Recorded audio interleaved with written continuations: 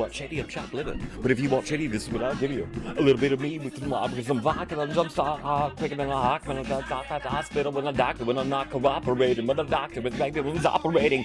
So you're going observating, so I better have all been operating. I know that you got a job explaining, but your husband's heart problem's complicating. So the FCC won't let me be, or let me be me, so let me see. They tried to shut me down on MTV, but it'd be so empty without me. So fuck that, come on the lips, stomp that, come on the tits, them on the tits, and that. This shit's about to get heavy. I just settled my lawsuit.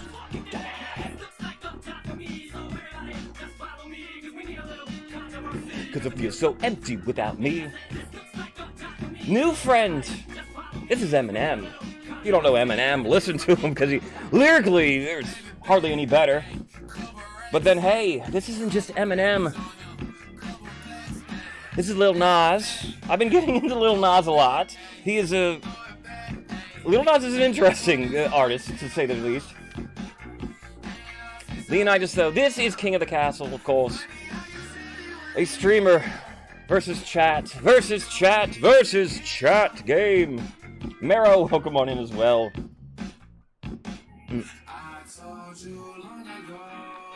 This is just a mashup between a few different artists. I'll turn it off, I guess. Dre will come up. I think Flo's on it. I have Daybreak, though. Because we're not supposed to listen to too much licensed music, right?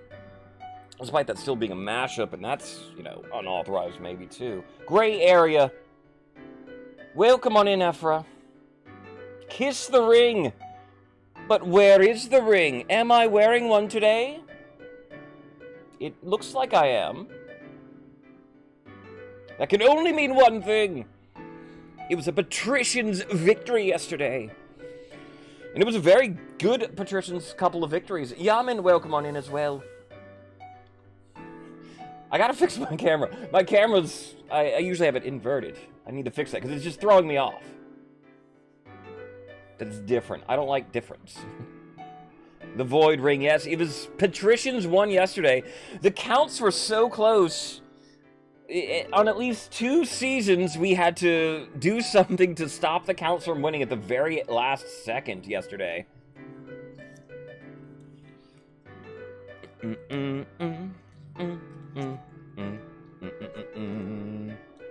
How are you doing, Ranger? Thank you for joining us. Welcome on in. Letting RNG decide who you are. Welcome on in, Roswell.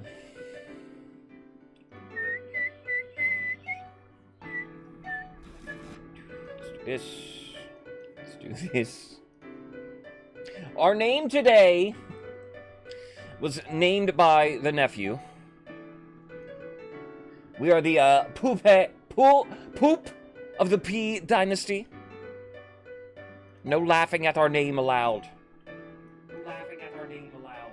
You can see, I even made it extra fancy. I don't know how would that be. I even made it extra fancy. With the line through the O's and then the accent on the E's. The accent on the E's. The winning team. There are people who are trying for certain teams to win. I know Ephra admittedly wants the patricians to win. So Ephra, a patrician going to do the job himself today. Hey, baby, baby.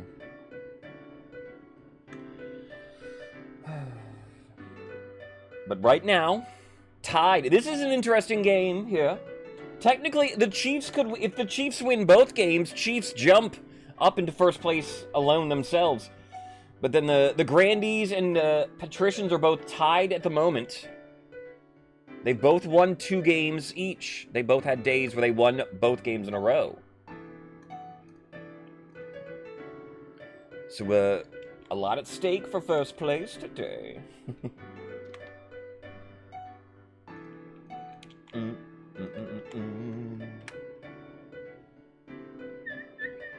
Hey!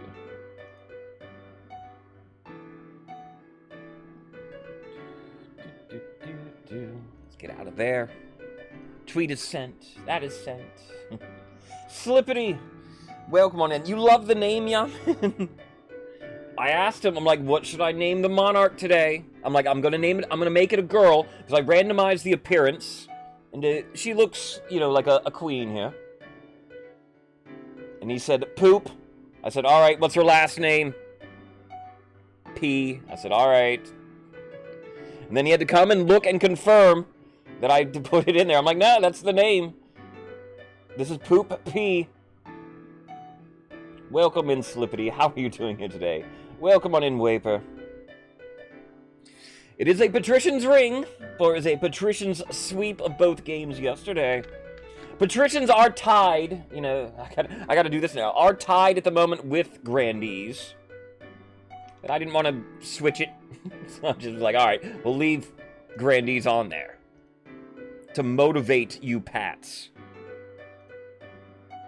You have to stare at the Grandee Puggle for the whole game here.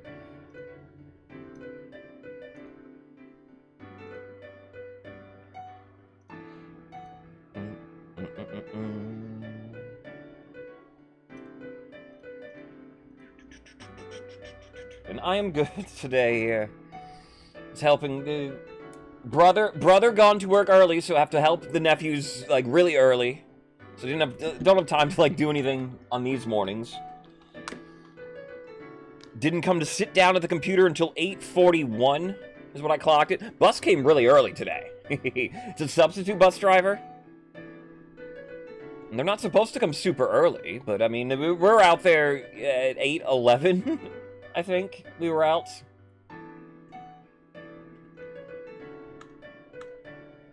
Just so eager. He's so eager to go to school. Not only to go to school is my 6-year-old nephew, but he just wants to play soccer then in the morning, so we have to play soccer. Bad bus driver. It's a substitute, so we can cut them some slack, I suppose. How dare they come early? If you're always early, you're never late. Is what I've been trying to hammer into their heads. Punctuality is, you know, I never expected anybody to be as punctual as me ever, but time is important. I won't make you late. I won't make you wait, hopefully. That's what my mama taught me. Yeah, yeah, and that's my own little homemade slogan. You like that? That's not some grandmother thing. That's my own creation. Queen Poop of the P Dynasty. I know. Katatori. Katori. How are you doing today? Welcome on in. The Chiefs. Ooh. Chiefs only played one day so far, so that's why on the leaderboard they're not high. But per game, they won one of their 2 games they played. So I expect the Chiefs to do a little better here. Chiefs, we're stacked very heavy. I think the last 3 games include Chiefs. Next week. The schedule was sort of semi-randomized. I tried to put, you know, teams not to have too big a gap in how long they'd be playing. I did try not to have them have too many games in a row. I think Barons have, like, the funnest schedule. Barons are practically every other day. So Barons are on and off, Barons were yesterday, they're not today, they'll be tomorrow. Moon, welcome on in. The Chiefs, I think you have to... I don't think putting in the Pepe counts. Did it put you in there? It did, though. Alright. There you are. Moon, hello. Katori. Ranger. A Ranger of the North. That sounds appropriate, you know. Waper. So, Slippity. A no-hat Grandee. Roswell. See, Grandees wear hats. Yamin, hello there. Ephra, Leonidas. Deragard, welcome on in. My majestic majesty, sir, thank you. I am the most majestic Queen Poop today. What do you mean, no hat? Sir Slippity has no hat. Outrageous, isn't it? Most Pats used to have masks. Like, when the game first came out, you would be rare to find a Pat without a mask. Right now, only one. Marley, we need to see Marley's beautiful face, huh? Hello, Marley. Pats. It is a patrician's ring. For they won both games yesterday. Schmiegel, welcome on in. How are you doing today? Good to meet you last night in a... in a Speedy's game. I went to bed early, though. Speedy, I love Speedy. That was his first time streaming the game, though, and... his pace of play was quite slow, I will say. Life is doing very well. Got my nephews on the bus, like, right before I get on here. Your Pat has never worn a mask, Slippity. We always get to see you? Ooh. My Pat at the moment doesn't. But it's random. I randomized my Pat. Is what I did for my Pat at the moment. Back to 160p for me. That's still good. That's more than I had when I was young. He's too handsome. I know. You can't hide the face behind a mask. Good morning. Good afternoon, good evening, whatever time it may be, everybody, wherever you may be today, welcome on in, everyone. Daybreak will be ending, and another reign begins. Battle of the B-Leagues is what we are doing around here, everybody, for this week and all next week. The top 3 teams, we have rotating factions every day. You can check the schedule, see when your favorite color is playing, if you want to help them win. But whoever wins, the ultimate prize here, the winning faction, I will assemble a costume for Halloween this year. So if you want to see me dress as anything in particular, help that team win. Especially the Praise the Ninth, that's when we'll do the final. Let's go, we'll go my path to victory first. To let you guys know here. Your Majesty, when you die... when you are flushed down the toilet of life, how do you hope the kingdom will remember you? And alright, I'm trying to remain neutral for most decisions. I'm trying not to pick anything myself to favor anybody. But in order to remain neutral here, I will roll a dice. You might be only joined for a while. That is fine, Matic. Hop in however you want. Why am I named Poop? My nephew named me today. That is why I am named Poop of the P Dynasty. And life is going very well here, Schmiegel. I'm ready for the day. I love to play this. Where did you end up? Matic, you are a grandee. We're playing 2 games on the day. Respectable. I added the line through the O's, and then the P has the accents above them. So it would be... Pope, actually, of the PA dynasty, I think. And did I roll? I didn't roll. I typed it in, but didn't hit enter. Here's what we are picking. The second choice is 1-2. I will be a peacekeeper. An admirable aim. I suggest over the next few years, you focus on improving the kingdom's stability as much as possible. Once you have an heir, I will return to discuss how your ambition is progressing. Good luck, Your Majesty. Alright. We'll go council introductions next. Now that you're the queen, your first duty is to meet with the Council of Nobles. Your nobles hail from across the kingdom, the wintry north, the wealthy coast, and of course, the scorching south. Alright, chieftains. Good luck in the days ahead, Your Highness. You'll need it, dealing with us lot. Moon? I hope we can get along. Wow, that sounds a little too threatening. Come on. We're all friends here. Patricians. A pleasure, Your August Majesty. I hope to see our kingdom prosper and grow wealthy under your reign. Ephra, we always want that. Grandees. May the Ninth God bless your reign, Your Majesty. I trust you conduct yourself with honor and with faith. Waper, If not for the chieftains, we'd be pretty good in that category here. With that, introductions are done. The council hall immediately fills with raised voices as the nobles argue with each other and demand your favor. You seeing this, Airhawk? Is this what the council is like? No wonder your father told you to avoid the throne at all costs. You are a chieftain of the North, the mighty Airhawk, the Bear Shield. I have that for my Chiefs. I think that's the best one for the Chiefs, right? Cray, welcome on in. You have ended up on the Grandees, thankfully, or the Grandees, unfortunately, here. No counts this game. Counts play tomorrow, though, if you want to play tomorrow. Close enough. Grandees are practically counts. They're both mysterious and evil. Today we speak with Axes. Wonderful language. Would be news to me. Evil? Yeah. Patricia. Tier list of evilness. Counts the most evil faction. Then the Grandees. Come on, they kill so many people. Then the Chiefs are like the neutral, I'd say. Barons are actually good, and then Pats are super good to me. They don't kill anything, they just believe in money. Pats are never trying to hurt anybody. They commit white-collar crimes, that's it.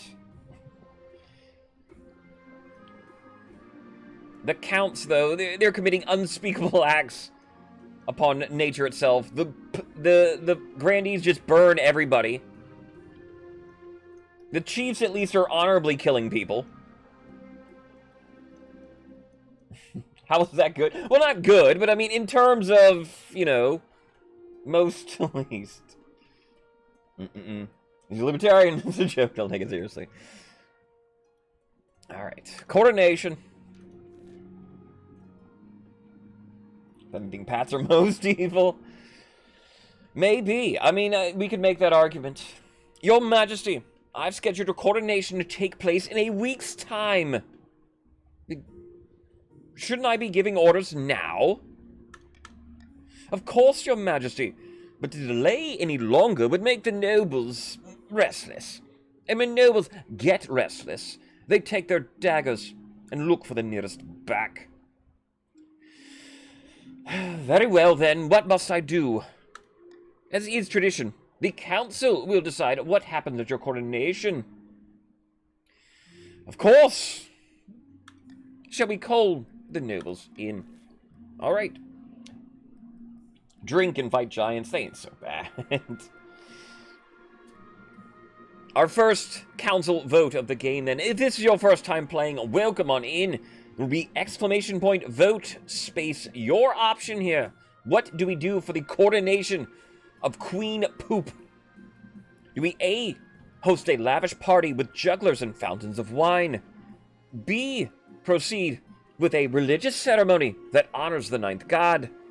D, throw the queen into the river? Or D, the troops shall bear the queen through the streets atop a shield? Grandee roleplay low. Grandees. And then strategically, usually that's very good for them as well. Slippity. Do we praise the ninth today? We praise the ninth every day. Tradition is important. We don't often throw me in the river. It's probably only like 40% throwing me in the river. And doesn't look like it's happening today then. It's B and D, early votes getting. B, of course, raising faith up. D will raise up military. Everyone likes a good military. A lot of the Grandees getting behind B.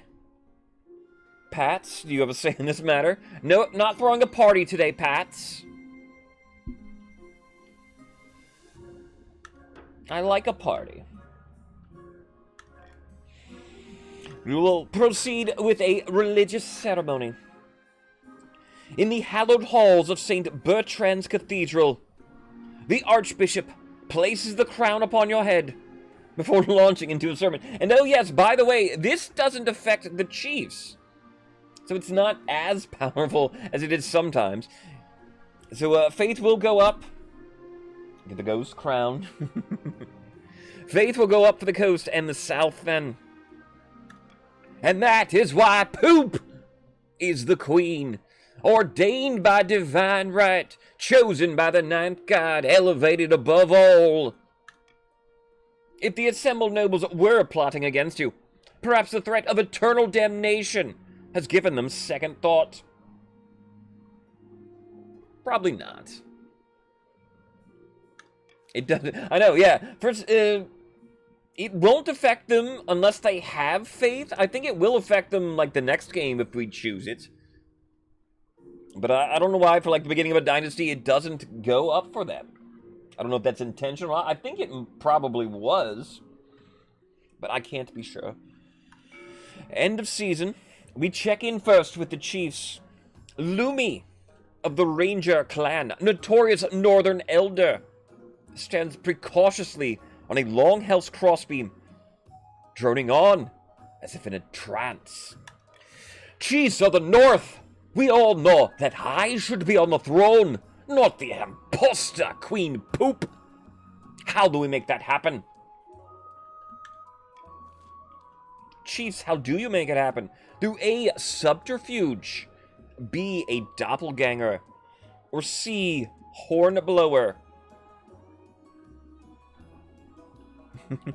See, chiefs have things that affect their faith. That's why it didn't affect them here, maybe. A, you involve lowering stability. B, lowering your own defiance. C, lowering all faith. Toot time, says Marrow.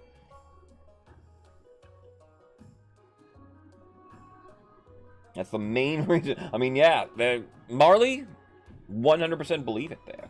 Lady Frost, welcome on in. Hornblower would be hard, yeah.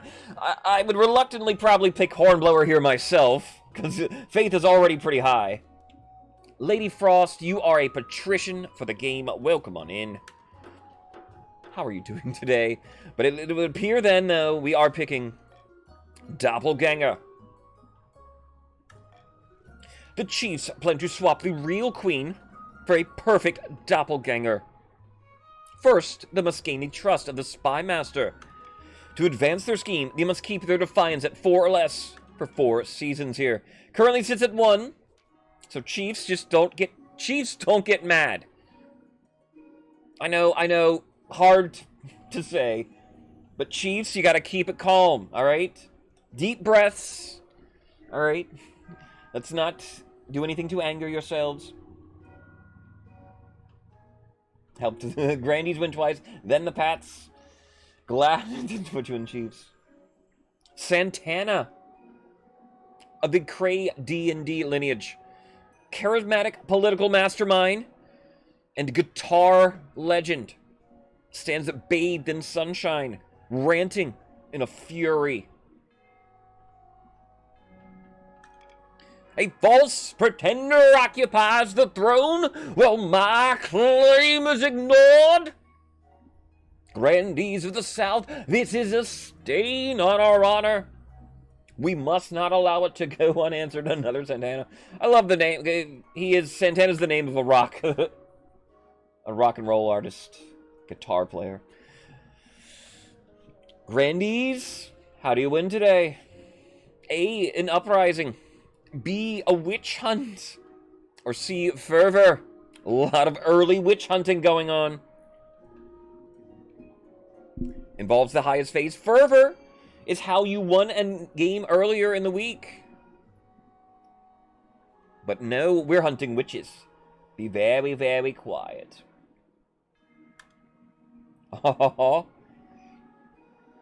Came 20 minutes early. Mine came like 5 minutes early. Or my nephews did. Witch hunt. There's all sorts of heresy in the capital. The Grandees intend to expose it. First, they must ensure the South is beyond reproach. To advance their scheme, the Grandees must be the region with the highest faith in 3 seasons. Well, like a good burning. Alright, highest faith. You currently have 8. Pats. Though yesterday, Grandees had some trouble with their highest faith against the Counts, of all people. Eris of the Leonidas family, a charismatic former pirate, scribbles with a well-used quill on a hardwood desk, speaking calmly. Fellow patricians of the coast, my claim to the throne is far more legitimate than that there of Queen Pope. Something must be done. Calm pirate voice. Counts yesterday, if you missed yesterday's stream, then yes, we're able to block the Grandees from having the highest faith for like 2 turns. The Counts, just so funny. Patricians, how do you win the game? Through A, sorcery, B, intimidation, or C, corruption. Patricians? Winner of 2 games in a row, technically, yeah. You're on the same team as Leonidas. It happens. Hire wizard and ops. Is A the hire wizard? Yes, A is the wizard. If you do pick A, you will team up with a wizard for your scheme. That involves raising authority, A. B involves raising stability. C involves lowering authority. Any other patricians? I want to say here, intimidation. There goes Marley then. All right. Between sorcery and intimidation, it will be tie. If it's tied, it will be a random choice. Raising authority or raising stability.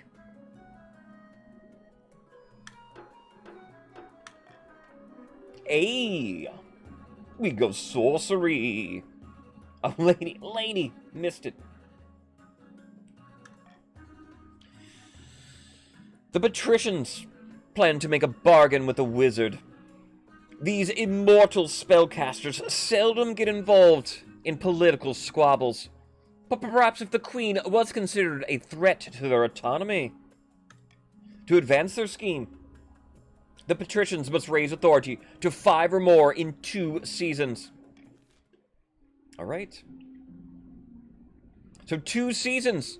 Patricians of the quickest first stage keep authority at 5 or more.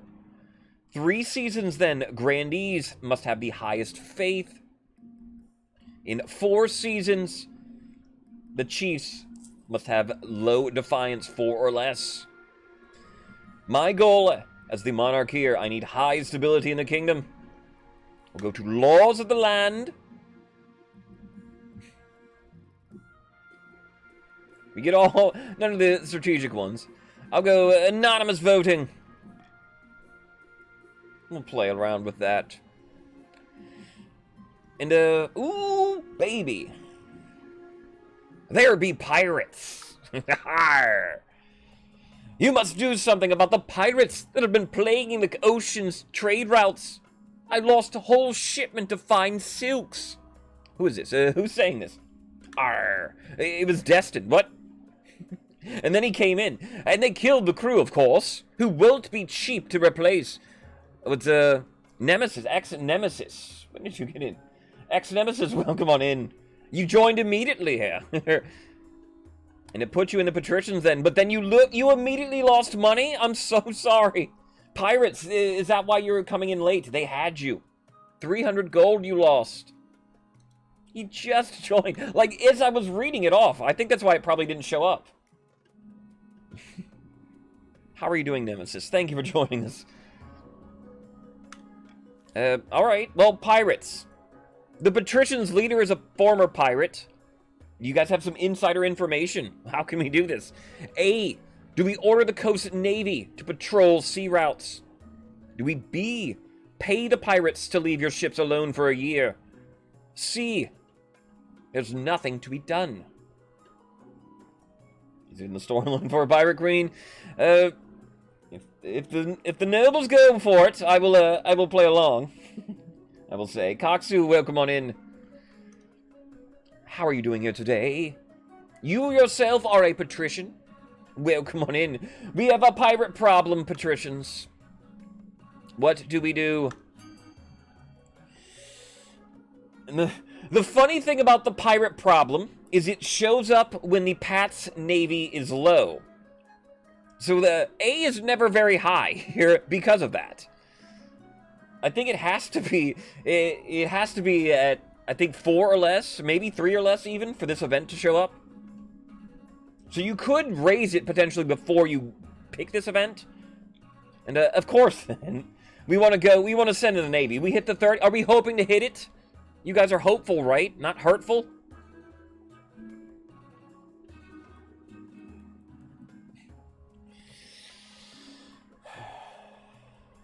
Alright. We're sending the Navy. And probably will be for life. Over the next few months, the Patricians' Navy suffers constant attrition in their battle with pirates. Imagine. Defiance goes up 2 for the Pats. Their military is decimated. Your flagship is sunk by cannon fire. A pirate captain with some magical talent summons a kraken from the depths, destroying several of your galleons. Alright, so that'll do it. Is it 4 or less? Alright. I think it's 4. So, like, in reality, yeah, that roll is always very low. And it's, you know, people love to go for it, though. You gotta believe these pirates are more powerful than advertised. Though you do keep them away from your trade routes for now, the coast's naval power is weakened considerably, and the pirate problem is only getting worse.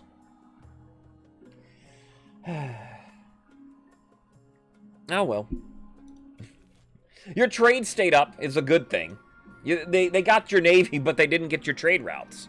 What's our other event? Our other event is a contentious sale. Kotori. Your Majesty, this is an outrage. Lord Patrician Koksu the One is trying to steal my bear from under my nose.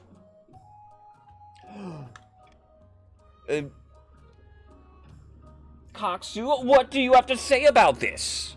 Trying to steal his bear? Not the bear. It's not his bear. I was about to buy this beast from an adventurer in the Tatterlands when Chief Kotori Blueberry turned up, shouting and raving about Skirdanor. Good morning, Crystal. How are you doing today? Leave the bear alone. Thank you for joining us, Crystal. You are a chieftain for the game, yeah, Crystal. And, it appears you're arriving in time for a bear. Who is Skirdanor? Maybe we don't know. What is Skirdanor? Who is Skirdanor? The northern goddess of medicine and knowledge. The chief wears her mark upon her brow, clear as day. Alright, Marley, thank you then. Be well here.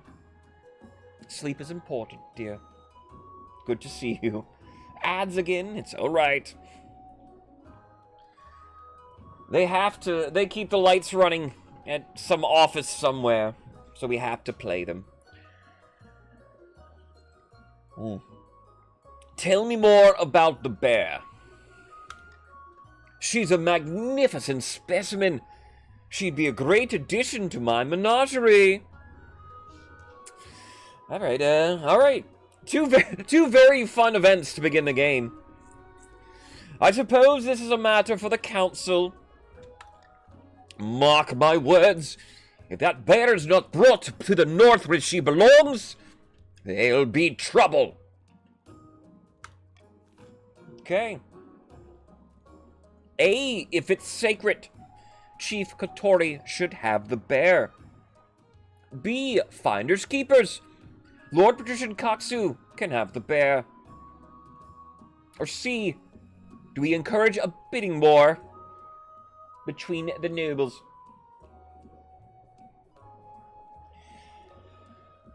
I'll do my fun little thing to do here and veto the bidding war. We have to choose. No bidding war. This is the fun veto. We choose. So, grandees, do you have a say in this matter? Who gets the bear? Chiefs or Pats? Airhawk, that's true. C does make them spend more money to get the bear. So it's probably overall almost is the better choice most of the time. But no, this is fun. This is fun. We make you choose. Who gets the bear? There are a few grandees shining B. I see one at A. And that will be enough then. Finders keepers. Lord Patrician Coxu the One can have the bear. The patricians excitedly purchase the bear for an extraordinary amount from the Tatterlands adventurer, who can't believe her luck. Defiance will go down for the Pats, and Coxu does pay 750 gold for the bear. Naturally, the chiefs aren't happy to have lost their sacred symbol, but there's little that they can do. Defiance will go up 1. The bear turns out to be a fearsome creature with bright white fur and intent green eyes. And she's vast. Even on all fours, she stands taller than a wagon. Are you sure? You sure you can keep this thing in your menagerie then? I don't know if you can handle it. She's transported to the coast, sedated by special herbs. Lord Patrician Coxu anticipates sell-out attendance at his zoo. All right. The Honor Guard. As is tradition, each region offers a selection of elite guards. The chiefs with their most famous warrior heroes. The patricians with champion gladiators from the arena. And the grandees offer the fiercest battle nuns from the Sisterhood of Steel. I was like, is somebody going to be taken away? No. Think carefully, Your Majesty. These guards' loyalties will be divided between you and their region. Of course, you could just hire foreign mercenaries. They'd be loyal to coin above all. And, alright. Battle nuns are silent. State secrets will be safe. Let's learn about everybody first. The Northern Warriors. They are bearded oafs with axes and no manners. They'll get drunk and cause trouble in the palace. No discipline at all. I can't guarantee they won't run off on some random quest. But they're honorable. And in a fight, unbeatable. The Gladiators. A gang of low-born crooks who turn themselves into celebrities through their skill at chopping other people to bits. They're vain and selfish. Their skill in battle is undeniable. Can you trust them? FMX, you are a patrician for the game. Apologies, then. Sometimes it feels like it'll still pick it for you, sometimes not. Welcome, though, to the green team. The Southern Battle Nuns. You'll show yourself out. Are terrifying warriors. They've sworn a vow of silence, so at least they won't spill state secrets. Their faith and loyalty is the church above all. Even your safety. The foreign mercenaries. A band of fearsome fighters from the Tatterlands called the Battle-Bitten Brethren. They specialize in bodyguard work, but they are costly. And hiring foreigners will be considered an insult to the rest of the kingdom. I've made my decision. There needs to be more honor guard events. Yeah, sure. That'd be fun. The gladiators could go and have trouble in the arenas. All right. We're going to roll the dice then to try to keep it sort of fair.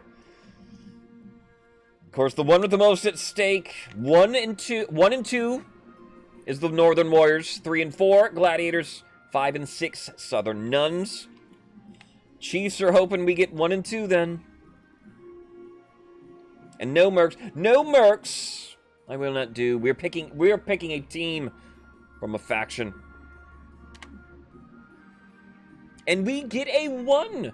No merc. It's just what I did the first day, and I was keeping with it. Because mercs is more unpredictable. We get a 1. I will make the arrangements at once. We'll go up. Defiance will go up with the other nations. Go down then with the chosen choice. The warrior heroes arrive a few weeks later. They swagger in with big grins and bigger axes, belching and singing and roaring out unsavory jokes. One of your courtiers faints. Okay, as long as they're unbeatable in battle, we'll put up with some crass behavior. We get to our first auction of the game. Exclamation point fund, space your choice, space how much you wish to bid. Everybody, save for then Nemesis lost a little bit of money, and then Koksu paid for the bear. We'll start, you have your starting stack otherwise of 1,000 gold. Let's examine everything we have here. A, the fortress raises military for the chieftains. B, the theater will lower authority for the kingdom. C, the cathedral raises faith for the grandees. D, the stadium will lower military for the grandees. E, the monument will raise up authority for the kingdom. Then F, the observatory will lower faith for the pats. Chiefs love a good military. They have the plus for it for A. The Pats want high authority. Pro-Pat is E. Anti-Pat is B. The Grandees want the highest faith. The only Grandees can increase their own, or they can decrease Pats if they want as well. There's a sabotage on Grandees military. I'd say this isn't a bad auction for first one. The Chiefs have the most to, like, gain without really losing anything, essentially. 60 seconds you'll have. Only the top 2 buildings will get funded here. So get in your snipes because of delay, maybe 10 seconds. I will try to warn you guys as we're going. F&E, early funding. F at 1,000 lowers faith down for the Pats. E lowers or raises authority for the kingdom. There's 251 in B currently to lower authority. Setting up snipes, are we? We're halfway through, 30 seconds in. It's still F and D. 500 is your cutoff. Only the top 2 buildings will get in. So right now, F with 1,000. B now goes up to 501. Leapfrogging E. 20 seconds left. Still F and B. 501 to 1,000. There's 10 seconds left. Here's where it's coming. We have B now to 1,500. E at 1,000. E and B still. I see some going into A. It's still E and B, though. E and F got up there for a second. But I think it's B and E. F snuck in for a fraction. I think that looks like Maddox got in, but then B, Rangers, got above that. Lazy, welcome on in. Not a bad, yeah, this was a very good first auction. And a lot at stake here. We, E and B is what ends up being passed in the end. So authority doesn't go up either way. Katorian, yeah. It would have been nice, it might have been nice for good sabotage. Not on your watch. How are you doing, Lazy? Welcome on in. You have ended up on the... Didn't see you. You are on the patricians for the day here, Lazy. Welcome on in. So people... nothing happens? No. Not that nothing happens in an auction like this. Sometimes you have to play like this. Otherwise, you risk losing sort of your scheme or just like somebody getting in there and blocking you. I'm doing very good today, Lazy. We've got 2 fun events to start off with. Are they both going to continue here? Only one of them. We have the bear event, and then we have the Pirate Queen. FMX. Your Serene Highness, our pirates are more aggressive than ever. They follow a pirate queen who calls herself the Bloody Gull. She's established a stronghold on a tiny speck of land called Spider Heart Isle. According to our spies, she's growing every day in power and wealth. What are we to do? Only half of our trade vessels reach their destinations. Okay. We cannot afford to do A. The coastal military is too low. Do we B? Pay the pirates a hefty sum to leave your ships alone for a year. C. Put a bounty on the Bloody Gull's head. Or D. Do we send a diplomat to broker peace with the Pirate Queen? We'll go anonymous voting here. If you haven't seen it, not picked too often is a law by many monarchs, because it's not useless. Not useless, but everybody's shields in the vote here will be black. You will not be able to tell like what your faction is voting for. So let's go anonymous voting right here. You can still read chat, but this is just fun. C and D, neck and neck. C is that 60% chance. D, brokering peace with the Pirate Queen? One anonymous noble voted for B, wanting me to spend the treasury. You post an impressive bounty on the Bloody Gull's head, and wait. And wait. A month later, someone arrives at the palace. A broken-nosed fellow in a stained coat. He's carrying a bloody burlap sack, which he thumps onto your table. Solved your pilot problem. Went easy. Give me my money.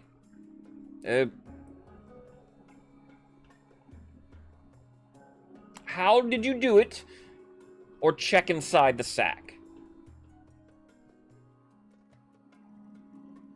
How did you do it? They called me Topcoat. I was a pirate captain, me friend to the Bloody Gull once. That was before she started demanding I call her Your Highness. Telling me to bow and scrape and such. There's no queen of the sea, so when I saw your bounty, I thought I'd collect it off the corrector of her delusions. Make a pretty penny doing it.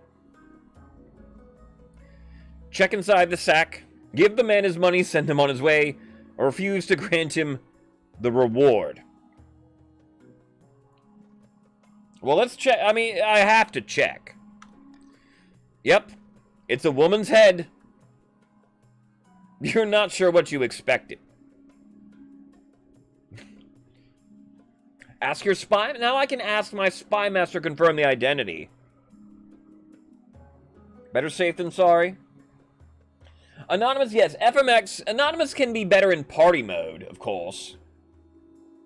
And then in like super big, like the ultra big games, 100+ nobles voting, Anonymous then also becomes very useful. Because you can't, like, tell who everybody's voting for in those. So that's the ones that actually is good. I think we should ask the Spy Master, then. Reports from Spiderheart Isle are garbled, but it certainly seems the Pirate Queen has been killed. I think our grubby friend is telling the truth. Give the man his money and send him on his way, or refuse to grant him the reward. I've never refused this before. I wouldn't have a reason to. I guess, let me roll. Maybe I do refuse to. What happens if you refuse to pay this guy? Has anyone seen it? Alright, well... Poor Pirate Queen. Don't pay the scum. I might not. We will roll a d20 instead of the 6 here. 1 through 10. 11 through 20.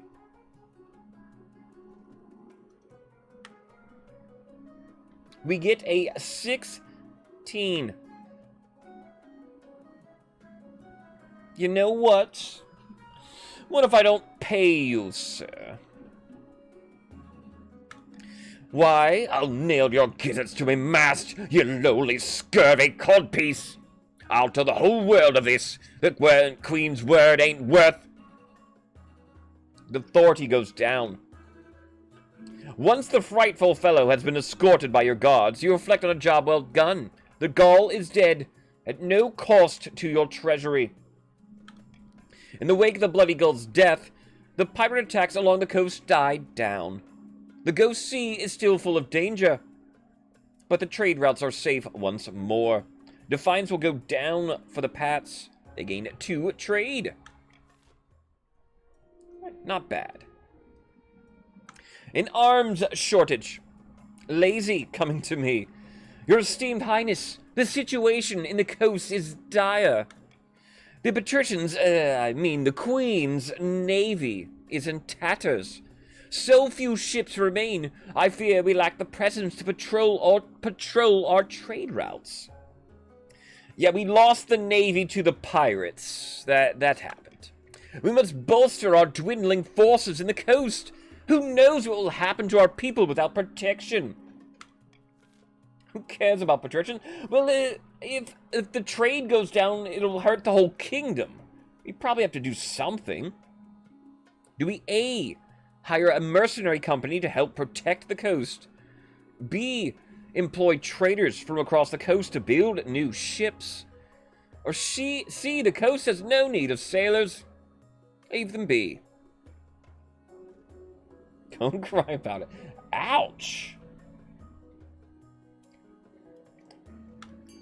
No Pat love?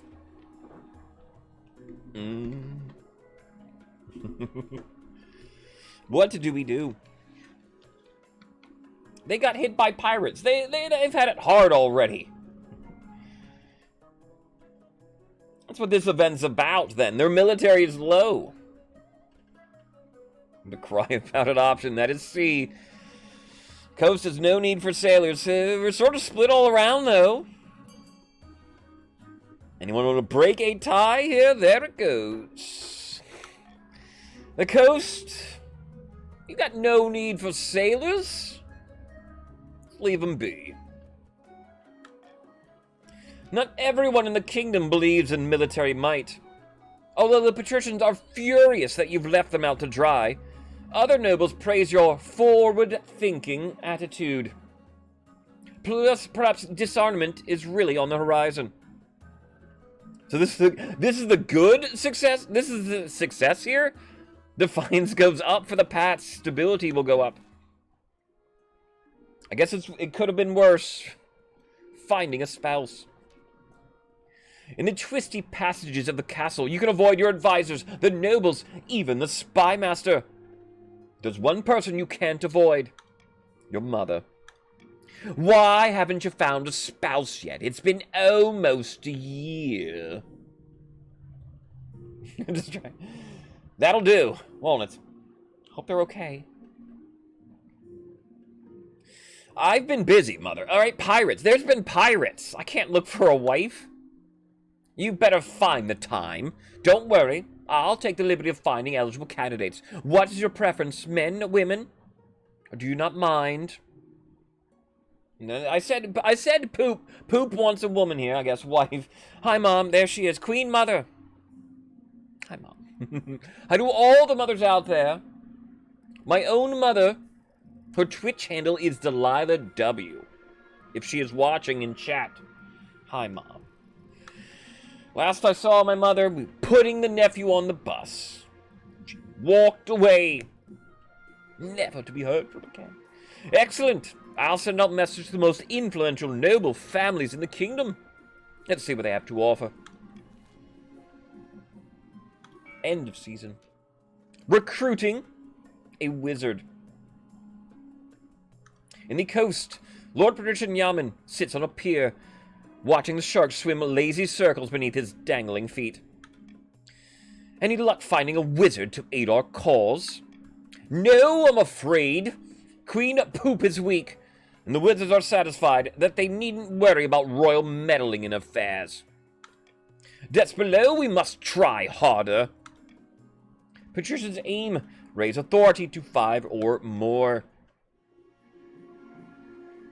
Alright, so Pats, just need to raise authority up 1 more. Our first tax season of the game. Cruel taxing and the nobles will raise the defiance of that faction. Raise the treasury by 400. Take 400 wealth away from everybody in the color. Common tax, no defiance, swing 100 treasury to wealth. Bribing you lowers your defiance. Lowers treasury by 700. Add 700 wealth to every noble in the faction. The Pats get the bonus. Pats are so poor, but you got the bonus. You found a reef of pearl-bearing clams. Every patrician made 500 gold. There are a few poor Pats, yes. But there's a lot of you, and then there's a lot of you, and then a lot of you are rich. The poorest is the chiefs. By far. Maybe by far. But in keeping with neutrality, common tax all around here.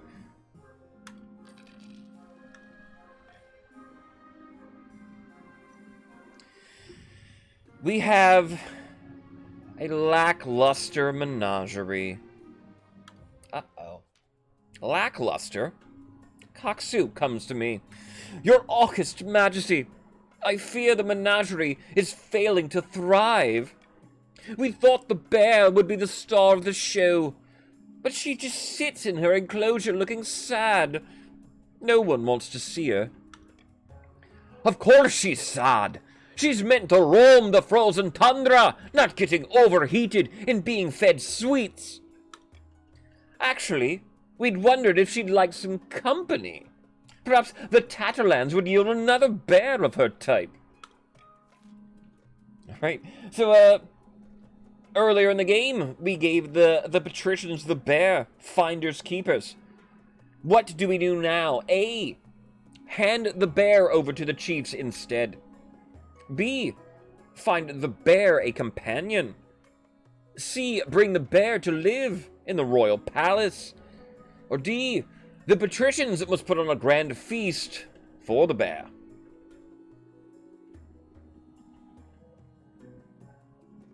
Alright. Galaxyween, welcome on in. How are you doing here today? Thank you for joining us. You, Galax, are a patrician. A ghost! I see before me. Bear arms. And, Galax, if you've played this game before, we are doing the bear event. The patricians have the bear, but what do we do with it? It seems, you know, bored of its enclosure in the zoo. What do we do?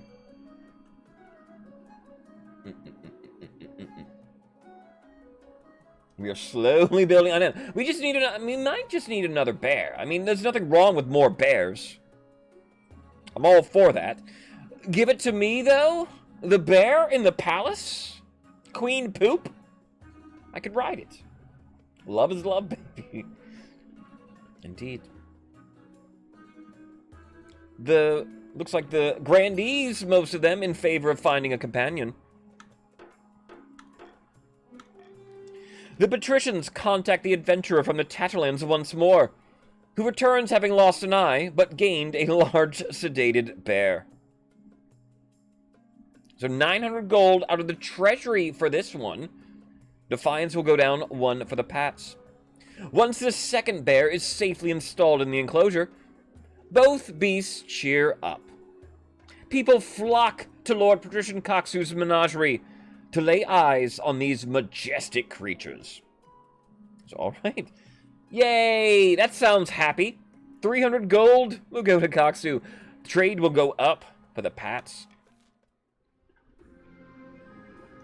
Stargazing. Luciander. Lucy, hello there. This simply can't go on, your majesty. These arch-boffins think that they know everything, but they know nothing of the Ninth God's wrath. Okay, Lucy? Coming in hot. Please, your majesty, we found a perfect site for an observatory high up in the southern hills. But it's on Grandee Luciander's lands. She refuses to let us build there. All right. I get you then. Such things are heresy. The stars are just as big and close as the Ninth God intended. Who put you up this idea, I bet it was one of those patricians. Like Galaxween. Are you putting them up to this? Alright. The observatory. Trying to be built on Lucy's land, but she does not want it. Do we A, construct the observatory? B, find a different site for the observatory? C, forbid the construction. Yes, it's your idea. C, forbid the construction of the observatory. Or C, do we forbid construction and investigate the scholars' funding? Go A. We will anonymous vote here. What do we go for?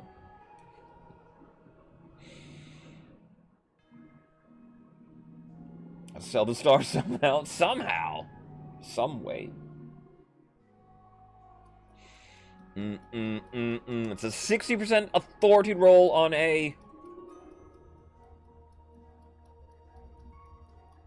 60%. A or gay.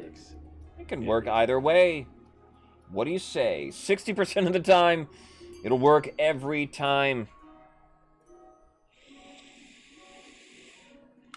I'll take it. We've hit this. We're rolling good today. The perfect run is all. Construction goes ahead despite Grandy Luciender's misgivings, which are soon validated. Somebody jinxed it. A gang of local peasants, emboldened by religious zeal, storm the observatory and burn it down before it's even finished. Peasants. See, this is why I was saying the Grandees. Even the Grandees peasants just go around burning things down. They're like a step away from anarchy sometimes, the Grandees. Faith will go up. Stability will go down. Luciender's inability to find the perpetrators is very convenient. But you can't prove anything. Luciender? Alright. Eligible options. I have found 3 potential matches for you. 1 eligible young woman from each of the kingdom's 3 regions. Choose wisely. You'll be securing a powerful alliance. Yes, I know, Mother. Your mother leads you to the Great Hall, where she's arranged 3 portraits on easels. For now, each is covered by a cloth. Alright, let's meet the eligible bachelorettes. She whisks away the cloth from the first portrait. This is Helga, the firstborn daughter of the Northern Crystal Elves clan. She's been a melancholy sort ever since she was a child, but otherwise she's decent enough company.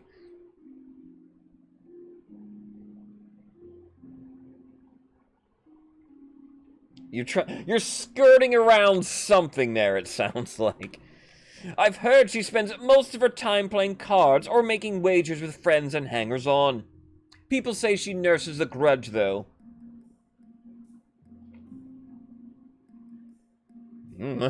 Sounds a little unpredictable. Is what she sounds like.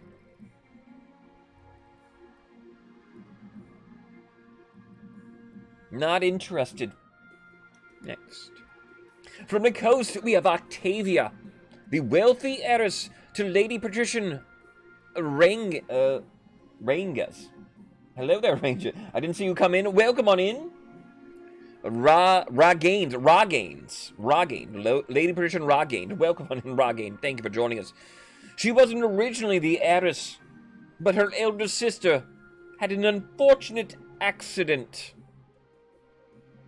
Accidents happen. Her interests are typical of the coast. Money, and making more of it. She's said to be led by her passion, living in the moment, with no thought to her reputation.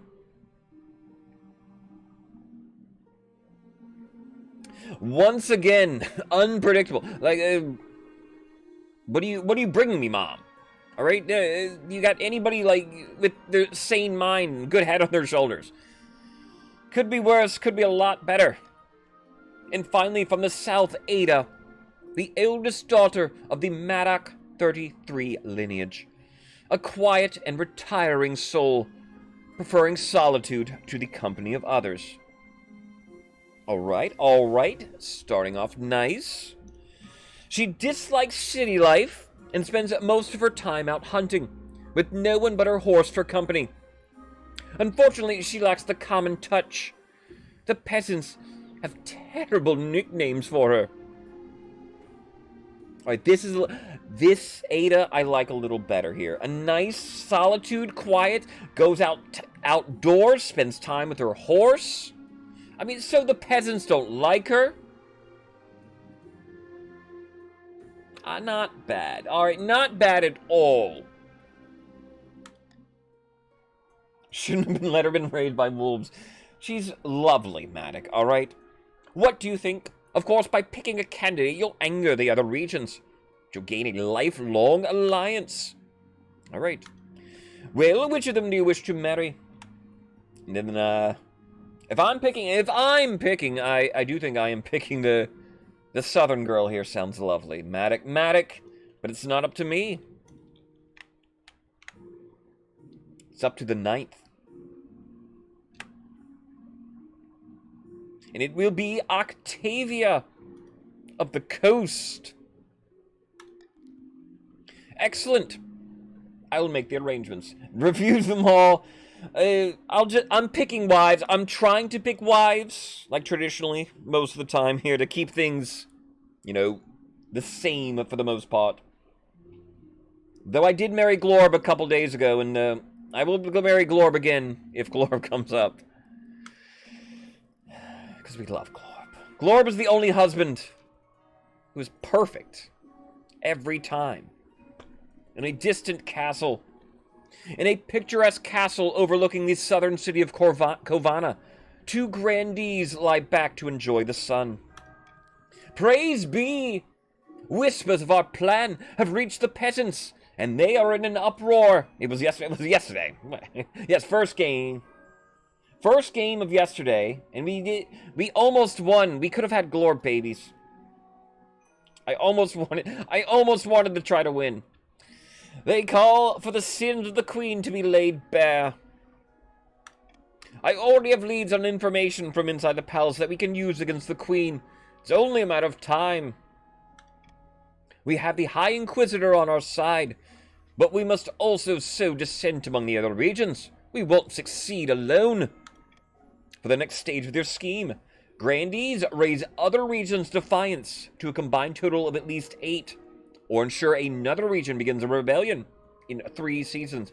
Alright, grandees, moving off of faith, you must now concentrate on the other region's defiance. Right now, you're the ones with the highest defiance, grandees. Cray D&D, no, you cannot. But there is a dynasty event if you have Glorb babies. We have not seen it on stream here, but if you have dynasty, if you win as Glorb, sure. If you win with a Glorb husband and have a child with them, in the next reign you will get a dynasty event with the Glorb babies. So so we haven't seen that on our stream. I've seen it before though. I forget what it's called. Marley, if you're there. Marley might know what it is, maybe. Very curious. We will go, the lower one is Iron Choice here, so we'll go Iron Choice. We'll keep anonymous voting. I don't know, sure. We'll go with anonymous voting. You're curious too. Disunity, is that what it's called? We have Tough Times for the North. De regard. Your Highness, we've fallen upon hard times. Our villages are flocking to the south. We're running out of workers. I mean, you have 3 farming. That's not, like, super hard. What? It's not a surprise. The south is just a better place to live. Ouch. That's a dagger. That's a dagger of facts. Do we A, donate treasury money to the northern peasants? B, enact a tithe on the South to raise money for the chiefs? Or C, leave them to deal with this on their own? Good morning, Dakota. How are you doing here today? Welcome on in. Veto C. Leave them. I can't. I'm not vetoing. I won't veto it. No, wait. I'm trying not to, at least. Welcome on in officially here. Veto A. Do I veto B then? Dakota, you are a chief for the game. Welcome to the winning side, as they already called themselves. Chiefs at the moment trying to keep their defiance low. The Grandees need other regions' defiance to be high. The Pats need authority to be high. Veto B. Anonymous? Let's anonymous vote here then. Yes, that's what I do. No vetoing, anonymous voting. You will not be able to see what you're voting for in the game here. I'm always on the winning side. I know.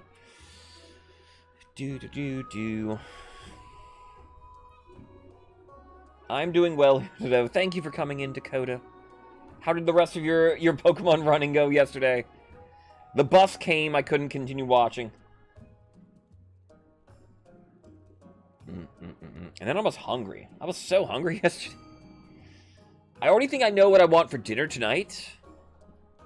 I got meat thawing right now. You won't be able to see. Look at Twitch chat. Yes. You lost right at the end. Aww. That looked like a fun version of the game that you were playing. Dakota was playing a Pokemon Emerald Rogue, it was called. Leave them to deal with it.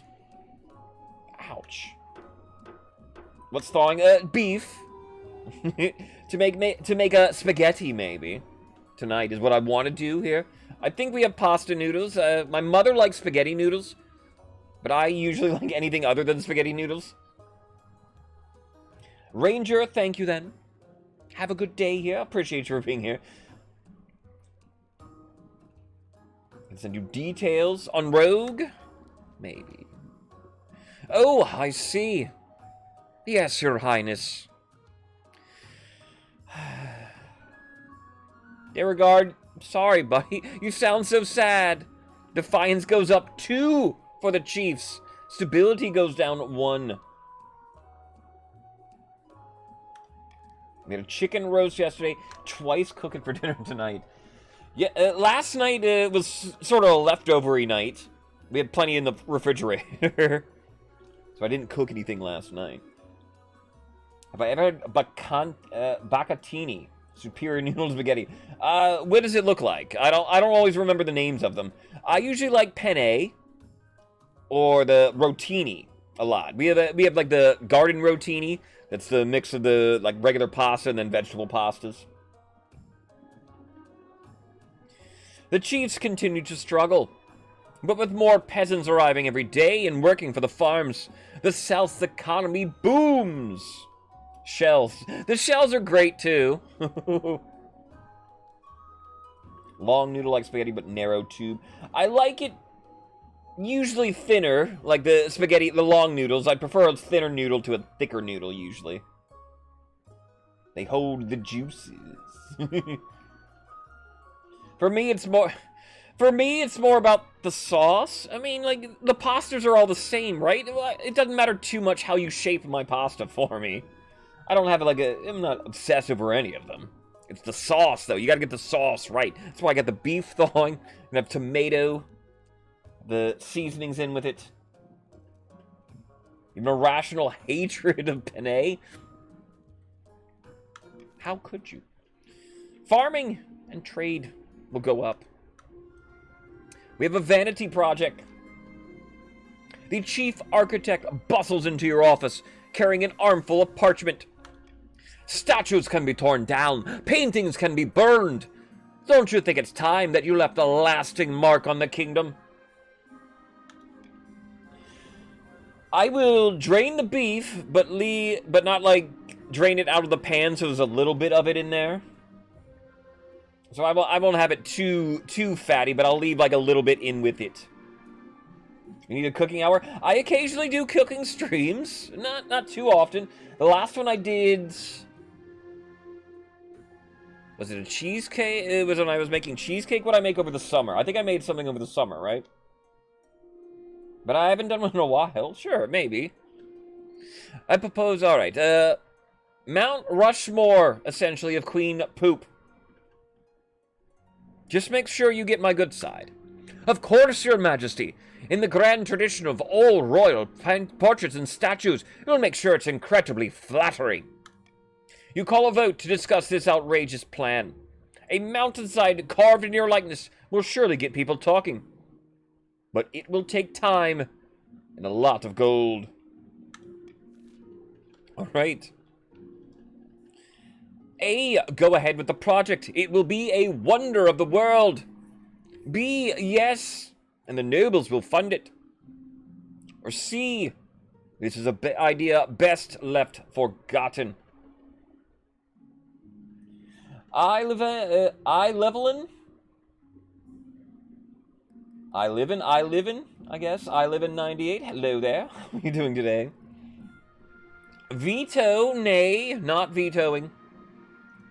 How are you doing today? Thank you for joining us. You are a patrician for the game. Thank you for joining us. We want statues. Do we want statues? Are you willing to pay for statues? Should I pay for the statue? It's a lot of money for a statue this big. A monument, I guess. Carved into a mountain. Are you willing to fund it?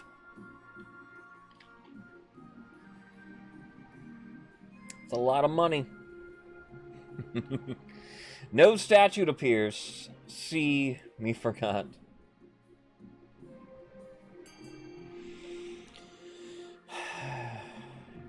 Poor architect. His genius goes to waste. When the results of the vote are announced, the chief architect sighs in disappointment. Oh well, I suppose I'll have to focus my work elsewhere. He decides to train up enterprising architects and builders across the kingdom, sharing his knowledge. Many of the nobles make use of their new expertise to renovate their estates. So trade goes up across the kingdom. The paths already were maxed.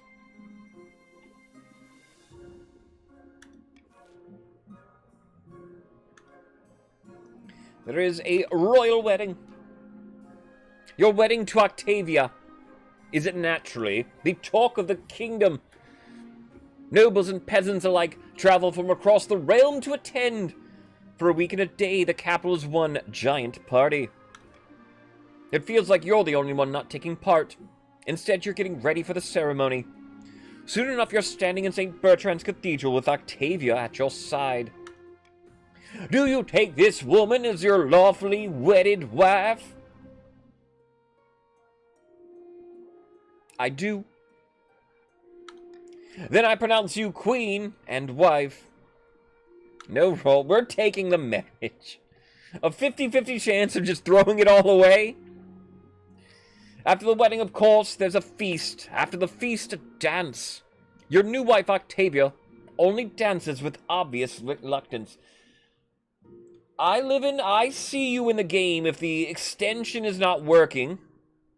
It should be, hopefully. But I see you as a patrician here. I live in 98.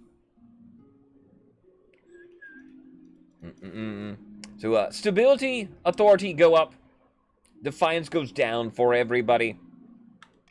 Okay, thanks. Yeah, I see you. I'll make sure next time there's a vote, I'll look to make sure that your vote is going through. By the time you find yourself alone with Octavia, it's past midnight. You've never felt more tired. Your first time will welcome on in. If you have any questions, let us know, but thank you for playing. This is a party game, then if you've never heard of it at all. Streamer versus chat versus chat versus chat game, I describe it. So if you have any questions, let us know. As the green team right now, you want to concentrate on the kingdom's authority.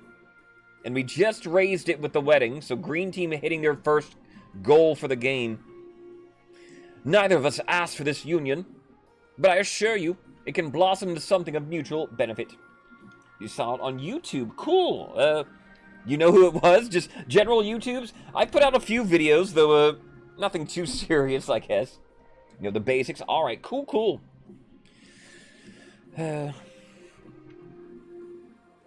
It's a bit of a cold approach, isn't it? Not at all. This marriage is a business arrangement.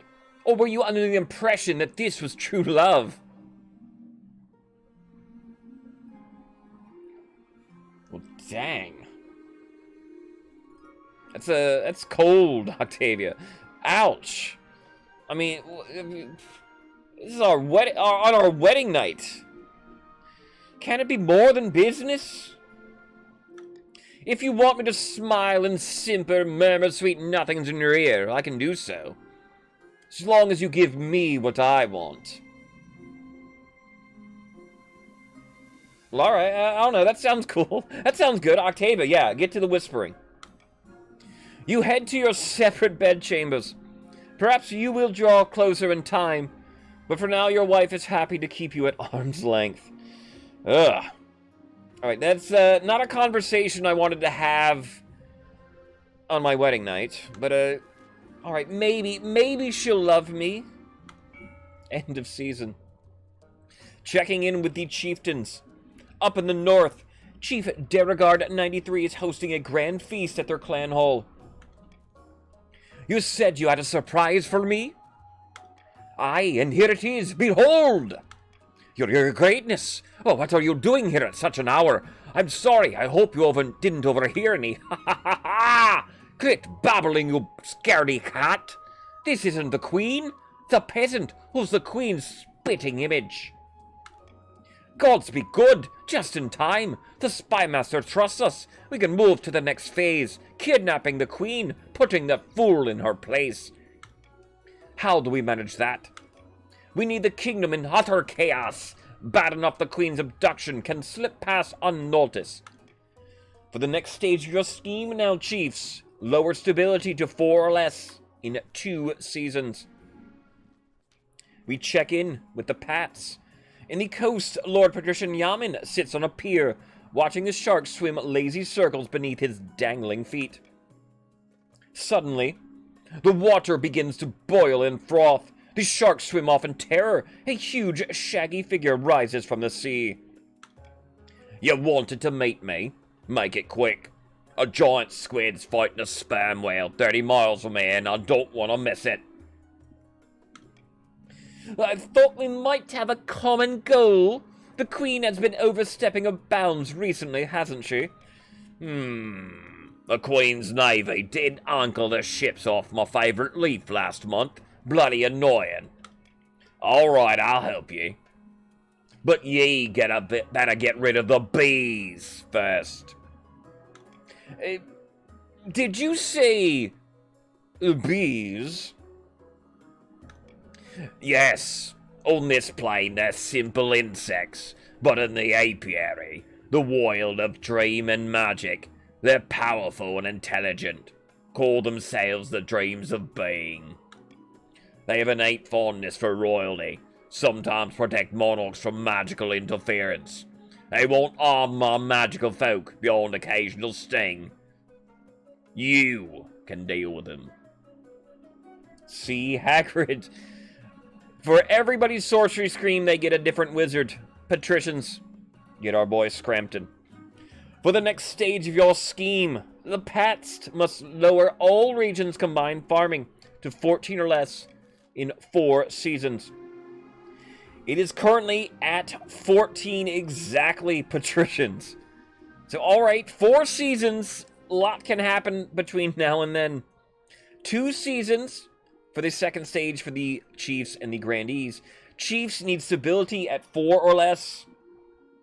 Then the Grandees need total defiance for the other regions to be high. It's at 8 or more. It's at 3 currently for you. See the extension? Alright.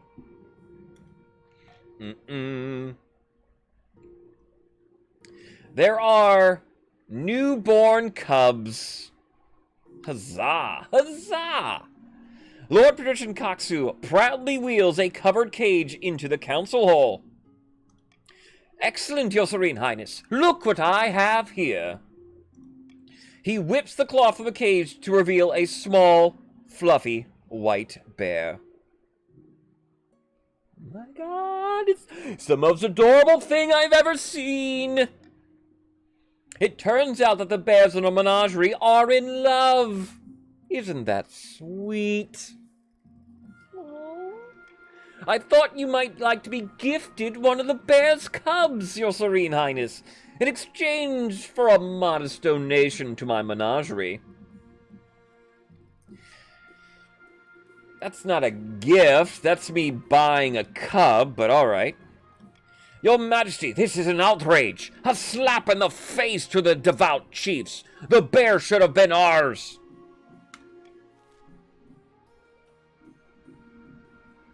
A. I donate to the menagerie in exchange for the bear cub? B. Have the honor guard confiscate the bear cub by force? C. Give the cub to the chiefs? Or D. Decline the gift? Okay. Bear, we got a bear cub being offered to me by the patricians. That's nice. That's nice. That's nice. Let's go ahead then. What do we do? Play nice, give it to the chiefs. Have me decline it. What the Pats want there is A. What he seemingly wants is A, me to donate, so me buying the bear cub. No one wants me to try to take it by force. Thank you guys, and that seems like the meanest option. Just my bear, honor guard, take that bear. Also sounds like it might not end well. Grabbing somebody's bear. It's bribery, plain and simple. I wouldn't call it bribery. Jelly, hello there. How are you doing here today? Welcome on in. Jelly, welcome to the patricians. Thank you for joining us. We'll go A. It will be A then. Donate to the menagerie in exchange for the bear cub. To catch you up, Jelly, we've got a bear. We gave it to the Pats. We got the Pats a second bear. Now, I'm getting a bear. So all's well. Knowing what the consumer wants, nothing more. Yes, indeed. The patricians rejoice. A spacious new enclosure is constructed for the bears, topped by a golden plaque reading, "By royal appointment." No, they're so fluffy. Visitors flock to the coast to admire the bears and their beautiful home. As for the palace, the honor guard has their work cut out for them, looking after your adorable new pet, which is always getting into trouble and stealing their marmalade. Ha ha ha. Peasants start calling you the Bear Whisperer. Woo! Queen Poop the Bear Whisperer. We have a helping hand for the coast. Octavia, my dear wife. Poop, I have something I wanted to ask you. What can I do for you? We'll try to play nice at first here. As you surely know, I run a very successful jewelers guild back home on the coast. But the current laws are a little restrictive for my trade. Lots of tariffs and regulations, you know how it is. I was hoping you could push for some changes in the council. Eliminate some of the import duties on Atishi jewels, perhaps. You want me to give the coast preferential treatment? I think it's only fair. The other regions just can't compete with us in the jewelry trade anyway. I'll assemble the council. Ah, marvelous. I'll see you there. Right. Bribery, plain and simple. It might be. Do we A, reduce import taxes on gemstones from Atish? B, ban the import of all Atishi gemstones? Or C, do we do nothing? Sexy, sexy bribery. Alright. We'll vote anonymously here. That seems story-wise like a good thing to do for this one. We won't know who was voting for what. It's between B and C. Banning the gemstones or nothing. A lone noble on the side of corruption there.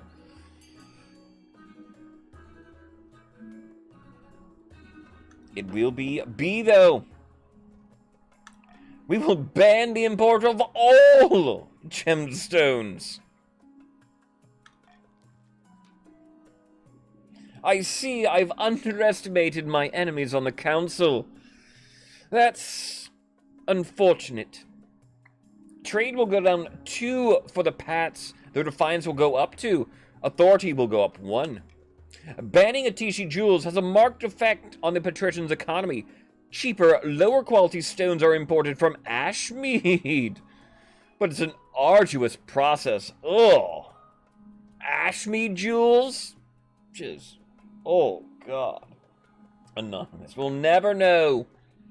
A number of nobles are even seen clutching their old jewelry with increased paranoia as their value increases sharply. Stay away from my rings. But good news. Good news! We have a miraculous discovery. Mero. Matic. Don't get any ideas. This ring remains on my finger, okay? 9th above, Your Highness. One of my peasants from my estate discovered something extraordinary. Thank you for kissing the ring, though. No reason for that, Your Highness. I was lost in the desert herding my sheep and I ran out of water. Then I swear I heard the voice of the 9th god in my ear. He said, "Drink and be sustained, for ye are faithful." Then an oasis bubbled up from the dry sand. Are you sure this wasn't just a hallucination? Maybe it was an advertisement, screening across the screen.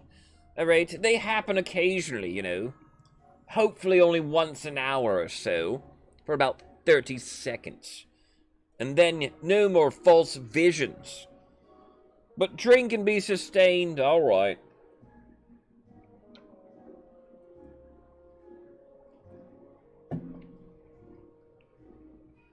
Mero, this is your event, so you have to be sure to be here, right? By the 9th, no. The Anklad healing properties. A single sip fixed my spraying ankle, it did.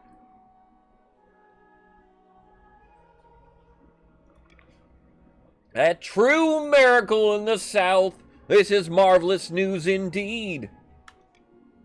We must allow the kingdom's faithful access these sacred waters. Nay, the whole world. Wait a moment. For free, Your Highness. For free? It's a high faith event. Is it with 10 only? I don't know.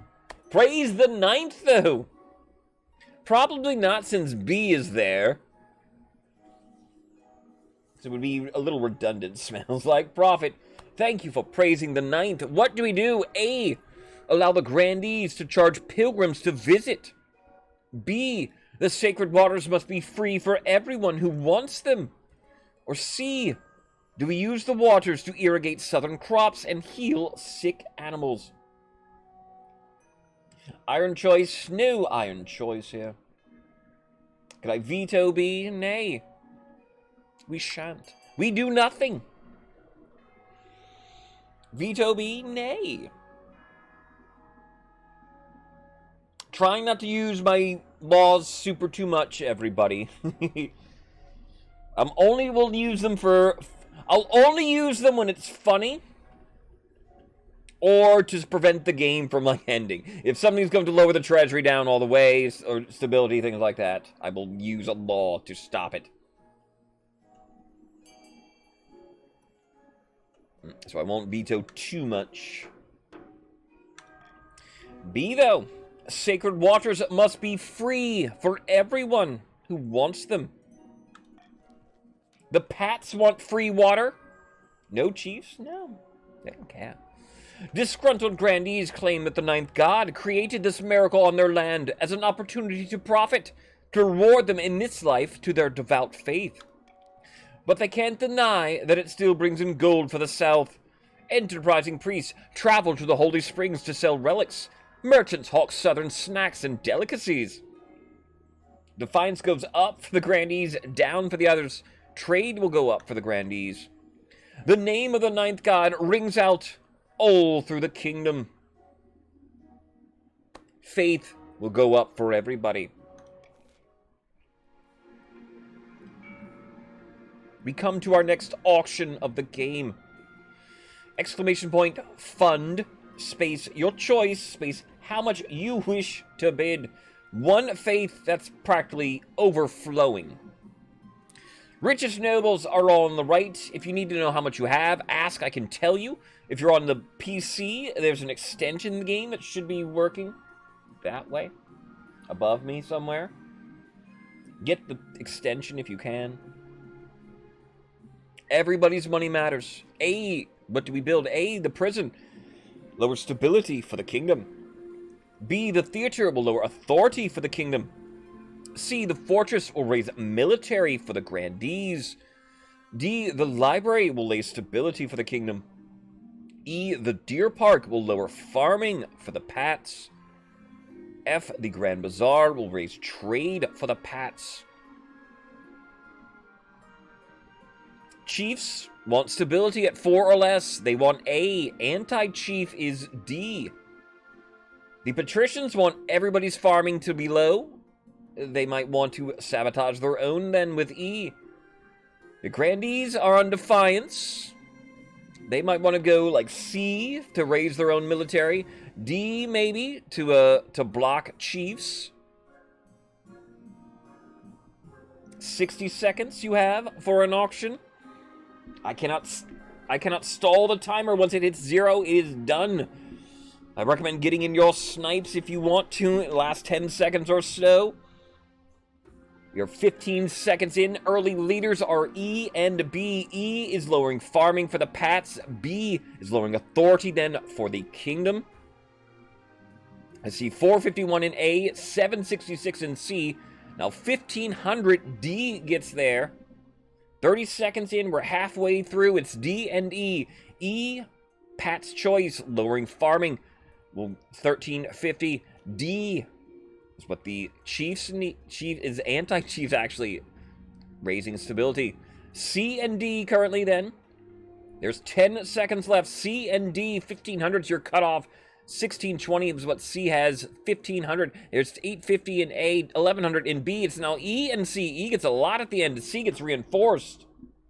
Somebody came in big with E, and then C continued to climb. Vetericor will come on in. Arriving just as an auction is ending, it will be E, lowering farming for the Pats. They need total farming to be 14 or less. It is at 13. C then raises military for the grandees. How are you doing, Veracor? Welcome on in. You are, looks like a chief for the game here. Thank you for joining us. Chiefs concentrating on stability. Didn't get it there. Leon, welcome on in. How are you doing here today, sir?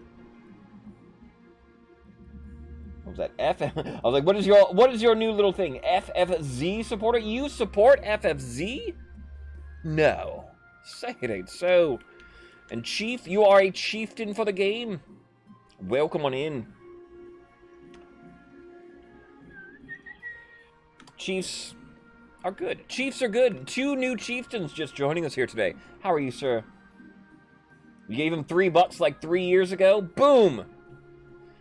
I still get contacted by charities I gave money like 15 years ago. They will not stop. How are you doing, sir, though? We are getting to wild beast attacks for the Chiefs. Veracor. For more emote slots, well, yay. That's always good.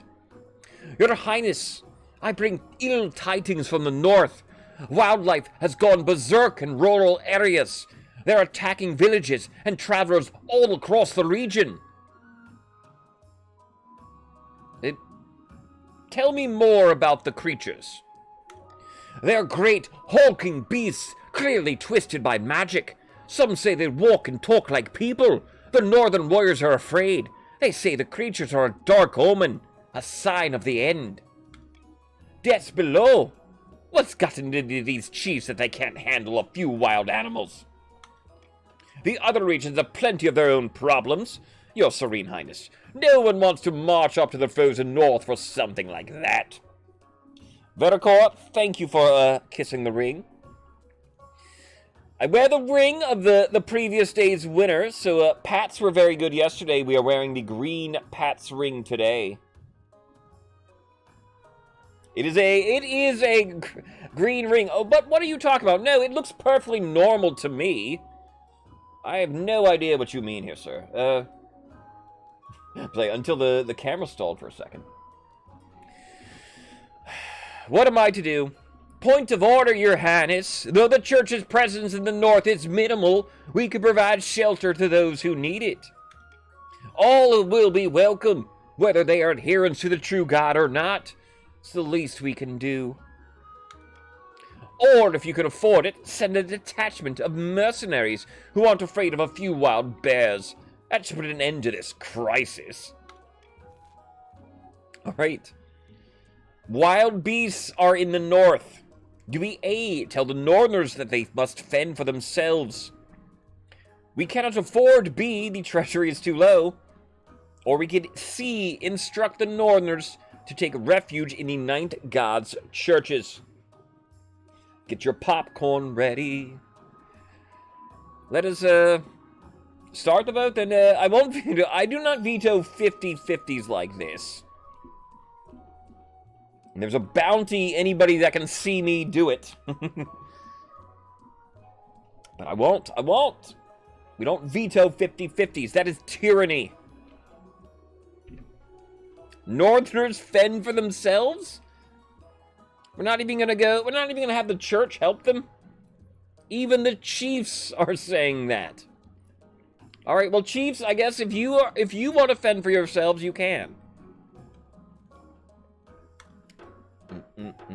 Cray, thank you for praising the Ninth. But they can't help the chiefs. You explain that pest control is not usually part of the Queen's mandate, but the chiefs do not agree. Their defiance will go up 3. Authority in the kingdom will go down. Strange beasts continue to ravage the northern countryside, continually eluding any soldiers sent after them. At the very least, their attacks lessen with time. They're ravaging the farms, apparently. Farming goes down to 1 for the chiefs. What do I have? Rewards of prosperity. Mero, Your Majesty, merchants are visiting the south from as far afield as Valamir and Atish. Our quarterly figures are stunning. Ugh, merchants. Yes, I agree, but that's a small price to pay for the prices that they pay. Your Highness, this southern economist has an audacious idea for all the wealth. Call it an experiment. We give the peasants gold whether or not they're working. This will ensure a base level of comfort and security for all. By the 9th, what are you saying? We should hand out our cash for nothing? With respect, how is that different from grandees receiving fees from their serfs? Gooberfish, welcome in. It's completely different. Your Holiness, this lunacy cannot possibly be considered. Goober, welcome on in. Welcome to the patricians. How are you doing here today, Gooberfish? Communism? in our kingdom? A, do we implement this new economic strategy in the south? B, do we encourage merchants to visit other regions across the kingdom too? Do we C, demand a one-time extra tax from the grandees? They can afford it. Do we D, host a financial summit in the capital to celebrate the grandees' success? A. We will go, anonymous voting here. What do we do with this new, radical new economic strategy? Unheard of in our kingdom before. Money for nothing? Suppose you want your chicks for free, too. And your MTV. Alright. Encourage merchants to visit other regions across the kingdom, too. Everywhere? We're gonna do this? By the 9th? But those are our merchants! It's tough for the grandees to give up some of their monopoly. Defiance goes up too. But as merchants extend trade routes across the kingdom, the other regions quickly feel the benefit. More and more counting houses are built, and long abandoned roads are rebuilt to allow for safe passage of caravans. So defiance will go down for the other regions. Well, trade will go up for them as well. It's a bold strategy, Cotton. Let's see if it pays off for them. About my hair. Yeah. Could have guessed this. Your marriage to Octavia is not what you'd hoped. She seldom sleeps in your bed, and over breakfast, you exchange only a few frosty words before she departs to a board meeting. So, frosty words, another name for alphabet cereal, I think. The last thing on your mind is procuring an heir, but the needs of the kingdom must prevail. Congratulations in order. The royal wedding was a magnificent affair. Went about as well as expected, Mother. You're still in power, aren't you? Still got the crown upon your head, that's what matters. You've done well so far, but something's still missing. An heir. You need someone young, whose loyalty is assured. A child of your own would do the trick, even if they're a bastard. Or the youngest of your many cousins. Alright. Board meeting, she's chanting with a plank of wood. Ha ha! She might as well. Bitch. Wait, what? Alright. Child together, we'll roll for. We'll exclude wife and I having a child, though, because no, I'm not having a child with her. No. So, D6. We will roll here. And we roll a 4. That is 1, 2, 3, 4. I will make my youngest cousin my heir. Of course, an entirely sensible idea. I'll make the arrangements at once. End of season. We check in with the chiefs. Up in the north, Chief Derregard has gathered their fellow plotters for a hike through the mountains. The kingdom is not exactly peaceful, but there's still no way we could stage the abduction of the queen without being noticed. We need chaos. The chiefs aim, lower stability, 4 or less. So chiefs couldn't quite get there, but you're on the threshold. The grandees. Deep in the south, a grandee paces back and forth along the balcony of their hillside villa. I'm told that progress is slow. How could they be so blind, trusting in that fool of a queen after everything she's done? Grandees aim, raise other regions' combined defiance to 8 or more, or ensure another region begins a rebellion. Tax season. Cruel taxing a nation. Go through it quickly, because I will... Common tax, probably here.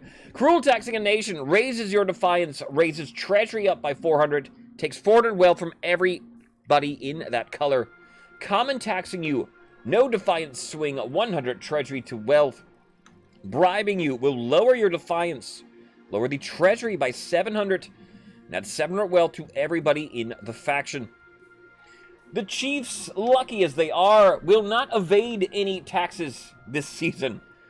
The chiefs got the bonus. Chiefs, you discovered an ancient treasure hoard frozen in the ice. You all gained 500 gold this turn.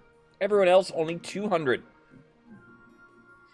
Overall, I mean, tons of pats means overall they were the wealthiest, though a few of them are AFK here. The chiefs then, are they richer? Chiefs are richer than the grandees. Grandees are the poor, pious grandees. Common tax is great here. Common tax is half your gold. Has to be done, though. Richest nobles, only have 1,500. We're not too rich yet. We will be. On the verge of a rebellion are the grandees of the south. In order to rebel in this game, your defiance stat has to be higher than the authority or stability, whatever is higher amongst them. So right now, 7 defiance is what you need, and a couple votes are in. There are more beast attacks, but it appears this time in the coast. You must do something about the wild beast problem, Your Serene Highness. It's getting out of control. Is this about those beasts that were attacking the north? I was just saying. Yes, Your Esteemed Highness. Only now they've migrated and are ravaging our farmlands. So you guys voted not to help the chiefs. And now it's coming to bite you a little bit in the butt, huh, Goober? I see. I see. Even from afar, I can smell thy schemes. I shall join the army. And I wish I could smell freshly baked bread. I don't. Maybe now that you're here, we'll smell you, baked bread. I wouldn't rule out the possibility of a ploy by the chiefs, says Goober. Those heathens have no respect for their neighbors. I tried to warn you. You can't blame us for this. Settle down, both of you. We shall just have a vote on the issue. Do we A, pay for the mercenaries to deal with this once and for all? B, let the patricians deal with the problem themselves? Or C, denounce the chiefs for letting this happen? It has... Baked Bread, thank you for being here. It has been a good morning so far. Though, we've had bear event, we've had pirate events, now we've got to this wild beast event that's leaking from the chiefs over to the pats. What do we do? Can they deal with it's gonna, yeah, if they deal with it themselves, that's not a very high roll. Denouncing the chiefs for letting this happen? Paying for mercenaries? We couldn't afford the mercenaries last turn. Bake Bread, you are a patrician yourself for the game here then. Welcome on in.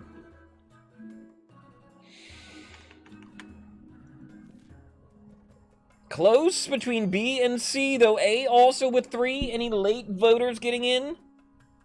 In a situation like this, the monarch breaks a tie. You're a green goblin. B for the irony. Won't somebody think of the irony? We might have hit the 10%. That's what people are afraid of. I might have voted B, but no, we would have hit the 10%. We will denounce the chiefs. This is your fault, chiefs, for letting the beasts escape your land.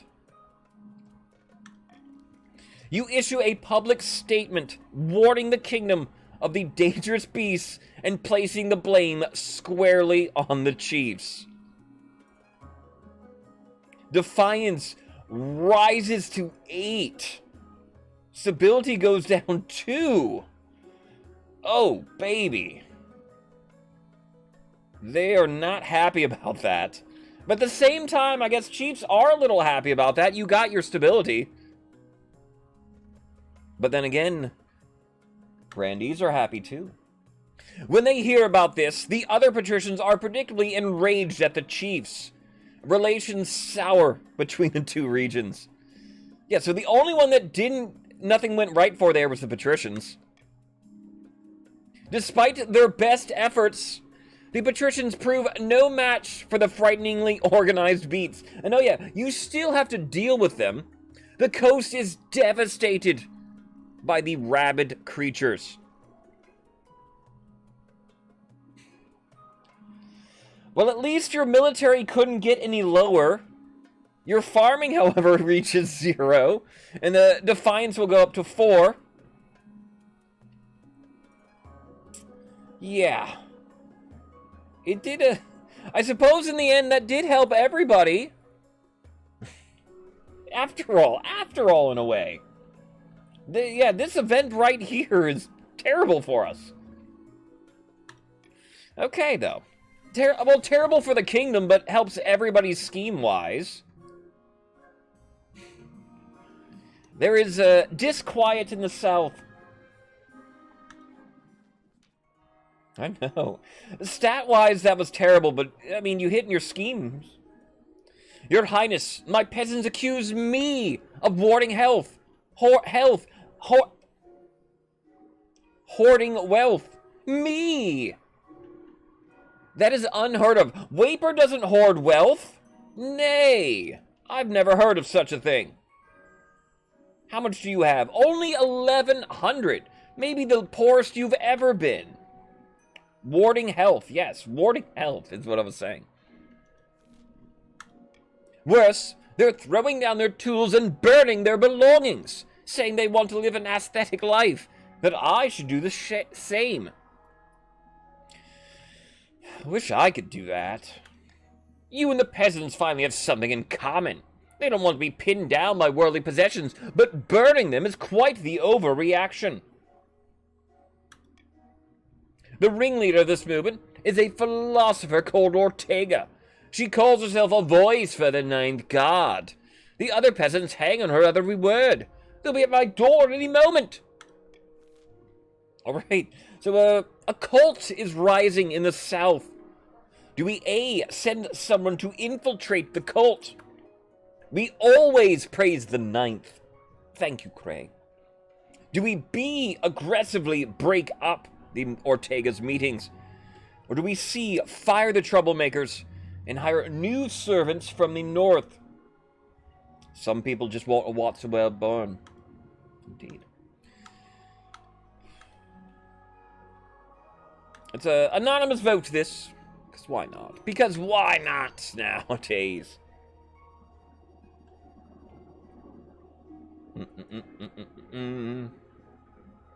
What do we do? What do we do?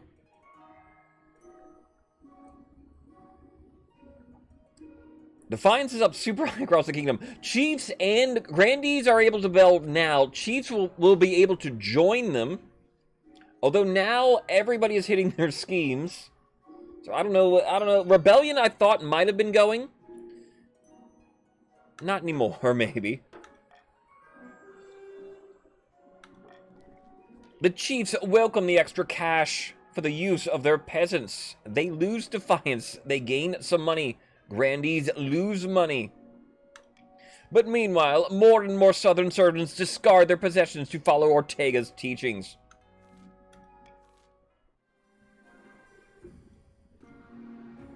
There is famine in the north. Hello, your majesty. I've traveled all the way from north to beg you do something about the price of grain. I can't afford to feed my family. A day of back-breaking work isn't enough to buy a day's worth of bread. She's right. The grain price in the north is beyond all control.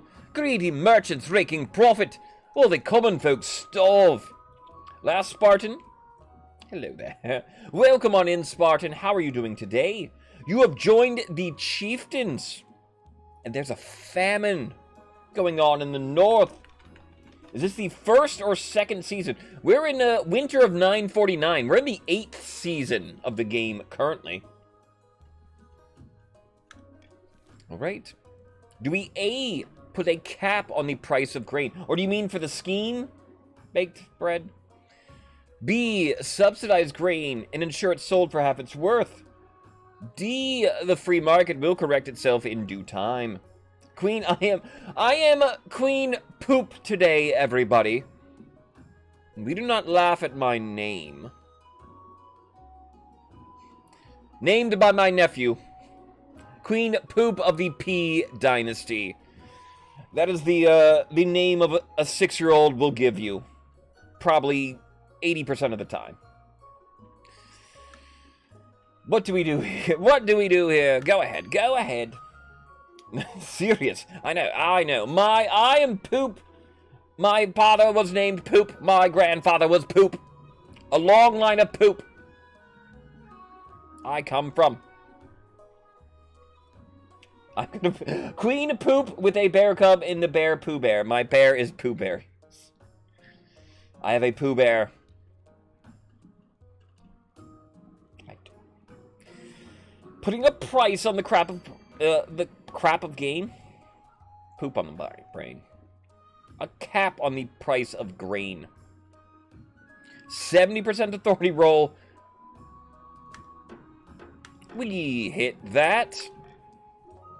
You place a strict price cap on grain. However, wily merchants start using the grain to brew alcohol to avoid losing money and get around your orders. Well, I don't mind that. If they want to brew beer, that's good too. Why is brewing beer a failure? This should be success. As a result, the supply of grain goes from hardly any to almost none. Oh, okay, that's why. The peasants are worse off than ever. Starvation grips the north. Stability goes down. Farming goes down. The only ones with any farming are the grandees. Meet my friend Murphy Law. Alright. The South are on the verge of rebellion. Though that was the beginning of the turn when they weren't even hitting their scheme yet. Now you are. I suppose you're probably not then. We'll check in with the chiefs. Derregard. The kingdom's on the verge of chaos. It's perfect. We have to strike. There is no command to unrebel. Though it won't disappear. It still won't disappear at the moment. What do you intend us to do? Swoop in and kidnap the queen and few of the palace watch? Oh no, of course not. We need to use the chaos to our advantage. We have 2 options. Alright. Chiefs, how do you win the game? Will you A, lure the queen to the north and abduct her there? Or B, manufacture a food crisis and kidnap the queen during the relief efforts? Well, I'll be. A will involve raising your own defiance. Actually not a bad option either, I suppose. B, though, will involve lowering your own farming chieftains. I know, both of these feel good. Though B, of course, lowering your own farming, we just mentioned it's at 0. So, alright, can't blame you. It can't get lower than that. You are already... Manufacture a food crisis? You have a food crisis. Nothing, I know, nothing to manufacture. If the north is gripped with famine, we can convince the queen to come and visit us. Kiss babies, hand out bread, that sort of thing. That's when we strike. One queen rides north, another queen rides home. But what about our own citizens? Won't they starve? You're not thinking of your own citizens, chiefs. Ah, nonsense. Northerners are hardy folk. We can handle a few months without food. For the final stage of your scheme, chiefs lower farming to 1 or less, not even 0. You have wiggle room. Uh-oh. Grandees, can you be so lucky? Deep in the south, in the back of a sun-bleached villa, a number of grandees crowd around a figure, raising their arms in a toast. Here's to the future monarch Santana. Golden age on the horizon. Need the bees and come them fix. Lore, you are correct. May the ninth god strike down the false queen for her wickedness. Soon the Inquisition will be complete, and the Archbishop will crown our claimant. But what should be done with the queen? And then Lore, I didn't see it. You had snuck in there. How are you doing, Lore? Welcome on in. Grandees, will you burn the queen at the stake, of course? Or B, show mercy in exchange for abdication? I think A is your play here. You'll only have to get it to 1, and then maybe you can do that. Maybe Grandees can do it. Because I think you'll only have to get it to 1. And then we have a turn to do this, Grandees. Okay. A glorious way to usher in the new monarch, I say. The ninth god will surely be pleased. First, the current queen's grip on the kingdom must be at an all-time low. We wouldn't want to face any backlash from a little fireworks show, would we? For the final stage, Grandees lower stability to 1 or less. Alright. We get a late golden choice that I won't use. The Unity, just because it makes it fun, right? Do I pick it? Maybe I use it. No golden. I won't pick the golden. That's way too powerful. Way too much influential. On the verge of rebellion. Indeed, Airhawk, some people might not want their own teams to win. If you favor me looking like a grandee, maybe you favor them. I saw one event. It was a food riot. Of course there's food riots. Leon. Your greatness, the famine in the north grows worse by the day. Riots are breaking out in the Smater townships, from Skarmar to Thormgard. Starving mobs are pillaging bakeries, granaries, and merchant houses. What are we to do? Do we A, send in the army to control the riots? B, import mass amounts of food from Tavalin and Kurth? C, the chiefs should buy up surplus grain from the grandees? Or D, order grain supplies be diverted from the south? So, chiefs? Chiefs, this looks like it can raise farming no matter what. Is that what's happening here? Ouch.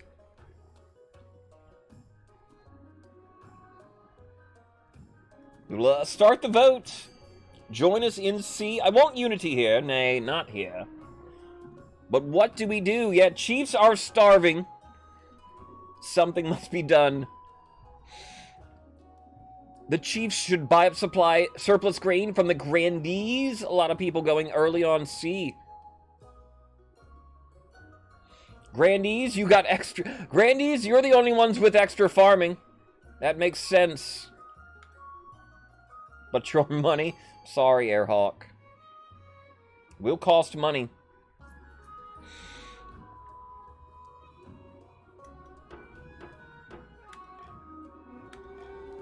Backed into a corner, the chiefs are forced to pay steeply for the grain surplus from the south. Holding all of the cards, the grandees price gouge outrageously and enjoy a tidy profit. Trade goes down 2 for the chiefs, goes up 1. Chiefs lose money. Is it 750 gold? I mentioned grandees were the poorest nation. That definitely helped them out. That's a big transfer of money. But don't be upset It's just good business. Whew. We're playing 2 games today, everybody, too, be aware. Immense quantities of surplus grain are diverted from the south to the north, and once the peasants have bred again, the riots cease. There's enough to tide them over until the next harvest.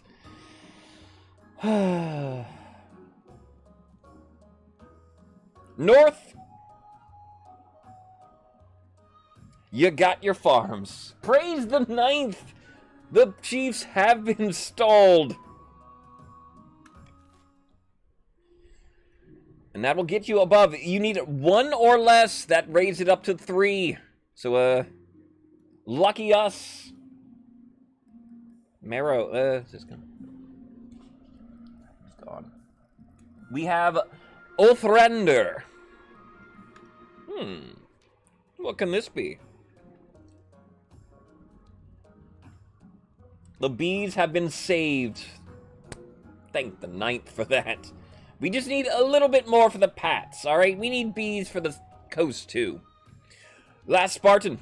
Your Majesty, the creatures that have been ravaging our countryside, they are Othrander. Othrander? Othrander, your greatness. People of the north turned into horrible creatures through ancient ritual. We're beasts. You're not one of them, are you? No, Your Majesty, of course not. I came to give this warning, didn't I? Shifty eyes. The Othrander, they're fanatics. They attack us because they believe we have turned against our old gods. They wish to see the influence of your 9th god completely eradicated from the north. Your archbishop is incensed. Could you call him in with a wave of your hand? A vote must be called. All right. So the creature attacks this whole time have been weird creatures. I'm a photographic genius if I do say so myself. Everybody turn to the camera. Say Fuzzy Pickles.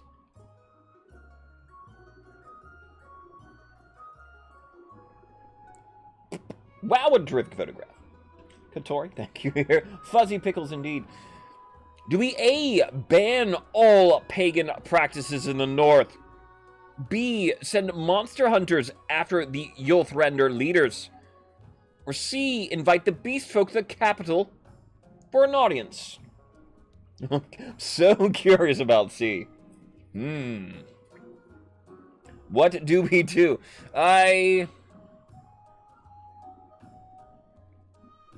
We'll just start the vote.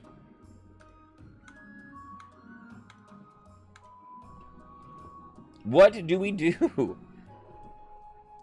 I don't know if I want to use the unity. Like normally, if you guys weren't trying for stability, I would use it to improve it. But because the Grandies are trying for it, it feels wrong.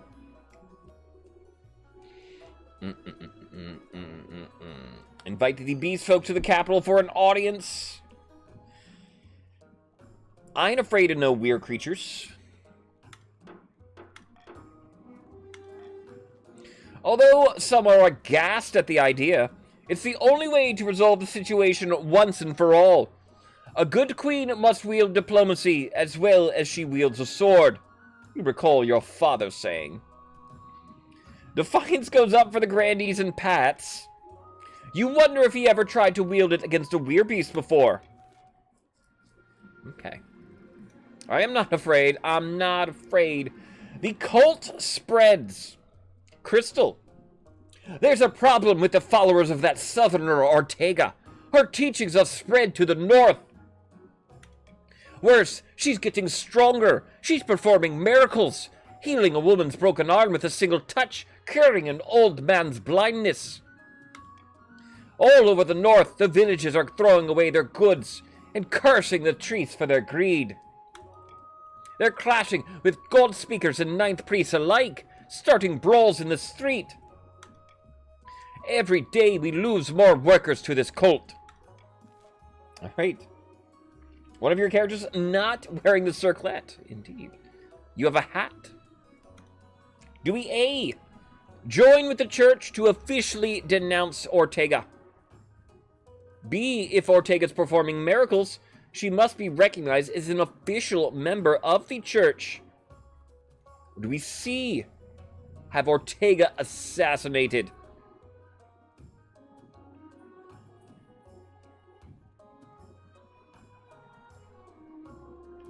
B, if she's legit. All right, we have 50-50 rolls. Let's call. Oops, that was where the anonymous was. That's what I was going to do. I should have kept anonymous. we were having fun with it. I know this is funny that she's coming to the north, isn't it, Cray? You're right. But what do we do? Take it, don't mind the smoke. Which 50-50 do we try? All right. Official member of the church. It appears we're going for. After a week, the Archbishop reluctantly issues a proclamation stating that Ortega and her cult is a legitimate branch of the Church of the Ninth God. Her followers are delighted. The fines will go down for the grandees. Faith can't get any higher. All right. We successfully stopped the chiefs there, everybody. Grandees didn't get any closer. Though they are at the edge now, too. Pause momentarily. Though I don't think we're having rebellions. And we, in the meantime, then, the Pats, who were a little bit behind, are now entering their third stage. Along the coast, Lord Patrician Yaman is visiting the wizard Scrampton in his cliffside tower, built of knotted coral and seashells. Your side of the bargain is complete. The dreams of being are no longer a threat. Their palaces stand empty. I'll grant your navy favorable winds and forgiving tides. Scrampton? How nice. He's helping the navy for the coast. My thanks, great wizard. Now shall we discuss how to overthrow the troublesome queen? An auction is coming soon too. Marrow, you are right. Do we A, curse the queen with a fate worse than death? Or do you B, send her away, far, far away, so that she can never return? Patricians? Hard choice again here for you. A involves raising your own trade. Currently at 9, you'll have to get it to 10, the maximum. B, raising stability. Would put a tug of war on stability between you and the grandees. Looks like we're going, though, A, Casa, the fate worse than death. All right. All of the endings to the sorcery schemes are unique. Have you seen the fate worse than death for the patricians? Maybe we get it today. Worse than death. Well, it can be done, but it will require an additional fee. Enough gold to sink a galleon, perhaps. That's a good start. By the 9th, I thought we'd already sealed the deal. No, something you should learn. Dealing with wizards is tricky business. Now get me that gold. For the final stage of your scheme, Pats, raise your trade to at least 10. All right. Here's where we're at right now. The chieftains need to lower their farming to 1 or less. We got saved that last season. The chiefs were on the verge. The grandees need to lower the stability to 1 or less. The patricians need their own trade at 10 or more. So chiefs went on the cusp of victory to now maybe they're the furthest away. The one famine what, maybe one village, one, raising of a farm? Who knows? On the verge of rebellion are still the grandees and the chiefs. We have my heir. Your quest for an heir is finally complete. You stand before the council holding a small child in your arms. Should I die, I ask that the crown be passed down to... The council is filled with nervous silence. My cousin, an adopted... Well, I keep picking it anyway. I will keep picking it anyway, baby. My cousin and adopted daughter. The assembled nobles break out in a polite applause. By designating an heir, you cemented stability of the kingdom. Your esteemed highness, may I be the first to congratulate you on adopting an heir. What is her name? I live in... This is little Poop the Second. She's so wonderful. I'm so proud of my little Poop. Excellent, your serene highness. I'm sure little Poop the Second will grow up to be a chip off the old block. Deuce for short. Boom. Best name. Little Deuce. Congratulations on finding an heir. Now you just need to fulfill your ambition to win the game. Pooh 2, if you would. Expect a visit from the Spy Master soon. Yes, I am. If you missed it, I am Queen Poop today. Named by my nephew. So Poop shall reign supreme. There is the summit happening at the capital. Your Majesty. This. I was like, what summit? Oh, this summit. The beasts have arrived. But do not worry. The Palace Watch will keep you safe if they try anything. Oh, goody. The Palace Watch is going to keep me safe. Where's my honor guard? This one is their leader. Have you seen this event, everybody? Poop.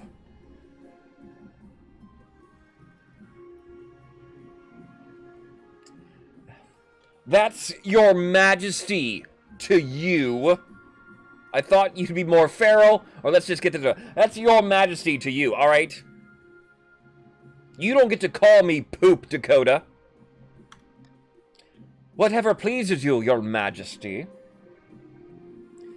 I mean, yeah, I thought I'm supposed to be meeting with some beasts, some weird creatures, some beasts. I thought you'd be more feral, Dakota. He snorts and shrugs. Appearances can be deceiving, Poop. I told you to call me your majesty. Let's just get this over with. As it pleases you. The Church of the Ninth God must withdraw from the north immediately and never return. This is our demand. I mean, they only have one faith, Dakota. You're getting worked up over nothing. The chiefs have lost their way. We will show them, by the power of Valtor and the wisdom of Morgana, what it means to be a northerner. Absolutely preposterous! Surely you cannot even consider this, your majesty. These monsters should be shown the sword. Do we A, order the church to withdraw completely from the north? B, refuse to accept the heathen's demands? Or C, do we kill the beast folk leaders where they stand?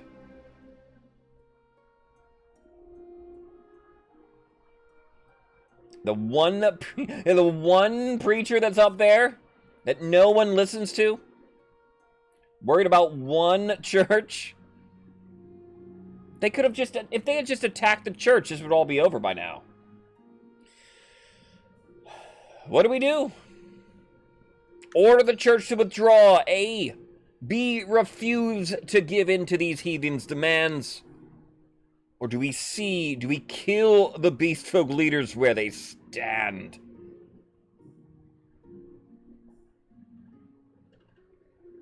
Okay. Chiefs? Chiefs, this is your problem. You have any opinion on it?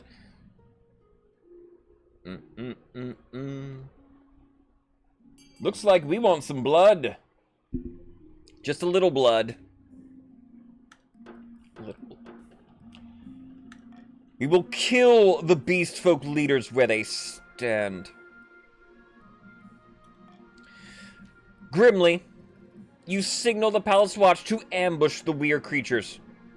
It's a bloody fight with huge losses on both sides, but the beasts are soon vanquished. Chief Dakota VT, my friend, has been killed. I'm sorry it had to come to this, Dakota. You threatened me. You threatened my poo too. Where do they stand? They probably should have gone like A or B there. Or B it was. B lowered farming. Dakota not. If you're newer to the game, fear not, everybody, though. You can die 1,000,000 times. 1,000,000 times, right? You can die as many times as it takes. You will always come back. Everybody welcome Dakota the Second to the council. Let me die. With one decisive blow, you've cut off the head of your enemy, earning the respect and fear of citizens throughout the kingdom. Stability will go down, authority goes up too, preventing rebellions momentarily here. Momentarily, because the chiefs, however, are enraged. Even if they had disagreed with the beast folk, they believe attacking someone in cold blood to be among the greatest of evils. Stability, yeah, I got my heir. And then, ooh. Alright, well, greatest of evils, huh? My bad, chiefs. Many nobles now fear showing their faces at the court, lest they also show face your unexpected wrath. Alright.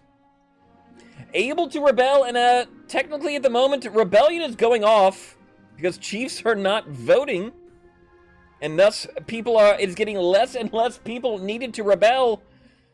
Chiefs, if you're out there, anger from the church, you may be entering a rebellion.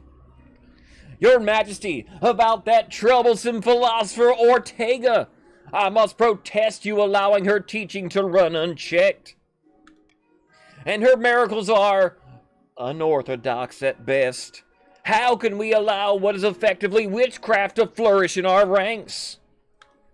Not to mention the fact she keeps complaining about supposed church riches, saying we should give them away. Alright, well, Ortega and Archie don't get along. Are you worried about the teachings or your reputation?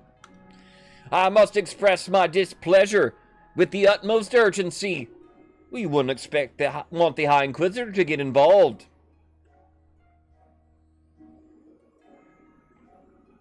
Take his hat again. Let's roll. I guess we'll roll for this. Whether I, give him a little something, or, tell him to stop extorting me. I mean, I want him to stop extorting me. Archie, this is unsavory behavior. D20. 1 through 10, 11 through 20. What we pick? We get a 4. Archie. How's about a little gift, my buddy? Thank you, Your Majesty. This should help us all This should help all of us work together more comfortably. Archie, you... Treasury will go down a little bit. Faith will go up across the board. He sweeps away. Later, you hear of a lovely new stained glass window added to St. Bertrand's. There are no more complaints from the Archbishop's side. Okay. And yeah, then. Alright, end of season. Rebellion might be coming here, chiefs. But at the same time, we have an auction. Exclamation point, fund. Space, your choice. Space, how much you wish to bid for an auction. Our richest nobles are all pictured on the right. We see grandees atop the chart. 1650 for Marrow, Roswell, and Luciender. Everybody's money matters, though. Is this going to be a coin flip victory? I mean, yeah, this is a spicy auction, as we like to call it, I suppose. There are auctions needed for both sides, the grandees and the pats here. Let's view everything. A, the monument will raise authority for the chiefs for the kingdom. B, the Thieves Guild will lower trade for the chiefs. C, the prison will lower stability for the kingdom. D, the stadium will lower military for the grandees. E, the cathedral raises faith for the pats. And F, the Grand Bazaar will raise trade for the pats. Okay. Chiefs they didn't even give the chiefs a lower farming, feels mean. Ninth gods here. But there are two vital buildings. C, lowering prison is what the grandees want. There is no raising stability. F, raising trade is what the pats want. So something might need to be blocked. Who knows? It could come down to what happens here. We will start the auction. You have 60 seconds. The top two buildings are the only ones that will be made. Oh no! An ad, luckily it's 60 seconds, but boom, you'll be back in time. If you're seeing this ad, I'm sorry, or not sorry. Sorry, not sorry. See the ad, don't see the ad, it's F and C. This is the spiciest of auctions we've ever seen in our lives. No, it isn't. But it's still pretty good. 40 seconds left. F and C are our early winners here. 2100 is an F. There's 1000 in C. Plenty of money sitting out there, though. I see 1000 in E. Ready for a block. Can somebody get a block? All you stupid rich pats, step up. They're not here. They can't spend their money. They're just sitting on it like a pat would. There's 20 seconds left. F and C. F has a whole lot in it. C is 2000 now being reinforced. 3150 in F. 2000 in C. There's 1000 in E, prime sniping position, 10 seconds left. C at 2500, F at 3150, 1250 now, and E climbing up slowly and slowly. 5 seconds left. Can E get there? No, it cannot. Probably C and E. No, it's C and E. C and E.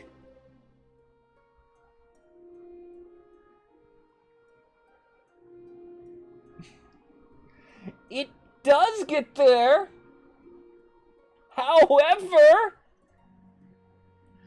in their effort to try to stop them, it will be E and C. Whoo! E raises faith up. Moromaster, amongst others, contributing to that. Patricians need to praise the ninth. The prison gets built.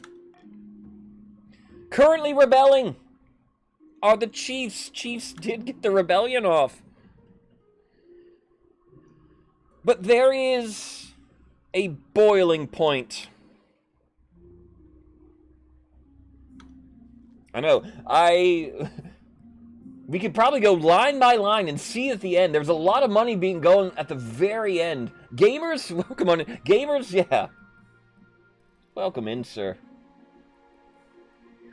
Where did you end up? I didn't even see where you ended up.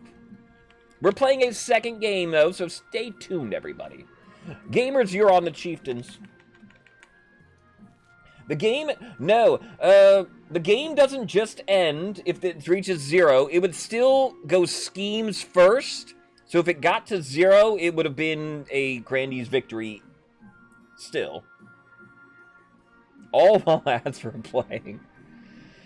You struggle to keep your eyes open as you pore over your letters late one night. The candle burns low. Just as you're about to get a nose full of ink, there's a soft knock at the door. Good evening, Your Majesty. I'm awake, I'm awake. I know, yeah, you'd managed to reach the 3rd stage too, everybody did. I came for a chat. I'm concerned for your safety. Isn't that your job? There are a number of rumors circulating about you at the moment. All preposterous, I'm sure. Yes, preposterous. But the common folk are easily swayed. Many think you are a monster. If not literally, then figuratively. Before you can answer, your marshal bursts through the door, a panicked look on her face. No time, Spy Master. There's a mob forming outside, and I think it's about to turn violent. A violent mob? How violent? Somewhere between angrily waving torches and pitchforks about to putting the queen on a block and chopping her head off, I reckon. That's pretty violent. Your marshal leads you down a winding staircases to a secret exit where your wife is waiting for you. On a scale of 1 to 10, that sounds like, 8. Solid 8. Octavia nods curtly. Through the palace windows, a pack of city folk are pelting tomatoes at your beleaguered watch. This way, your majesties. You're led down a dark tunnel, your honor guard following closely behind. You realize before long that your marshal is leading you through the catacombs that crisscross the underbelly of the city. When you emerge from the darkness, you're far from the palace, next to an old canal. Now what? Not to worry, your highness. We will meet with the loyalist armies and crush those peasants before they get out of control. Over there, it's the queen! You pick up your pace, but a horde of peasants are soon chasing you down the streets, calling for your blood. As you round a corner, a familiar figure is waiting, flanked by a dozen inquisitors in blood-red, hooded robes. Greetings, sinner! Well, dang. Reason with the High Inquisitor. Run for my life. Hand yourself over, or stand your ground and fight. We'll roll to see what Poops does. Loyalist armies, because technically the rebellion got off. We'll roll a d20, get 16. That's the last one. And I was hoping for it. I was hoping for this one. Eccentric, are you ready? Roll the sleeves up. They're already in t-shirt. We're going to stand our ground and fight the High Inquisitor. One-on-one. Me and you, High Inqui. She needs a nickname. Inqui? High Inqui? Turbo bitch? What do we call? What? Eccentric, you are a chief. Welcome on in. How are you doing today? We will stand our ground and fight. You order your honor guard to defend you as the marshal readies her sword. Inky? So be it. Kill anyone who resists in the name of the Ninth God. The Red Mummy. I like that. Your marshal gives a battle cry as the honor guard leap into action. They're vastly outnumbered by the Inquisitors, especially with the angry peasants closing in from behind. Inqueef, High Inqueef.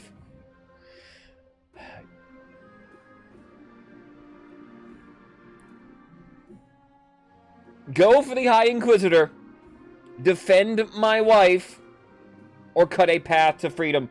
I won't roll. No, we're not going to roll. We'll take the roll. Go for the High Inquisitor.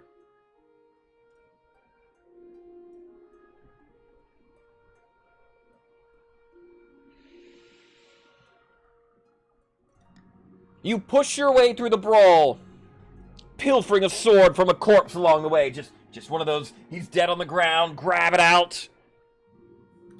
Your eyes focus on the High Inquisitor.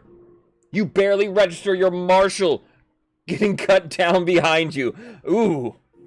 The High Inquisitor meets your gaze. Marshal down. But you're too late. You're too late. Your sword finds its mark, and the High Inquisitor gasps in surprise. When you pull your blade out, it's dripping with blood. Praise the ninth. Rare Inquisitor, rare martial death. I think even rarer getting to kill the Inquisitor. The Inquisitors close ranks immediately and pull you away. But the damage is done. You have your vengeance. We killed her. We did it. Avenged the Marshal. And killed the Inquisitor.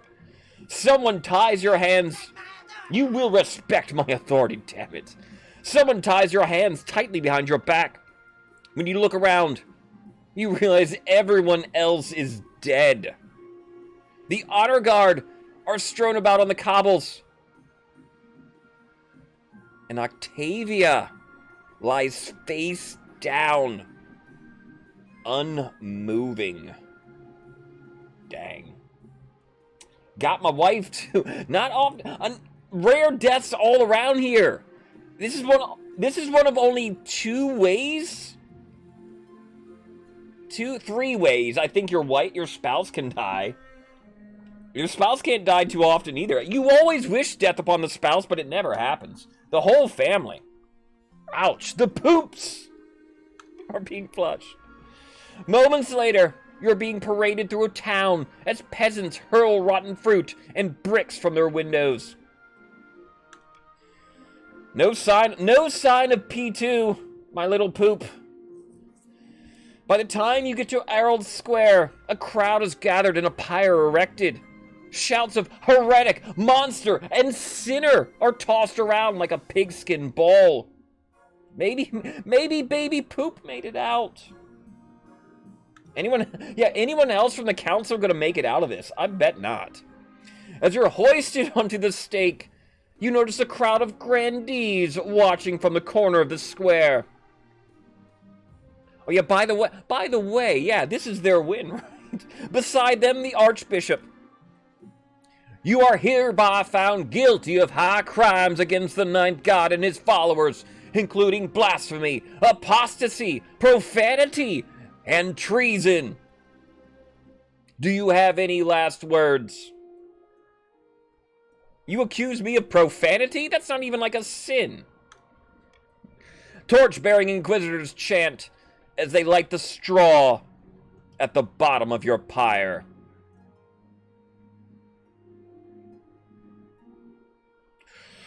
Ooh, I'm gonna haunt all of you. The crowd gasps, then hisses. Hopefully they'll be afraid of your imagined power when you're gone. A small solace. The flames grow higher. Higher. Higher. Until you're engulfed.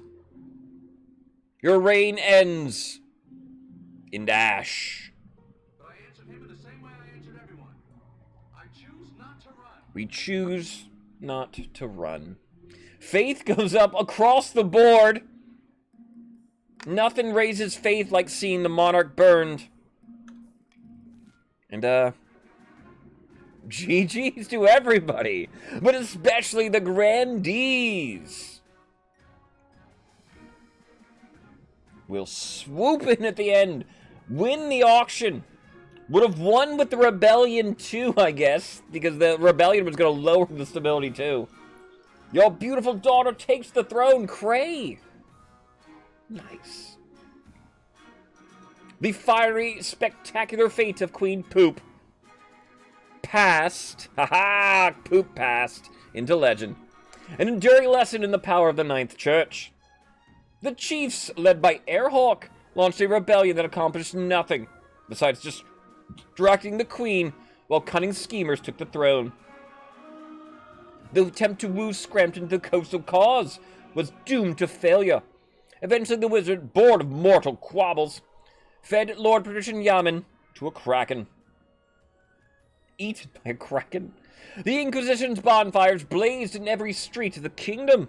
With heretics and dissenting voices deposed of, the grandees crowned Santana to rule over the ashes.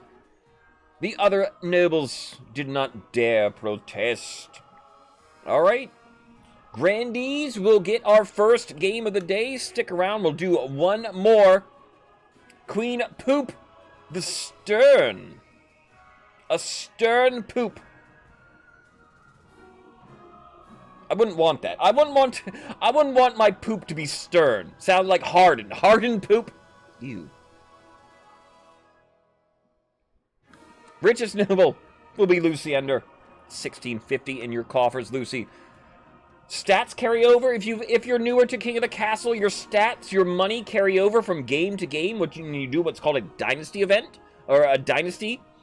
So when we will do one more game with these 3 factions, and everybody will be where they were last game. Authority stability reset. We won't be at 1 stability, everybody. But I'll start that in. Then give me a few minutes. Walk dogs. And walk myself. And I knew that this was possible. And they would all have to burn. And we are the P. That's the. Is that the code for the E with the accent? The P dynasty we are. We'll continue with Monarch Santana. All right. Thank you all for being here then. You can join back in. Give me 5 to 6 minutes here. And I will return, and we will continue our second game of the day. GG to the Grandees. We'll be at top of the leaderboard again. But will they remain that way by the end of the day?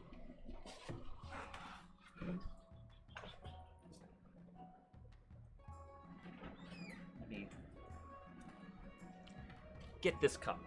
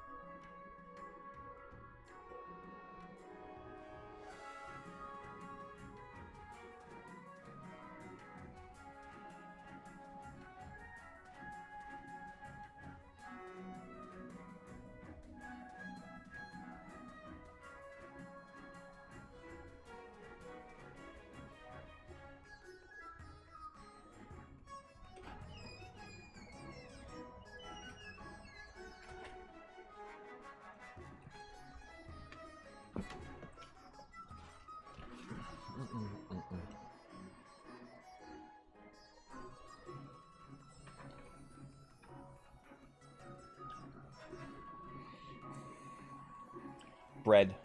Gotta roll. A roll is a roll, and a toll is a toll. And if we don't get no tolls, then we don't get no rolls.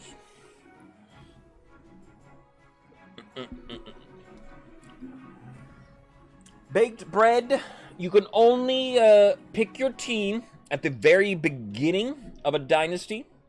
And additionally, you can only do it if you have purchased the game and linked it to your account. You cannot choose your team, unfortunately. But you can only do that at the very beginning. Because we are continuing the dynasty, you will always be where you originally were.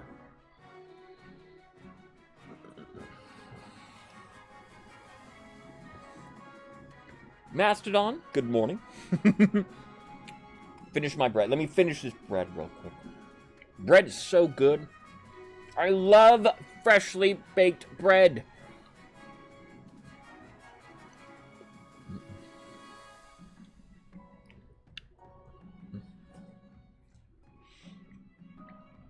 Mastodon, no. You shouldn't just rebel.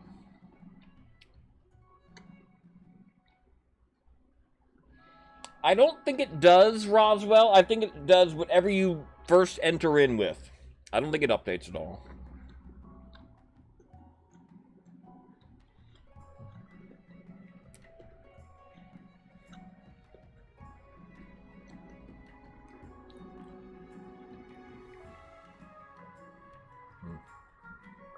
Oh, fresh water. I got fresh, cold water here.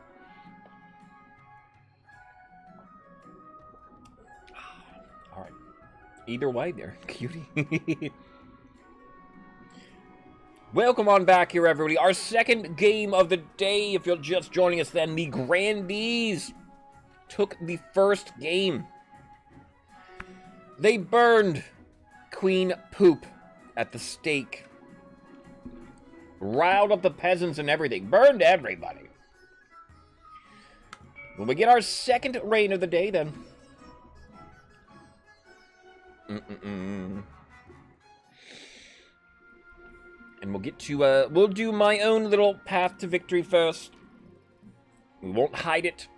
Your Majesty, the history books do not look kindly upon usurpers. Unless, of course, they prove themselves worthy of the throne they have stolen. When you die, how do you hope the kingdom will remember you? My own ambition last time wasn't working out too well. Stability? We had randomly picked. Stability wasn't high. Combo Lurker, how are you today? Welcome on in. You're on the Patricians. We're just getting into our second game of the day. You saw the last auction? I might need to rewatch that. That was down to the wire, and then boom. They both could have won the last game, everybody, if you missed it. The Patricians and the Grandees could meet their win condition with the last auction. However, the Patricians did not get it. And I think they were trying to, both of them could have gotten it together peacefully. But there was a dump where people were putting their points into as well. I'm doing very good here today, Lurker. That bread was delicious. Gosh, nothing on it. That was just a yeast roll. That just felt so good. We're picking the Monarch's goal for the game. This is a little important. Just in case Grandees want to go Loyalist. They're hoping for... what's high? Faith? Faith is pretty high. We will get a 6 and a... wouldn't you know? Monarch Santana will be a saint. The church will love you, I suspect. But will anyone else? I suggest over the next few years, you focus on improving the kingdom's overall faith as much as possible. Once you have an heir, I will return to discuss how your ambition is progressing. Good luck, Your Majesty. Go council introduction. We have some honey butter, too, that I've been putting on those rolls. That is delicious. You heat up the roll just a little bit, put on the honey butter so it spreads real nicely. The ninth has smiled upon us, and our plans have come to fruition. Verily, there is much to celebrate. Marrow there is indeed. Now remember your duty. You must ensure that the Grandee's interests are enforced throughout the kingdom. Ninth, bless the South Marrow. Indeed. Ninth, bless us all. Now introduce yourself to the rest of the council. Don't forget what I told you today. That will truly be a win, if we can get the 10, 10, 10 in faith, won't it? Patricians, hello there. A pleasure, your serene highness. I hope to see our kingdom prosper and grow wealthy under your reign. Baked bread, we can hope. Chiefs of the North, good luck in the days ahead, your majesty. You'll need it dealing with us lot. Eccentric? I know I will. With that, introductions are done. The council immediately fills with raised voices. Meanwhile, what do you think? Will they be a good little monarch and do as they're told? It's too early to tell. We should have a backup plan, just in case. Right? Coordination. Your Majesty, you may have won the throne from Queen Poop, but you must still answer to the council. Your Queen Poop is number 2 now. You're number 1. As is tradition, they will decide what happened to your coordination. Let's just get this over with, shall we? Let's call the nobles in. Alright, welcome on in, everybody. Our second game of the day, our second coordination of the day. Truly, as you can see, I am not the one playing this game. It is the Council of Nobles that play the game here. What do we do? Exclamation point, vote space. A. Host a lavish party in the south. We cannot afford B. The treasury is too low.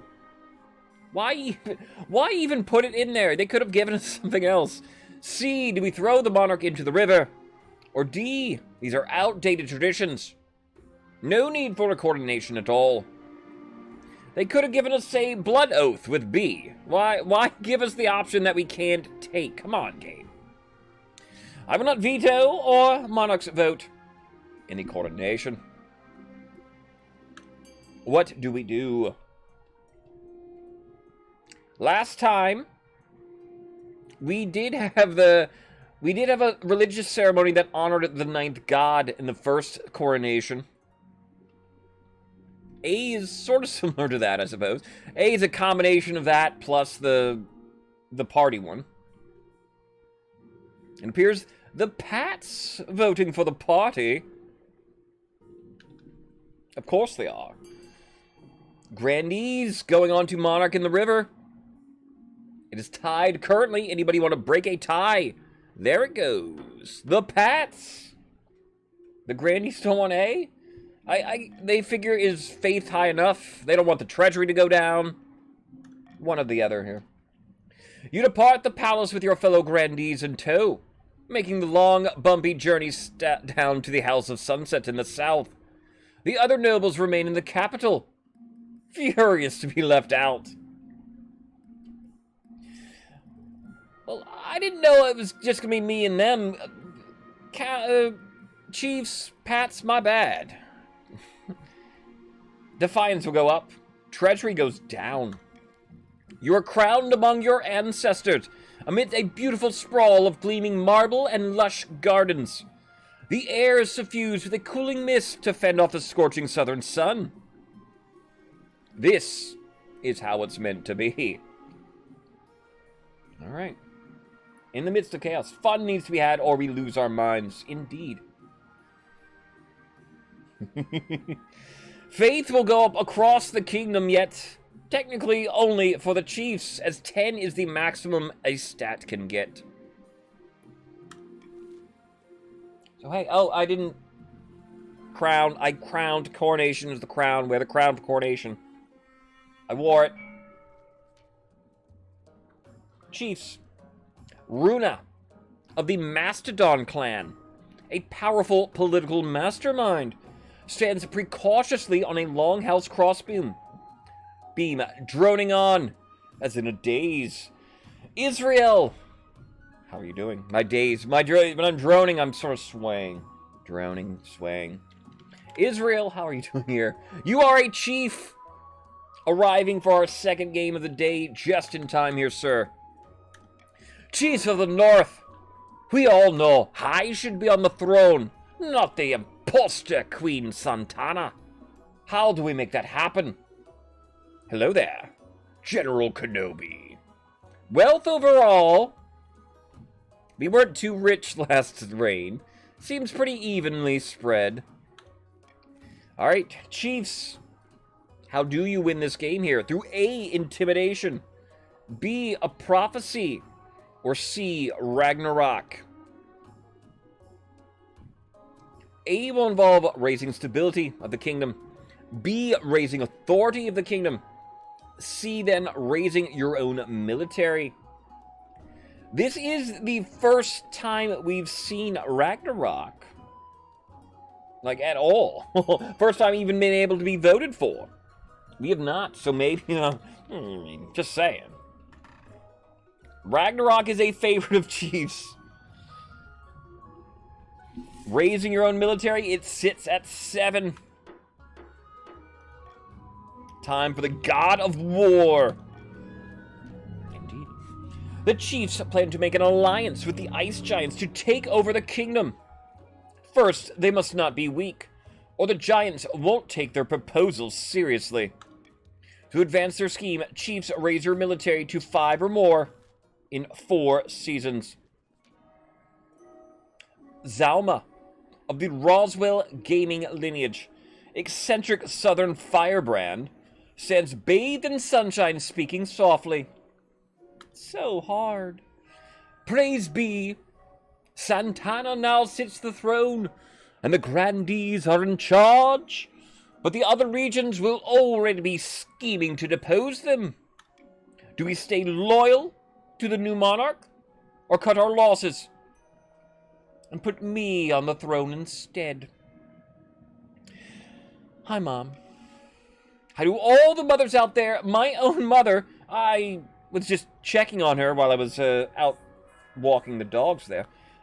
She was sleeping. Last I saw her. And she needs to wake up soon. She has to pick up the nephew soon. But hi, Mom. If she is watching now, my mother might be out there. And the ring. The ring is a patrician's ring. For it was a patrician's couple of victories yesterday. Grandees, what are you doing for the game, by the way? A is loyalists, B an uprising, or C excommunication. A late dinner is good. Eat your skin and bones. Grandees, loyalist, seems like you're in a good position.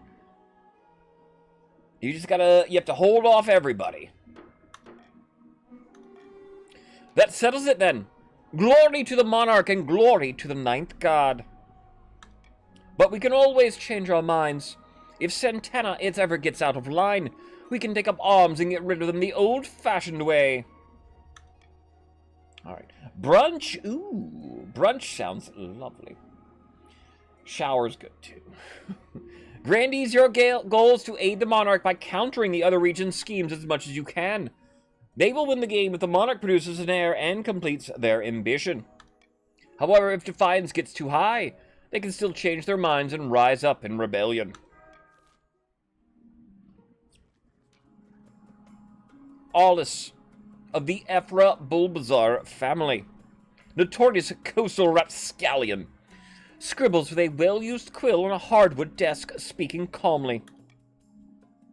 Fellow patricians of the coast, my claim to the throne is far more legitimate than that of the monarch Santana. Something must be done. Gooberfish, welcome back. Patricians, how do you win our game? Through A, sorcery, B, a doppelganger, or C, corruption. You are a returning patrician here, Goober. 600 gold you have. Gamers, Welcome back. We're in our second game, everybody. If you were in our first and need to return here. Gamers back to the Chiefs. Just in time. The Patricians attempted sorcery last game. You were doing alright. You were catching up.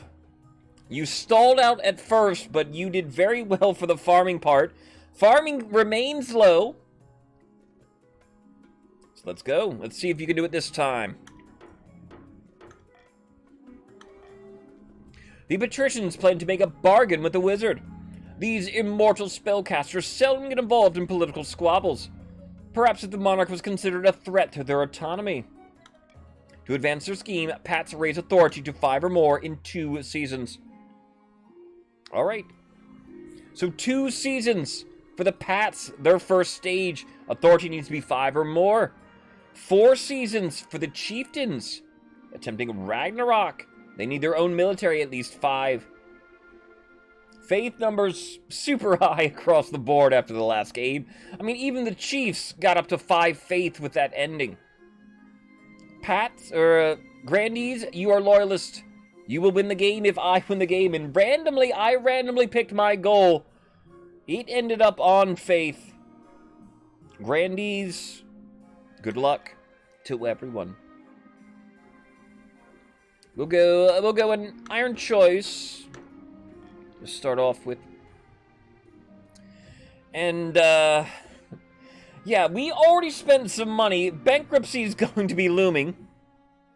And also, there are more wild beast attacks. Gamers, Your Highness, I bring ill tidings from the north. Wildlife has gone berserk in rural areas. They're attacking villages and travelers all across the region. Beast, you say? Can't you deal with them yourselves? We learned last game, no, they can't. This ain't Pokemon, Jarg. No, it's not. Sorry. Hi, Jarg. How are you doing today, sir? No, it's not Pokemon. That was one day. One day only, though I was playing it off stream. I've been attempting more of those Nuzlocks off stream. I can get to Mount Moon still Nuzlocking. Just then there's a Wigglytuff that has like max stats or something. I don't know. It's just like the hardest Wigglytuff I've ever seen. But, hello, Jarg. How are you doing? These are not mere beasts, your majesty. They're great hulking creatures, clearly twisted by magic. Some say they walk and talk like people. Walk like crabs, talk like people. Yeah, Wigglytuff, it is like super high HP. It has Metronome, and Metronome just, alright. Your opponent's using it. It's going to use a super awesome move. Every time. The Northern Warriors are afraid. They say the creatures are a dark omen, a sign of the end. By all that glitters, what's gotten into these chiefs? They can't handle a few wild animals. The other regions have plenty of their own problems, your highness. No one wants to march up to the frozen north for something like this. That's what I was doing there. Ephra, you're about as useful as nipples on a breastplate. Point of order, your highness. The Church of the Ninth God can provide shelter for those who need it. All will be welcome, whether they are adherents to the true God or not. It's the least we can do. Or, if you can afford it, send a detachment of mercenaries who aren't afraid of a few wild bears.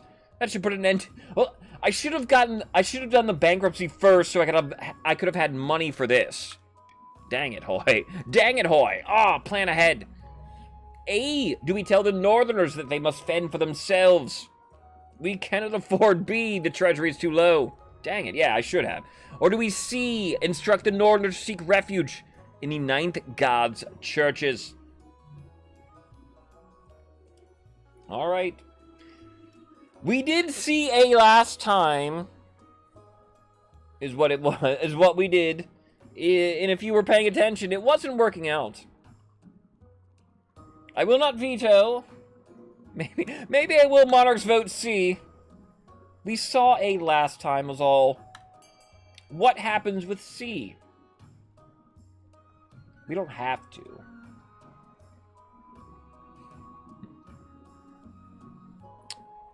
But, I wasn't paying attention to that. That will raise faith, huh? Oh, boy. And lower their farming?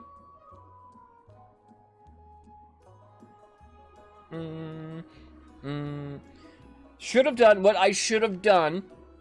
Bankruptcy first. I could have come to this with the money. I could have vetoed then A to make you choose between B and C. That's what I should have done. Can't lose what I don't have. True. True. The Archbishop instructs all churches across the north to open the doors to refugees fleeing the attacks. They're more than glad for the assistance. Hindsight is a wonderful thing. Farming will go down too. Over time, the beasts withdraw. Northerners are grateful for the church's help, with many finding a new place in their hearts for the ninth god and his disciples. Faith will go up too for the chieftains. Okay. Bankruptcy loom. Praise the ninth. Just like yesterday, our faith cannot plummet at all. What's up with that? Lusicki, welcome on in. How are you doing here today? Lucy, welcome on back. What's happening with faith? Grandees, Lusicki, you are a grandee. Lucy Ender, welcome back. You were, what were you? Thought you were, you are a, no, you're a grandee. You're a grandee. 1650 in your coffers, Lucy. Praise that ninth god and all that nonsense. Lusicki, welcome on in, though. Lucy. We have bankruptcy looms. The treasury is almost empty, Your Highness. Where the hell did it all go? I couldn't possibly say, Your Majesty. Perhaps you've been spending a little too freely. Apart from raising taxes, we have precious few options. You could get a bank loan, or sell off the crown jewels. Perhaps crack open some of your predecessors' tombs. Most were buried in piles of gold, or so I've heard. Alright. Bankruptcy event? 4 options it'll give you. I own the Royal Mint, don't I? Make some more coins. Take a hefty loan from Salventon Gold Bank. Sell off some royal jewelry to the wealthier nobles. Here we go. Or is it time to crack open some tombs? And yes, this is a dice roll. I'm trying to remain all throughout this week and next week neutral and random. And there's a part of the dice roll here that could be bad. Could Kingdom survive? Maybe. Mute Kai Punk, welcome on in. How are you doing here today? Thank you for joining us. Putting it off, Hoy. What's it gonna be? Mute, you are a chieftain for the game. Thank you for joining us. How are you doing today, Mute? Alright, 1 through 5. Mint. 6 through 10. Loan. 11 through 15. Selling off jewels. 16 through 20. Will be tombs. Rolling a d20. We get a 17. She's only 17. Looks like it's time to crack open some tomes. That buried gold isn't doing anyone any good, is it? Time to desecrate some graves. Treasury will go up. You order the royal mausoleums dug into and looted. The result is quite a bounty. Gold masks, heaps of coins, precious jewels. Not everyone. Tom's not gonna be happy about this. Not everyone is practical as your treasurer, however. The church denounced you as a grave robber. Nobles and peasants alike are disgusted by your greed. Apologies. Defiance will go up for everybody. Stability goes down. The honor guard. Of course. Good news, your majesty! I have received a vision. I saw you bathed in holy light. Blades and missiles crumbling to dust before they could reach you. You do not need to recruit an honor guard. The Ninth God will shield you from all harm. This is by the way, this is, yes, High Inquisitor the Second. We killed her. The monarch killed her. Queen Poop personally killed the last High Inquisitor. You have not seen this before. Gamers, this is an event that can, happen with the honor guard. Are we? Am I chosen? I think I probably am. I won't need an honor guard. I am chosen. I am protected by the Ninth. I've never seen the Ninth protect someone from a sword through the chest. You need tangible guards, your majesty. All right. Let's learn about everything we have here. The Northern Warriors are bearded oafs with axes and no manners. They'll get drunk and cause trouble in the palace. No discipline at all. Can't guarantee they won't run off on some random quest. But they're honorable, and in a fight unbeatable. The Coastal Gladiators. They're a gang of low-born crooks who turn themselves into celebrities through their skill at chopping other people to bits. They're vain and selfish. Their skill in battle is undeniable. But can you trust them? These southern battle nuns are terrifying warriors. They've sworn a vow of silence, so at least they won't spill state secrets. But their faith and loyalty is to the church above all. Even your safety. What Forden mercenaries do you suggest? A band of fearsome fighters from the Tetralands called the Battle-Bitten Brethren. They specialize in bodyguard work, but they're costly, and hiring foreigners will betray a lack of confidence in our kingdom's fighters. 2 hours later. Like that? Are you... Do you want me to say 2 hours later? Just say 2 hours later. I have made my decision. I await your verdict with bated breath, your majesty. Though that's the supercut when we do a YouTubes of this, right? Alright, now, I would normally, throughout these games, be picking randomly with my D. But what if I don't need an honor guard, like the High Inquisitor said? Your Majesty, I must protest in the strongest possible terms. The nobles will consider this an insult to their warriors' prowess. And more importantly, without an honor guard, you're completely, totally unprotected. Is your life worth so little to you? Marshal, I am willing to risk it. Fine. No doubt the common folk will see this as a sign of strength. My authority will go up. Sign of strength. However, defiance goes up for everybody. Nobody likes I didn't pick your honor guard. But don't blame me when you wind up on the wrong end of an assassin's blade. The Inquisitor, though, at last, a monarch who trusts in the Ninth. You have nothing to fear, your majesty. Your enemy's arrows shall miss, and their swords shall falter. And, how did that work out for the last High Inquisitor, by the way? And it's also... Ephra's right, it is also Marshal II. Our Marshal was killed in the last game. It was a bloodbath. Faith will go up across the board when this event comes up if you pick no honor guard. But at the same time, alright, we're almost there, the 10-10-10. We'll get there. Faith will not falter. Alright, I promise you. And the wife, I can forget about the wife. She was kinda mean.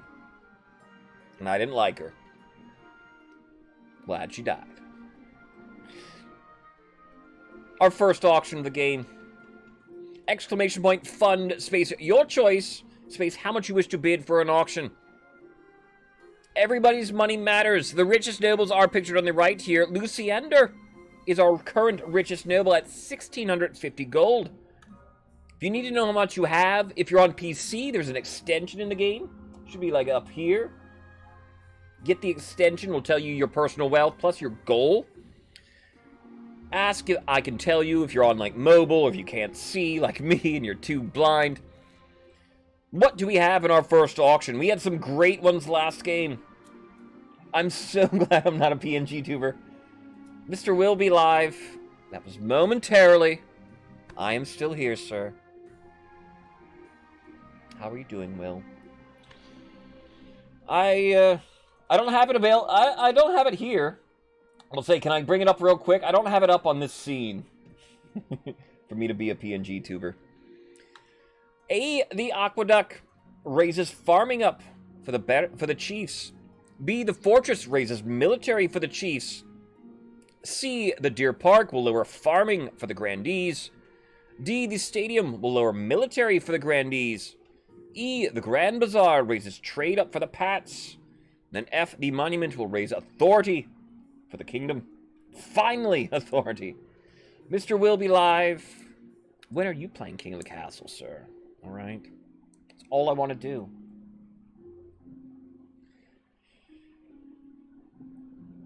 Chiefs want high military. They have it high enough, but might as well go from broke and go B, maybe. The patricians are working on authority. It's at 6. They need it at 5 or more. They can raise it. There's no lower to it. Grandees are loyalists. Loyalists. Hard to say what loyalists should do. Maybe maybe loyalists want to keep authority up too.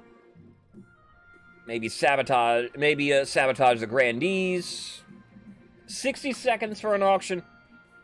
Only the top 2 buildings will get funded. Get in your snipes the last 10 seconds. You want to play here, Will? Will, have I explained to you what we're doing at all? And anyone else new in the chat?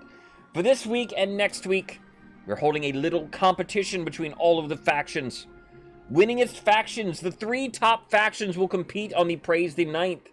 And the ultimate winner is what I will assemble for a costume for Halloween this year. So whatever wins, the best nation of these 5, I will dress as. As simple as. Simple as. Cosplay as the kids say. I don't say cosplay as, because it's incorrect. Because I won't be cosplaying. I'll be wearing a costume. That's the difference. 10 seconds, though I'll probably cosplay. 10 seconds left. There's a difference between a costume and a cosplay. B and A. Now E getting up there. Someone tried to get a bargain on A. It is B and E. We're breaking and entering. Crystal, biggest contributor to B. Combo, biggest contributor to E. Bargains. I mean, 2,050 for 1 military sounds pretty good. 550 for a trade.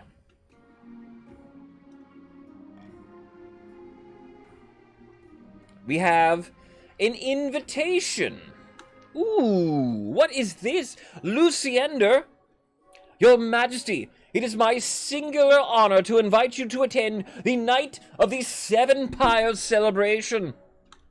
Of course, as a former grandee, you must remember attending such festivals in your youth. Now you will get a chance to organize a pyre yourself. I don't even get him to explain what the Night of the 7 Pyres is. How mad would you be if I declined here? I will look forward to attending. We have to go. We are blessed. Don't worry. Organizing a pyre won't be too costly.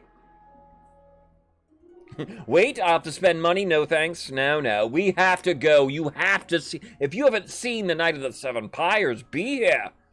Or be square. Be here or be queer. Be here and be queer. Either or. I'm so excited. Me back, me here.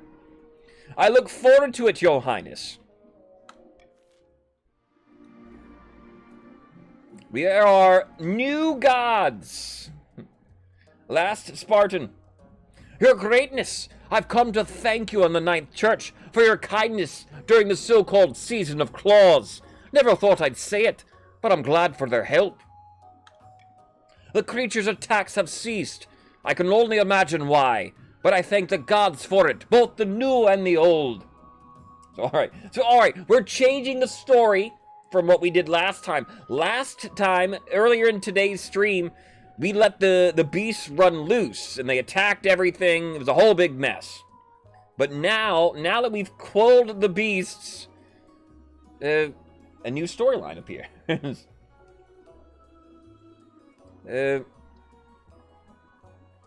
There's no need to thank us, Spartan. Once the chief has bowed her head to leave, your archbishop is quick to lean over to you. Your Majesty, we are presented with a golden opportunity to expand the church's influence. We should capitalize on this goodwill immediately. We cannot afford to build a towering statue of a northern religious icon. But do we do B, send missionaries to the furthest reaches of the north? Or do we C, leave the northerners to their pagan ways? FMX, welcome on back here. Alright. North? Are you going to fully embrace the Ninth? FMX, welcome back to the Patricians. A mere 100 gold in your coffers, though that can make all the difference in an auction. I promise you. Ooh, doggy. We're about to have a 10-10-10 faith nation, aren't we?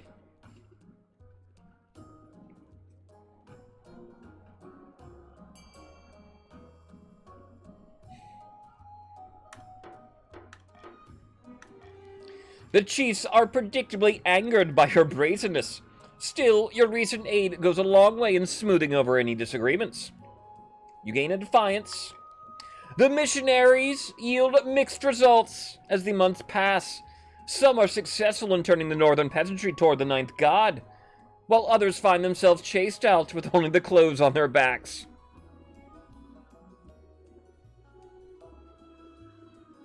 The only thing greater than all nines is all tens, baby. It could have been much worse, Your Highness. At least no one was mulched alive to appease some shrub goddess or the like. I would not want to be mulched alive. That sounds terrible. Finding a spouse. Your Majesty, it's important you find a spouse sooner rather than later. I'll take the liberty of finding eligible candidates. What is your preference? Men? Women? Do you not mind? Monarch Santano says bring me anything. Thank you, Your Majesty. I'll send out messengers to the most influential families in the kingdom. Let's see what they have to offer. It's an easy enough decision. You'll marry into the grandees, as we agreed before you took the throne, right? Right? Lusiki, we made no such promise. Present to me the best candidate, and we'll see. End of season. Recruiting a wizard. In the coast, Lady Patrician Gooberfish sits on a pier, watching the sharks swim lazy circles beneath her dangling feet. Fish puts her legs into the water. Haha. Funny. Suddenly, the water begins to boil and froth. The sharks swim off in terror. A huge, shaggy figure rises from the sea. You wanted to meet me? Make it quick. A giant squid's fighting a sperm whale 30 miles from here, and I don't want to miss it. I thought we might have a common goal. The Monarch has been overstepping their bounds recently, haven't they? The Monarch's navy did anchor the ships over my favorite reefs last month. Bloody annoying. Alright, I'll help you. But you better get rid of the bees first. Did you say the bees? Aye, on this plane they're simple insects, but in the apiary, the world of dreams and magic, they're powerful and intelligent. Call themselves the dreams of being. I was indeed. They have an innate fondness for royalty, sometimes protect monarchs from magical interference. They won't harm non-magical folk, though, beyond occasional stinging. So you can deal with them. For the next stage of your scheme here, patricians, lower all regions farming to 14 or less in 4 seasons. Also worth trying peanut butter. No, what else? I've not had either of those there, gamers. I love me some peanut butter, and I'm always willing to put peanut butter on things like that. I can try it. Peanut butter and onions, or peanut butter and horseradish Dijon. Caramelized onions. Oh, I love caramelized onions. All right. Pats are attempting for the second game in a row sorcery. So because last game stats continued over, so hey, you're on the quick path now. We get to our first tax season. Many ways a monarch may tax the nobles. Cruel taxing you will raise your defiance, raise the treasury by 400, and take 400 wealth from everybody in the color. Common tax, no defiance, swing 100 treasury to wealth. Bribing you lowers your defiance, lowers the treasury by 700, add 700 wealth to everybody in the faction. The Pats got the bonus. They sold snake oil that they claimed cure scrofula. Any proof to the claims, or just whatever? Reclaim it does. It could. Red and raw, but I haven't tried caramelized. We're common taxing. I'm merely common taxing. I think next week, I might next week open up my Coin is King again for the second week of the tournament. That sound good? Sound good? People like to use it here. They like to use it other places. I think I will. We'll see. Wait just a minute. Bread? You have something to add? I've been common taxing because it's fair. You want me to tax? Should I cruel here? Should I bribe here? I can barely afford to bribe. Can I afford to bribe everybody? I can't afford to bribe everybody. Barely can't.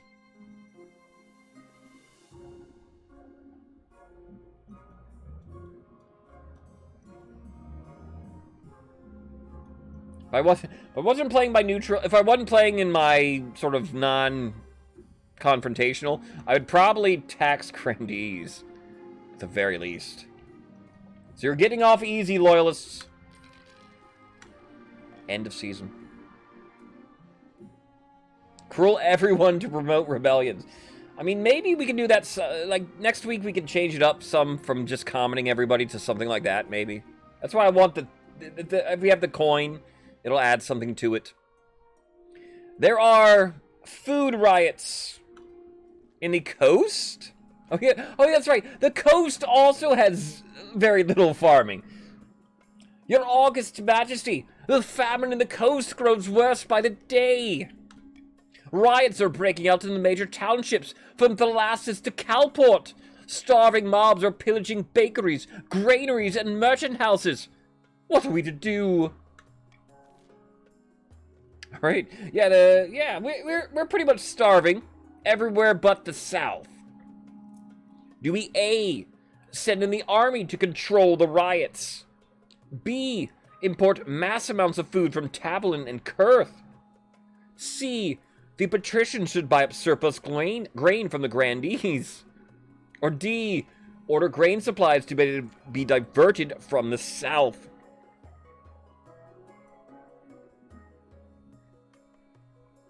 All right. What do we do? We had this event last time in the north. Now we have it in the coast. Once again, I mean, We saw it last time. Then do I veto C here? So they don't take more from the grandees? That was C last time. Yeah, we had C last time. I guess playing by that sort of rules I've been doing, where if we see something twice in a day, I try to, you know, encourage you not to go the same way. Grandees, this helps you. Then, since they won't be able to take from you. But alright, we'll go with this. That was last time. Yeah, we did C last time, and sticking with what I've been trying to do. Continuity. I love continuity. When things are the same, but different.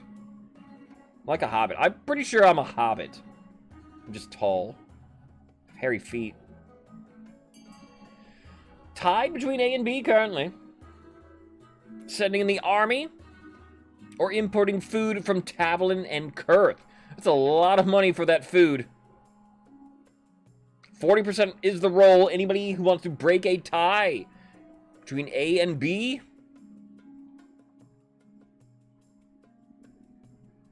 Anyone? There it goes. There it goes. Whew, alright. Treasury's been flip-flopping this game. The treasury is opened, and a tide of gold flows out of the kingdom into the pockets of Talvanese and Kurth merchants. In return, grain floods into the famine-stricken coastal lands. Treasury loses 1,500. Defiance will go down 1 for the Pats. Thank you, Serene Highness. Excellent. The unrest dies down as soon as the rioters have bread again. It's enough to tie the peasants over until the next harvest. All right. So, farming goes up 3 for the Pats, though you're still hitting your goal, so that's probably best case scenario, Pats. You gained a little farming, but you're still, it's still at 11. We have a northern bishop? Mute Kai Punk. Your Highness, I come before you with a humble plea. We, the chiefs of the north, have had an awakening. The ninth god has found his way to our lands, with your help, of course. Will you induct us into the church? What exactly do you want me to do, Mute? We wish to officially recognize the ninth god. Ask you in return to appoint a northern bishop, so we can have representation among the clergy. A northern bishop? What will the other regions think? Not much, Your Majesty. They will see it as reducing their own influence, but it's the righteous thing to do. I'll call a vote. Very good, Your Majesty. I would be most happy to perform the rites on the new bishop, should the council agree to it. Right. Do we install a northern bishop? Or do we reject the chief's request? Bishop or no? Northern bishop or no?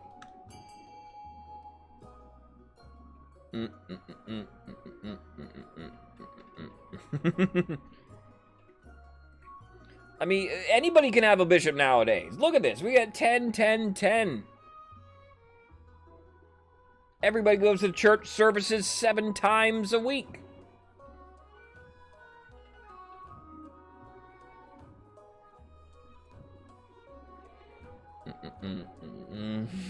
It's not bad, not bad.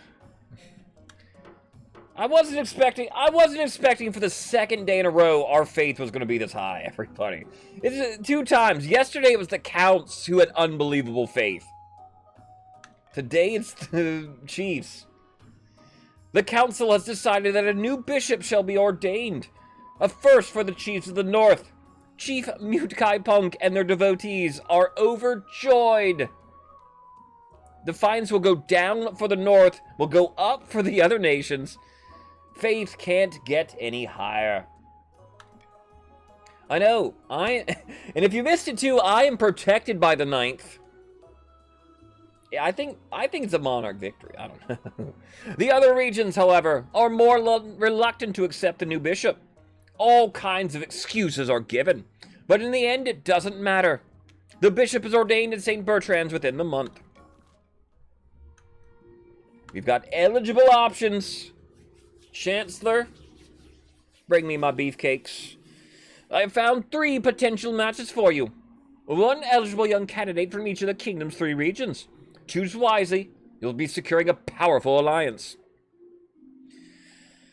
Partner for life to have and to hold, don't forget. Yes, your majesty. The Chancellor leads you to the Great Hall, where they've arranged 3 portraits on easels. For now, each is covered by a cloth. Wait. I don't even get to meet them? There's no time for sentiment. You just need a match that befits your station and suits your political needs. They whisk away the cloth from the first portrait. This is Odwin, firstborn heir of the Northern Mastodon clan. They're your typical northerner, as far as I can tell. Big and loud, all the social graces of a goat, but means well.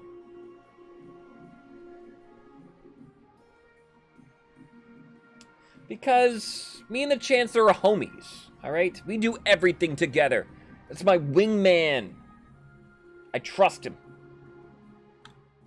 Even among the Northerners, they made something of a name for themselves as a fearsome warrior.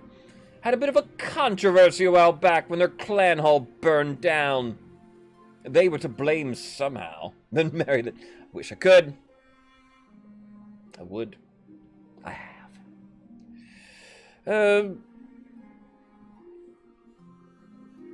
The first part was alright. Fearsome warrior, cool. You know, looks good. You don't marry... That's true, though. You don't marry your wingman. That's your bro. Or do you? Maybe you do. I don't know. The one you were looking for... I was trying to find the right one for you when it was in front of you all along. Me. And then you kiss him. It's all as well in the kingdom. I can see the appeal, I suppose. From the coast, we have Maurice, the wealthy heir to noble patrician FMX's estate. I mean, just look at him. He's gorgeous. Apparently, he's got a silver tongue, too. He's also an obsessive collector of rare books. He'll splash out thousands for the right edition. Apparently, he has a dark side. Though I don't know much about that.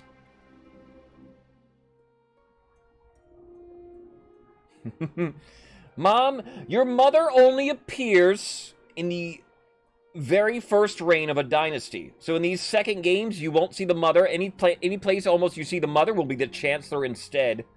There is one event where the mother will show up anyway in dynasty games. And it's always unexpected. You do not... Yes, the mother is only in the very first games. Besides the, an event that I won't spoil too much of then. If only you could marry the Chancellor, they are a cutie.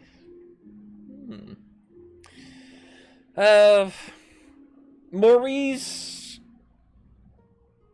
I have black hair and my partner is red. Black and red make gray? Maybe. I don't know. I like the sound. He's not too bad. You know, dark side, beautiful, rare books.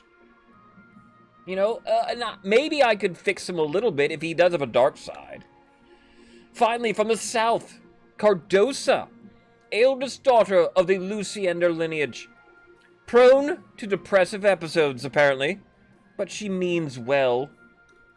She dislikes city life, spends most of her time out hunting, with no one but her horse for company. She's got grand plans by all accounts. She wants to change the world.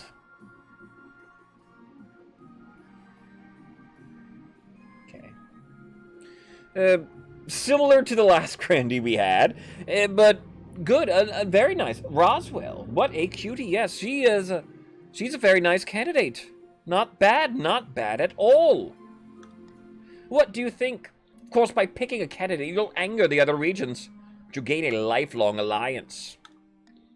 All right. However, if I was picking here, picking with the heart is always what you should do. It might be Cardosa.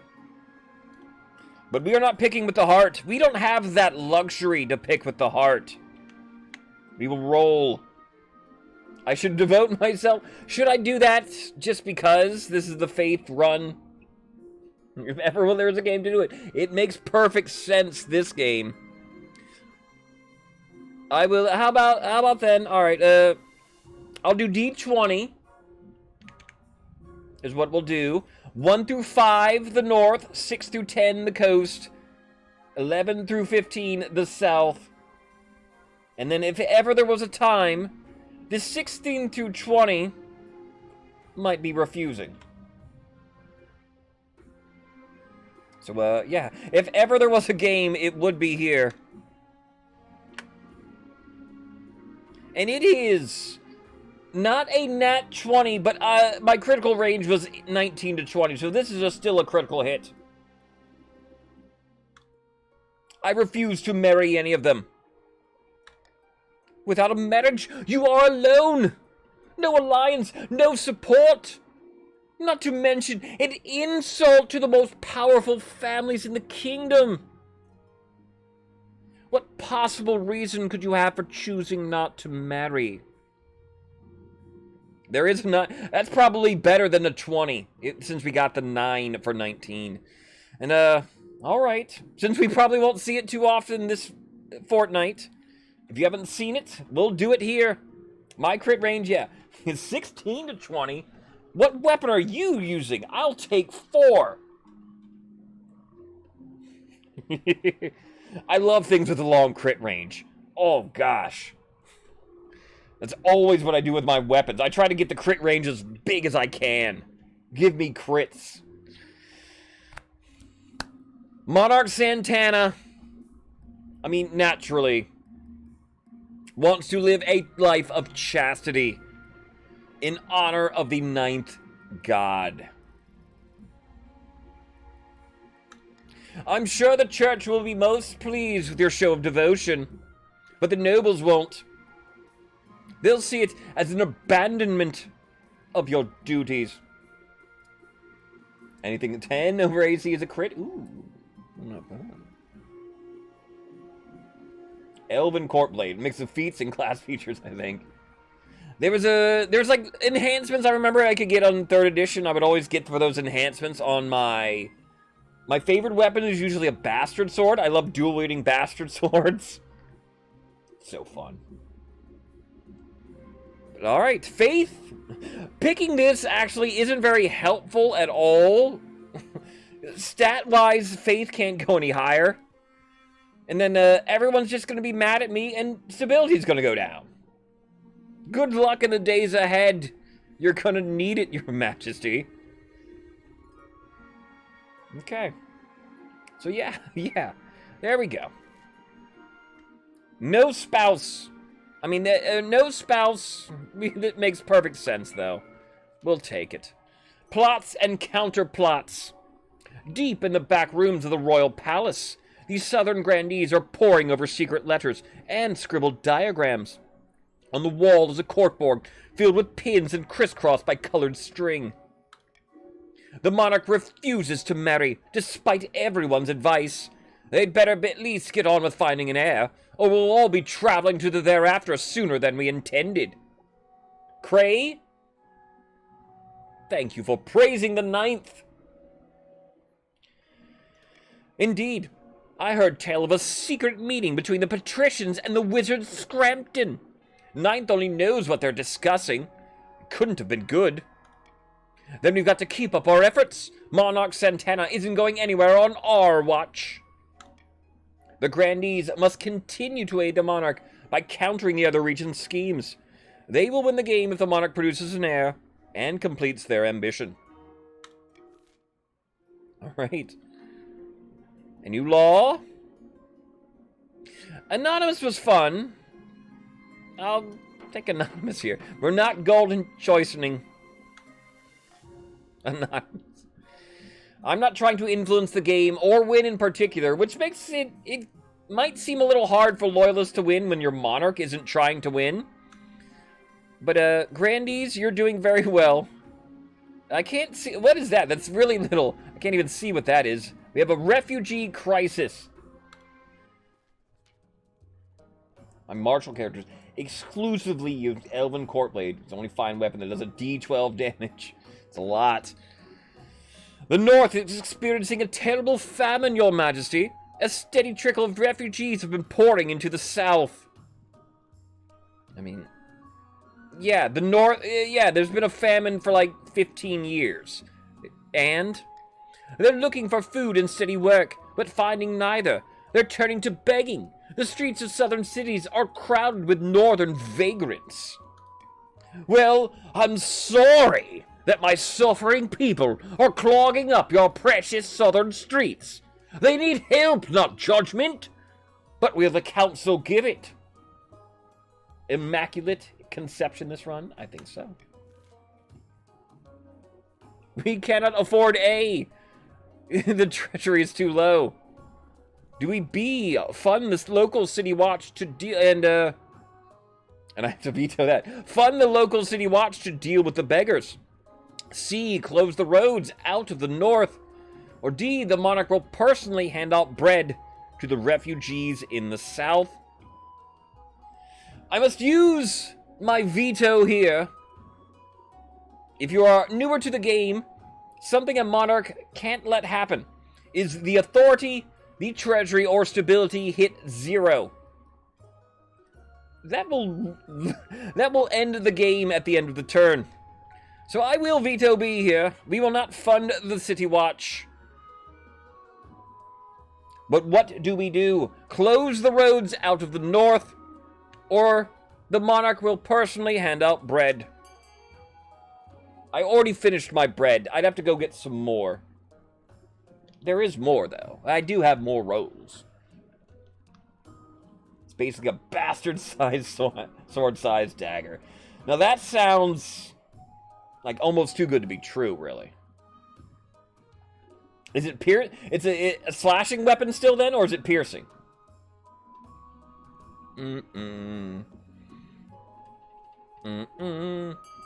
I usually use slashing weapons. The blunt, like a nice good wooden club, blunt weapon is fun roleplay wise to hit people with. Love a good club. Slashing, piercing, it can be both. I get it. You travel to Calaville, the biggest city in the south, where you spend a whole day handing out loaves to northern refugees.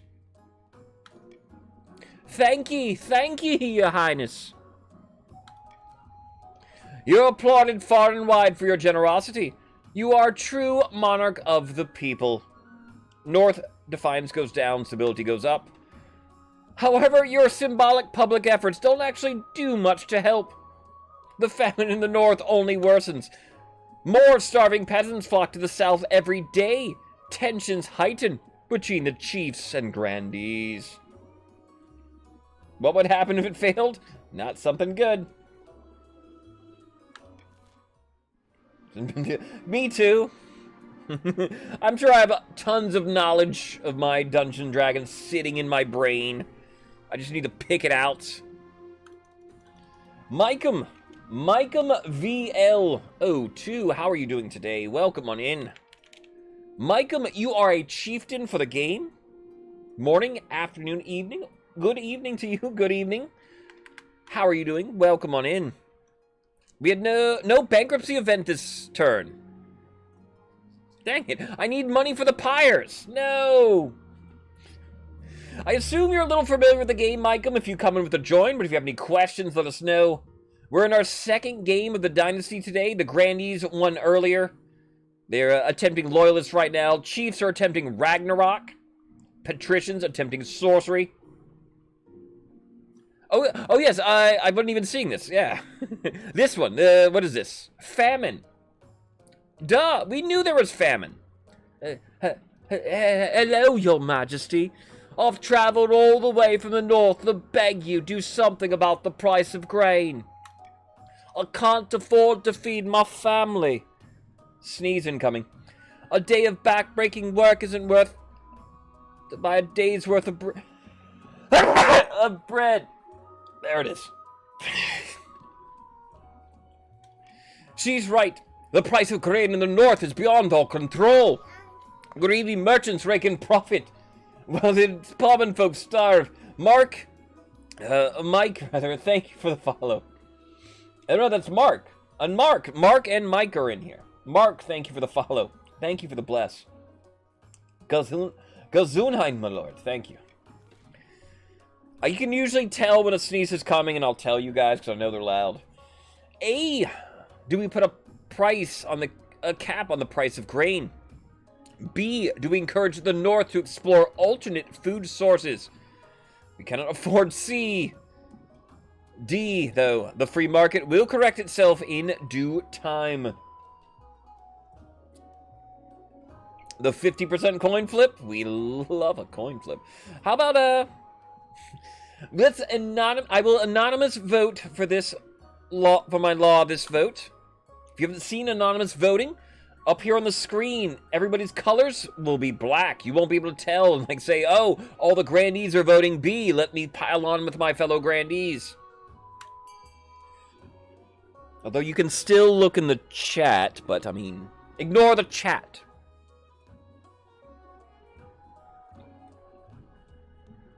And I'm like, I don't use anonymous voting too often, but I've been liking it. It works well, I think, for these games. What do we do? It's very useful in party mode, is where it's best. But then and also in super huge games, I would use anonymous probably. It's tied 4 to 4 to 4. There it goes. No, there it tied. The monarch, I suppose, what is the alternate food source? I know. What is that alternate food source going to be? Roll sounds good. I'll roll. I'll do the roll.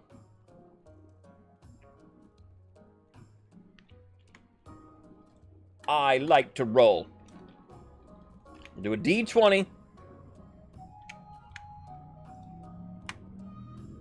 All I have programmed is D6 and 20. That's essentially all I need, is what I found. I probably should do like a 5. What do I need? An 8 is the only other one I might need. And I get a 2. So 1 through 10 was A, 11 through 20 D. So we will put a crap on the price of grain. Monarch poop is gone. You place a strict price cap on grain, while the wily merchants find a way around it. You order a few of them hanged, an example to the rest. D20 means 1 through 10, and then 11 through 20. You see an 8 that can be divided before. Well, I'm not talking for this roll, but overall, I won't need anything other than a D6 or D20 when rolling here. If it's 50-50, I can roll a D6 or a D20. If it's picking between 3, I can roll a D6. If it's picking between 4, I can roll the D20. I don't think you ever have to pick between 5 options, but then that would be D20 as well. I would want just like a D8, just because that can't be rolled between the 6 and the 20. Rip trade. Could also do odds and evens. I could. Sorry then. I do, yeah, 1 through 10 and then 11 through 20. This short, sharp lesson does wonders. Soon enough, grain is cheap again. No merchant dares say a word. Hopefully, most of the peasants will stay alive until next harvest. So it worked. We did well. Farming will go up 2 for the chiefs. Stability goes up 1.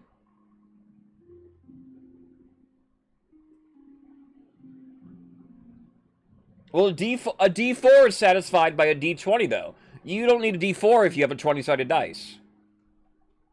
Gamers. Is why.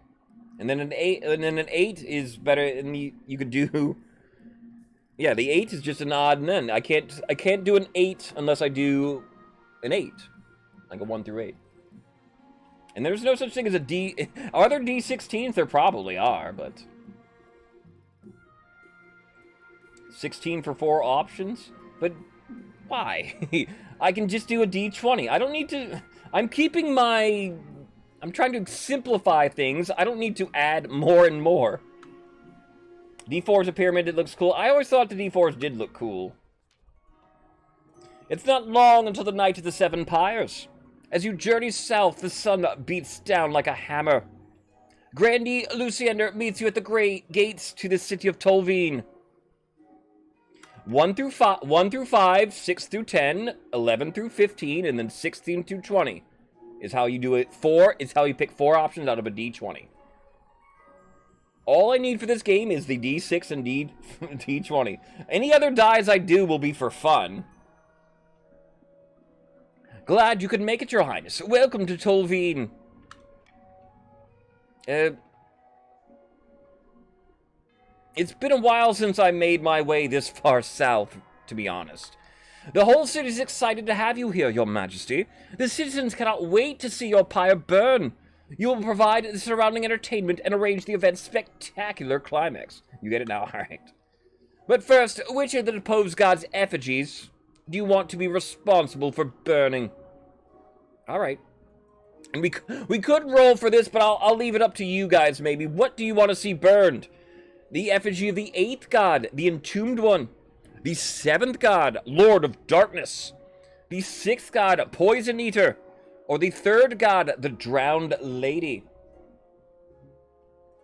Those are the most common dice, I guess. The 4, 6, 8, 10, 12, 20, and 100. There could be others, though, irregular dice. We can't burn all of them.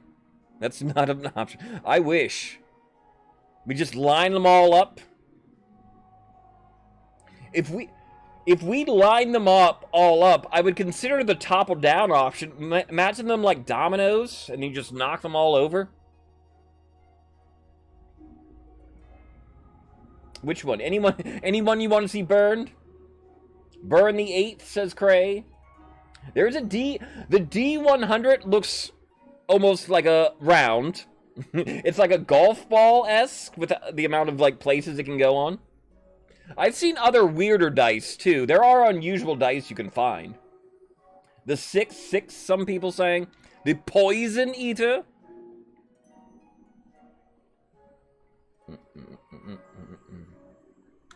I don't have a D100. Surprisingly, for somebody that played as much as I did, I never got a D100. You could just roll, a 10-sided, then I had a percentile dice.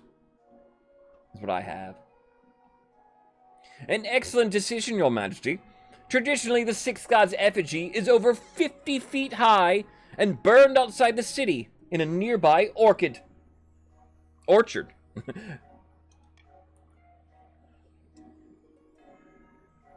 Now, what kind of entertainers will we be hiring to surround your pyre and impress spectators? Well, dang it. I was hoping we'd get bankruptcy this turn.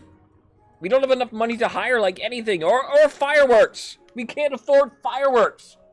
How much do the fireworks cost? They're 300 and 600, right?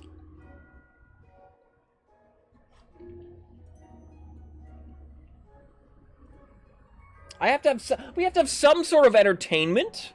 I can't just have nothing. The peasants won't like that at all. I think it's 300 and 600 for the fireworks.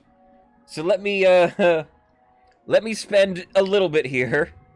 Let's get the fire dancers. A wonderful choice, Your Highness. The fire dancers of the South are famed throughout the kingdom. You'll need more than that to draw a crowd, however. Who else? Fire dancers and clowns? Sounds perfect. I must admit, Your Majesty, these things horrify me. It's your decision.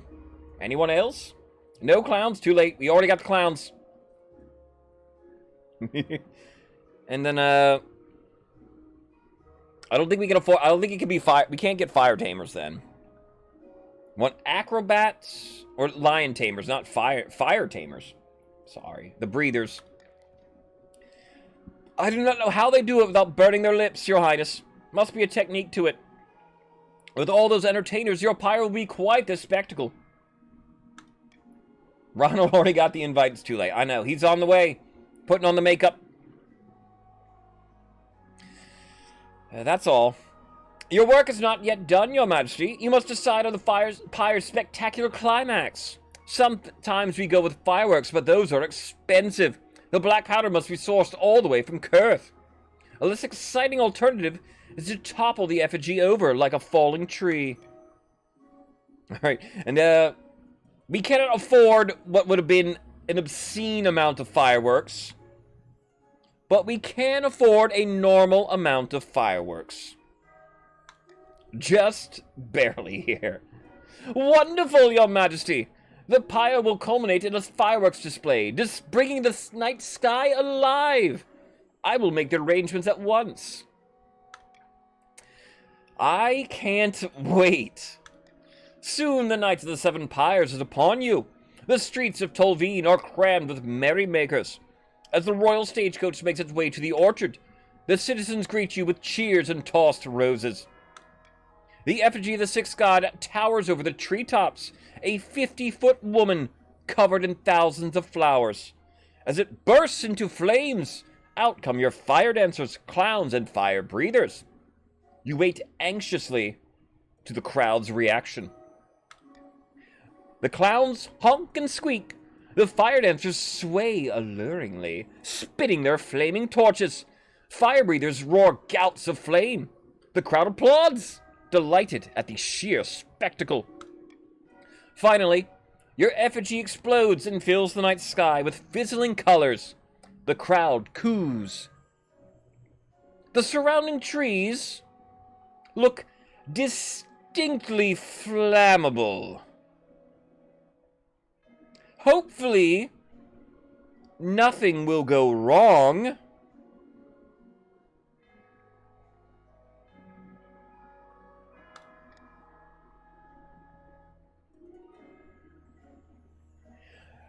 Before your horrified eyes, a firework gets snagged in the tree branches. Within moments, the entire orchard is aflame, and the fire is spreading to nearby farms. That's a whoopsie. Authority goes down. Defiance will go up for the grandees. Farming will go down. By the time the sun rises, a team of brave volunteers are still fighting the fires. The clowns did it? Don't blame the clowns. You slink back to the capital, shame-faced, as the grandees bitterly call for you to apologize for ruining their holy night. We're cool, grandees. We're cool. We're loyalists. No, not my fault. I didn't burn down your town. It was the clowns. You heard, FMX. The clowns burned everything. Not the monarch. Brokering an alliance. Far to the north, where snow blankets the landscape and wolves howl in the night, the chiefs plot to bring about the end of the world. Ragnarok. Praise Morgana. Initial talks with the ice giants are going so well that they've gifted us a new patch of fertile land in the northern valleys. Farming goes up for the chiefs. The gods are good. With luck, this will be the foundation of an alliance strong enough to rock the world. Aye, the ice giants are a formidable ally. Tall as a building, limbs like tree trunks. Those southerners don't know how to fight them like we do. But first, we must offer them something the giants desire. A whole kingdom's worth of pillage? Just what I was thinking. If we fill the kingdom with bountiful goods and plunder, the giants won't be able to resist. For the next stage of the chief's scheme, raise other regions' trade to a combined total of 12 or more in 2 seasons. Currently, trade is at 10 and 10 for the other regions. Okay, that might work for you, chiefs. Checking in with everybody. Yeah, that's what chiefs need to do. Keep the other regions trade high. I mean, you can even afford to cripple it. You'll be fine. Go ahead, chiefs. The patricians are attempting sorcery. They need everybody's farming to stay low. Farming has been going up, though it still sits at 12. The grandees are loyalists. They want to win the game if I win the game. On the verge of rebellion are the grandees and patricians. In order to rebel in this game and march against your monarch, your defiant stat must be higher than authority and stability, or stability, whatever is higher. So right now, 6 is the threshold to rebel. We'll go, in case I need the money for something, remember Hoy here. We'll go bankruptcy looms first here then. The treasury is almost empty, Your Highness. And, the bankruptcy event, once you pick an option from it, you cannot pick it again. We've done something special around here called the quad bankruptcy, where we did absolutely everything. And it was super good that the kingdom didn't fall apart at the same time. I will roll a dice then to determine what we do. Are there new drops? I got new drop. Did I not have a drop? All right. D6. 1, 2, 3, 4, 5, 6. We get a 2. And you know what? I own the Royal Mint, don't I? Treasurer, make some more coins. I too got a drop. I thought I had all the drops. So, anyone know what the drops are? This never, we must adhere to the laws I have set forth here.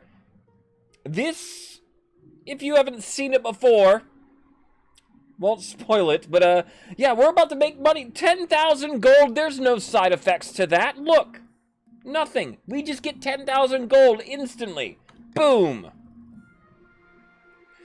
The Royal Mint begins churning out new coins, allowing you to pay off several old debts. The Caped Crab Seller, the Pat outfit. I might have missed it then, because I'm getting drops too. I didn't think I thought I had most of them. All right. 10,000 gold coins. Boom. We got it. I've got a meeting with the Archbishop.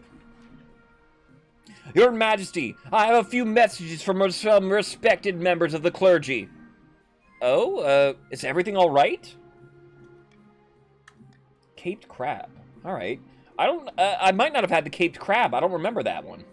They started new drops an hour ago. That's what I see. Vanderbeest, welcome. Yeah. If you're paying attention to the drops, I don't think I have the crabbed cape. That sounds cool. Yes, of course. It's quite the honor, honestly. Your decision to stay chaste in honor of the ninth god has caused quite the stir. Many people want to meet you. The High Inquisitor mentioned wanting your assistance in dealing with some heretical items. The leaders of the Sisterhood of Steel would love to see you. And a group of reclusive monks have invited you for a visit. All right. If you are chaste for the monarch, for the kingdom, this event will come up, and I'll put up a poll. I'll let you guys decide what we do here then. Whom should we visit? The Inquisitor the Second, the Cave Monks, or the Sisters of Steel. 1 minute. Vote in the poll. What do we see? And let's learn about them all. What does the High Inquisitor want? She has a stockpile of dangerous artifacts that need to be cleansed, Your Majesty. Since you have a close connection with the Ninth God, you are the ideal person to assist with the ritual, though I must say it's not for the faint of heart. What's this about the nunnery? The Sisterhood of Steel is an ancient order known for their military prowess, Your Majesty. They would very much like to speak with you, perhaps teach you their battle arts. And the monks? They live in a cave system deep within the coastal cliffs. They're very reclusive, but they experience intense visions of the ninth god. You could gain a great deal of wisdom from visiting them, I'm certain. All right, I've made my decision. The Archbishop waits patiently. All right, polls up now, should be closing pretty soon. Who do we go and visit? The Inquisitor, it appears. Okay. I will join the High Inquisitor to stamp out heresy. Very good, Your Majesty. I'll let the Inquisitor know that you will meet with her soon. All right, that event will come later then. There's a fossil unearthed. Lazy. Good news, Your Serene Highness. The new bazaar is swarming with patrons. We've even started expanding it. Though there's a small problem. With digging more foundation, builders found bone in the rock. From the size of things, the beast they came from must be larger than the Grand Bazaar itself.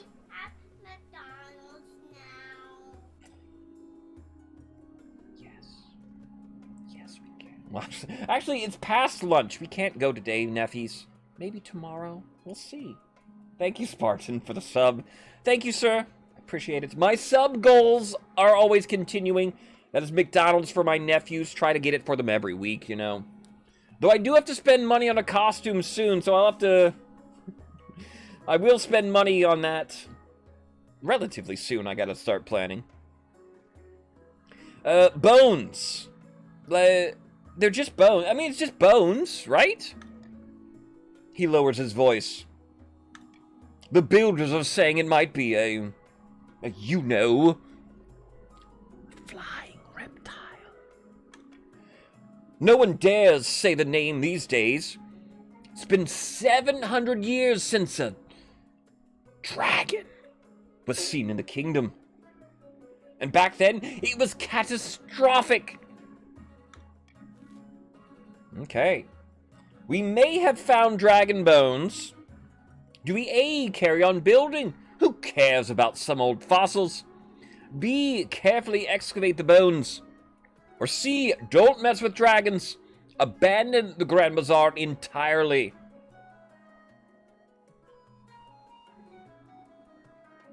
We'll go, to keep it secret, to keep it safe here, anonymous voting. You won't know what you're voting for, or what everyone is voting for. Dragons. We don't mess with dragons around here, do we? Are they worse than wizards? A wizard-dragon duel in Celeste Ath? Only the bees are more powerful. Excavate the bones appears to be winning out at the moment. That's lowering faith, you know, you heathens. Builders dig the bones from the rock. Soon the huge bones are revealed. As visitors crowd the site, merchants flourish. More stalls are set up as the bones become an attraction in their own right. But despite the rise in tourism, some coastal locals are superstitious, treating the bones with fear. Some refuse to approach the building at all. Faith is at 9 for the Pats. Shame. For shame. Able to rebel is the Grandees and Patricians at the moment. 9th for the 9th god. Sure, that works. Though at the moment, everybody's hitting their goals. I mean, do Grandees, you might not be able to outpace the other nations. I don't know if you guys should rebel or not as loyalists. Hard to say. We get to our next auction of the game. Exclamation point fund, space your choice, space how much you wish to bid for an auction. Richest nobles list on the right. Lazy is our richest at 1,900 gold currently. If you need to know how much you have, ask. I can tell you. If you're on PC, get the extension. Can tell you your personal wealth. Let's review everything we've got here. A, the aqueduct raises farming up for the chieftains. B, the fortress raises military for the chiefs. C, the stadium will lower military for the grandees. D, the theater will lower authority for the kingdom. E, the cathedral will raise faith back up for the Pats. And F, the deer park will lower farming for the Pats. Chief's goal currently is high trade for the other nations. I mean, they're doing fantastic for that. Pat's goal is low farming everywhere.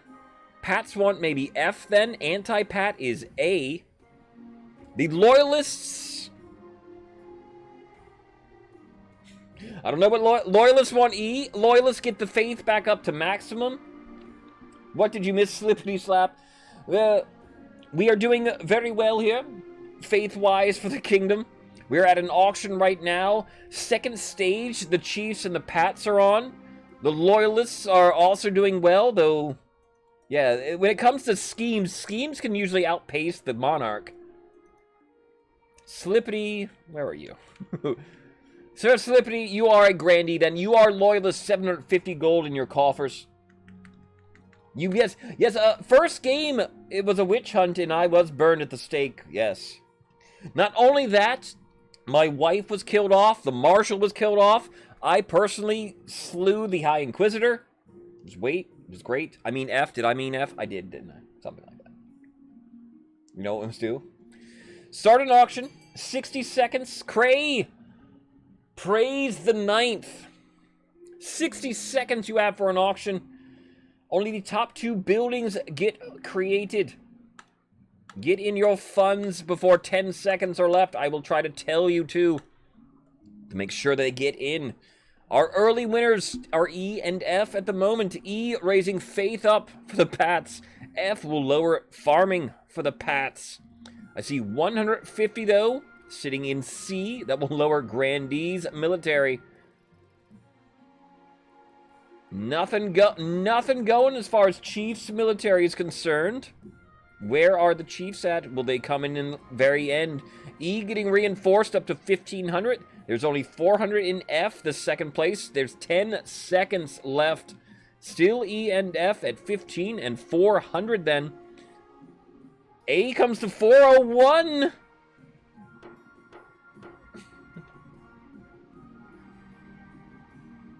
A 401 snipe. Is that Cray? To steal. Chiefs will gain farming. And then the cathedral. Marrow. Thank you. And anybody who contributed to maximize faith once again.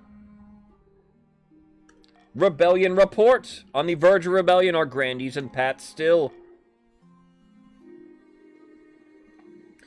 And we have Legends Rising. You're aware of the ice giants, I hope. Brutish creatures that live in the frozen wastes beyond our northern borders. In a time before time, they ruled the north and kept people as slaves. The chiefs are willing to let bygones be bygones. They're forging an alliance with the giants to bring down your kingdom. And what are the chiefs offering to these overgrown monsters? My intelligence suggests the chiefs have offered up the kingdom itself as plunder. For the giants when the time comes. It's not often I say this, but the kingdom's strong economy is a problem. Even ice giants can sense such a lucrative opportunity. Can we take them in a fight? That's difficult to determine. Perhaps the Marshal could provide a more precise answer, but I would imagine not. We haven't fought the giants in centuries. Only the chiefs know how. They aren't likely to tell us. The two of them combined would be a formidable foe, even for the most well-equipped army. Alright. What do we do? This is a Chiefs getting close to victory vote. Do we A, send tribute to the ice giants? B, build a great wall along the northern border? Or C, do we trust in the strength of our arms to defeat them?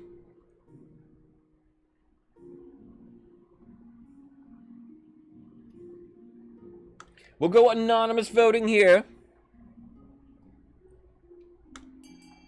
And A will lower trade for everybody. But I do not believe A is enough. I don't know why I'm even anonymous voting here. It's probably going to be B, right? That's at least what the grandees and patricians probably are going here.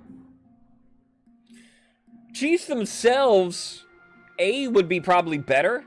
Because it won't stop you. It wouldn't stop you, chiefs. And would just hurt the other nations for the most part. But it will be B. Why'd I anonymous? Yeah, of course it's B. You delay them. You have to. We'll build a border wall. A wall? I don't really think that's necessary. Such things are always torn down eventually. Perhaps he's right, but at least it will buy you some time. Work on the so-called Santana's wall begins right away. There's no time to waste. The Chief Stack goal will not be evaluated until the end of next season. There is a fear of bones. Your esteemed highness, it's the reptile bones. The people are terrified that fire will descend upon the coast. These fools could take matters in their own hands and destroy the Grand Bazaar if we're not careful. Right. The peasants are still scared of the dragon bones. Do we A, rebury the bones out of sight, out of mind? B, the patricians should offer the peasants a bribe. Or C, do we move the bones to a coastal vault?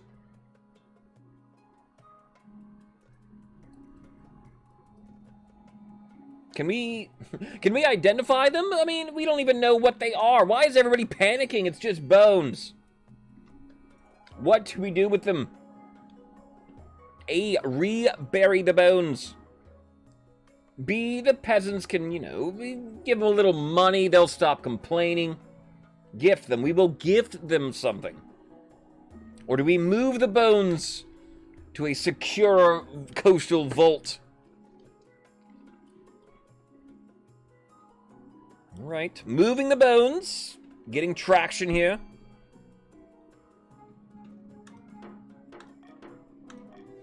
Vast as they are, excavating the bones is no small feat.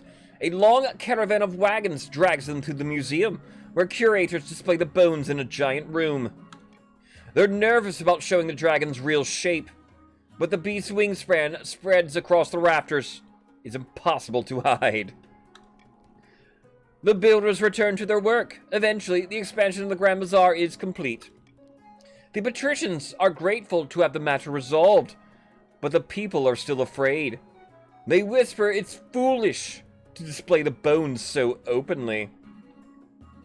Stability goes down, defiance goes down for the Pats. We have dangerous artifacts.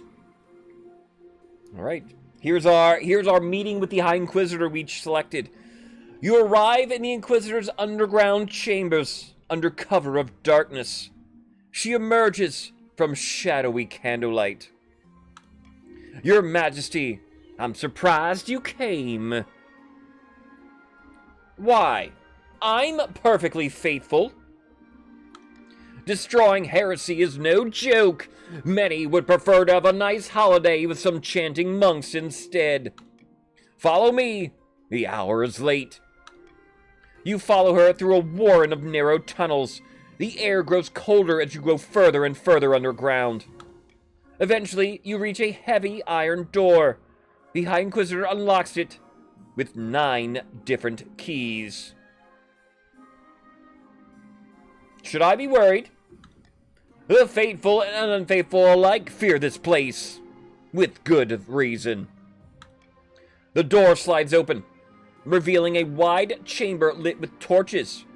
Silver moonlight shines through a long skylight onto a simple altar. Beside the altar sits a heavy chest bound with metal. The High Inquisitor unlocks it to reveal a pitted, tarnished circlet, a pale, leather-bound book, and a necklace whose green jeweled pendant drinks the light. These are what we must cleanse this night. All right. Did someone wear the circlet? It was worn by a disciple of the 10th. She tried to accelerate the coming of the false god by bringing plague upon the land. And all right, let me put up another poll then. Slippity. Thank you for praising the 9th. We'll put up another poll to determine which of the artifacts we cleanse here. So a circlet, necklace, and a book.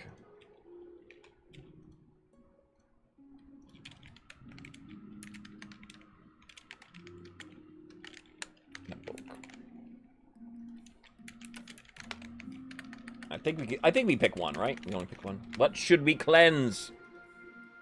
1 minute poll up now. Vote for what you want to see here. This is the circlet. It was worn by a disciple of the 10th. She tried to accelerate the coming of the false 10th by bringing plague. The necklace. The occultist tried to imbue it with the soul of a dead heretic. The evil soul whispered to him, trying to escape from the 7 hells and return to Celestath. This book here looks unpleasant. Indeed, it was the diary of a vile murderer who died centuries ago. It was found by one of my agents, hidden in the walls of an abandoned keep. Okay, none of these sound too good here. Very well, though, I am ready. Let us begin. The High Inquisitor lights a circle of candles around the chest before placing a ceremonial chain upon the altar. She takes 2 torches and hands you one, then kneels before the chest, head bowed. As you follow her lead, the air around the chest feels oddly warm. The High Inquisitor begins chanting under her breath, the words blurring together as the quality of sound shifts. Time slows down. Another voice joins her. Do not listen! Servants of the 7th God will try to turn you from your duties. Actually, hold on. Did I mess up? I knew we had a choice to make here.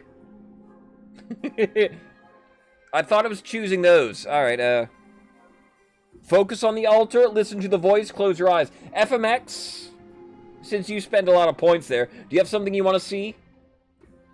I mean, yeah, I probably should. But I just did a poll. I forgot exactly what this was.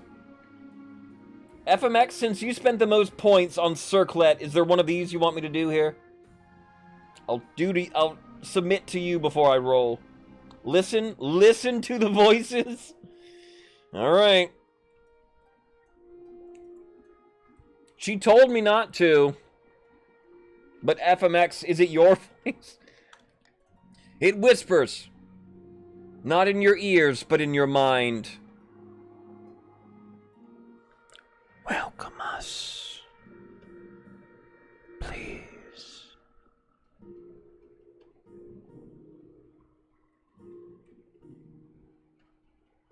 Invite it in? Let me in? Or push it away?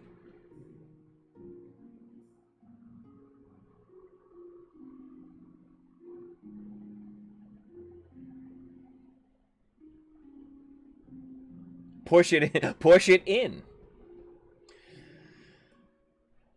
If a strange voice is whispering to you, you always listen. The voice vanishes as quickly as it rose. After a moment, the High Inquisitor thrusts her torch into the chest.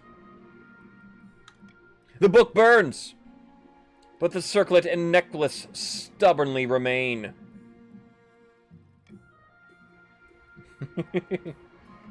A pity. Something wasn't quite right. She leads you through the tunnel back to open air. The smoke smell in your clothes will not leave. The following night, you find the book sitting on your bedroom desk as though it was never burned. Inside, scrawled in ichor, is a message.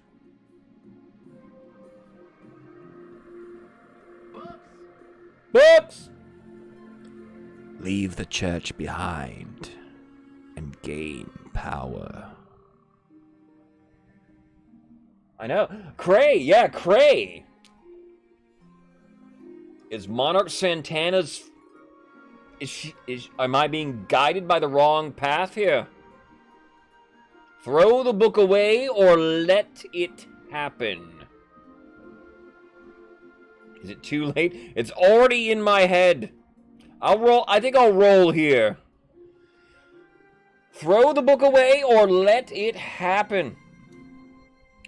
1 through 10, 11 through 20.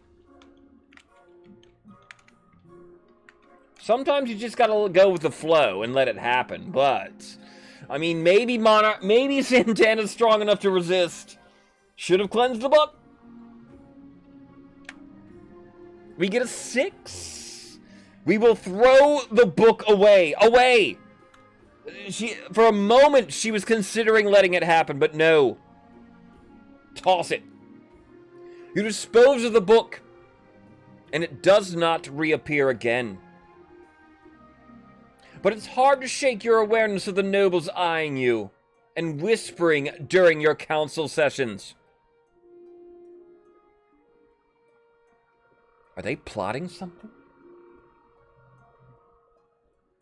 Authority goes down. All right. So now, Monarch Santana, now a paranoid wreck. Hearing voices everywhere. Preposterous. End of season. The dreams of being.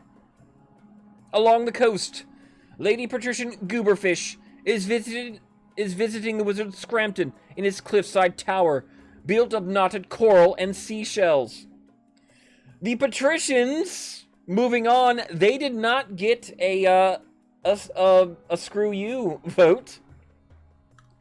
Your side of the bargain is complete. The dreams of being are no longer a threat. Their palace stands empty. My thanks, great wizard. Now shall we discuss how to overthrow this troublesome monarch?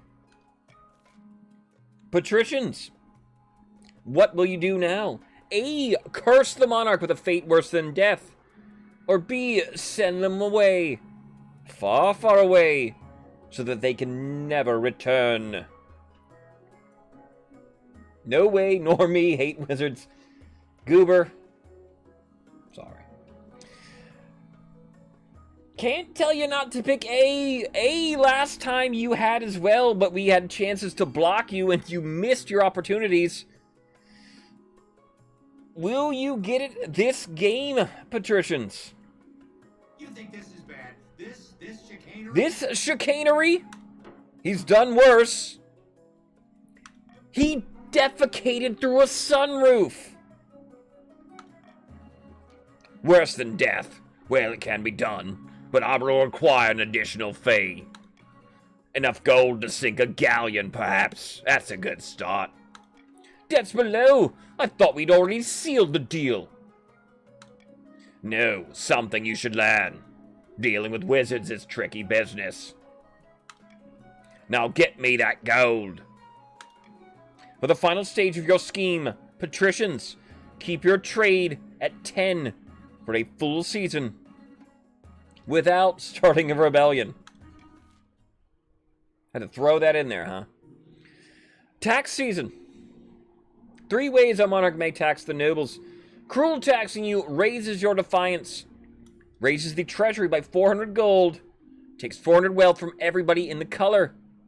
Common taxing you, no defiance, swing 100 treasury to wealth. The bribe will lower your defiance. Lower the treasury by 700. And add 700 wealth to everyone in the faction. If you're wondering why I have so much money, we might have hyperinflated not too long ago, so maybe that comes to bite us pretty soon. I will common tax everybody here, though. Grandy's got the bonus, I have to note. They sold exotic perfumes. Made 500 wealth, making Lucy our richest noble.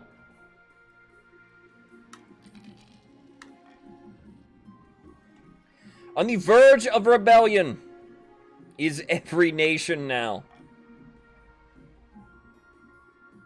Oops, I didn't mean to click there so quickly. But alright, happenings at the museum. lazy.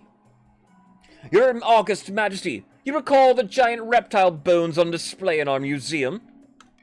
The scholars complain of rumbling at night,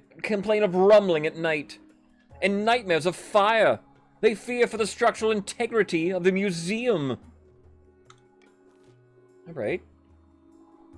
If all three nations rebel, if you have not seen that happen to a monarch, it would be, then the game will end on the next turn once all the rebellion is going off, and then it would be a vote between the nations with the highest statistics. Right now, I mean, not that I'm encouraging all that. Right now, is that Grandy's Pats? It's very close. Grandy's Pats, then? Or is the Chiefs and Pats? They're close. Yeah, the weakest stats. Grandy's definitely. And then it is, yeah, Grandy's Chiefs, maybe. So Pats don't want that. All right. What do we do? Exercise the bone with the Night God's power. I mean, yeah, we got it. B, pay for the bones to be reburied. Or C, hide the bones in a more secure vault.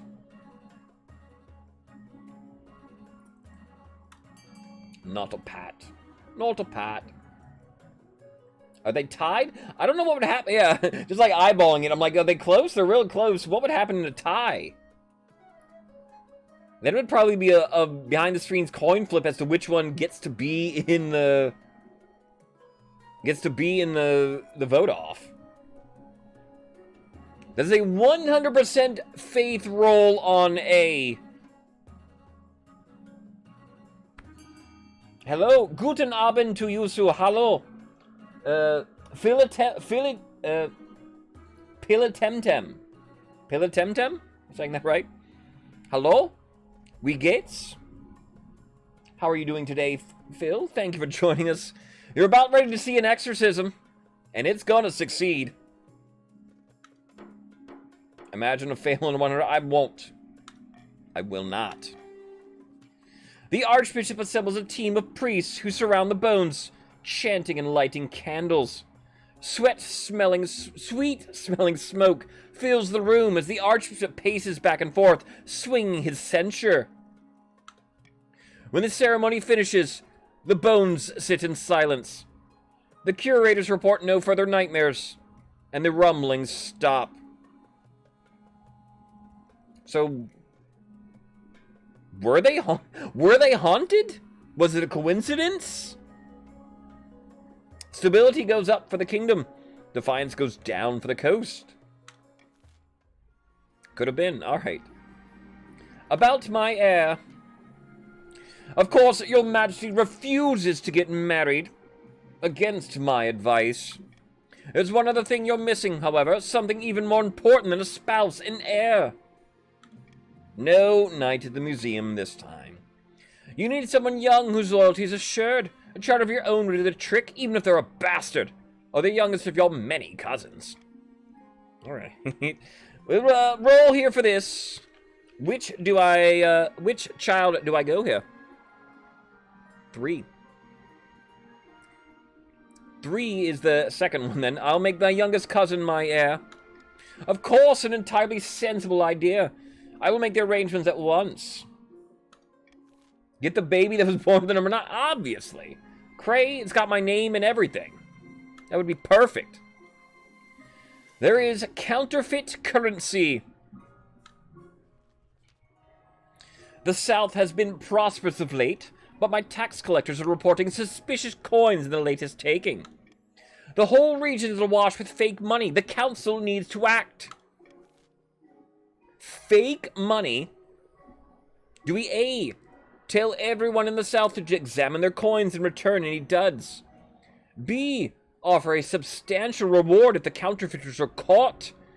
Or C, order your artificers to invent a new coin that's harder to counterfeit? We'll go with the anonymous voting for this one here. C, is it just for the South? I don't know if C lowers everybody's or not. It might. I don't remember. Is it just south? I mean, you can try it. A is just south. I'm pretty sure. But what do we do? B or C? Substantial reward if the counterfeiters are caught for B. Or C? Invent a new coin for us. It's a tied vote. In the case of a tie, a monarch would break it. Anybody I like to let it go? I like to let it linger.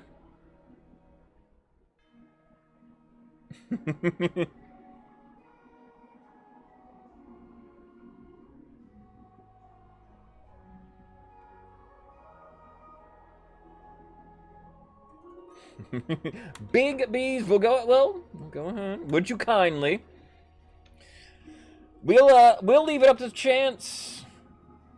Waper, too late. No, I will see to keep the Chiefs in it. I will roll here. I think you were too late.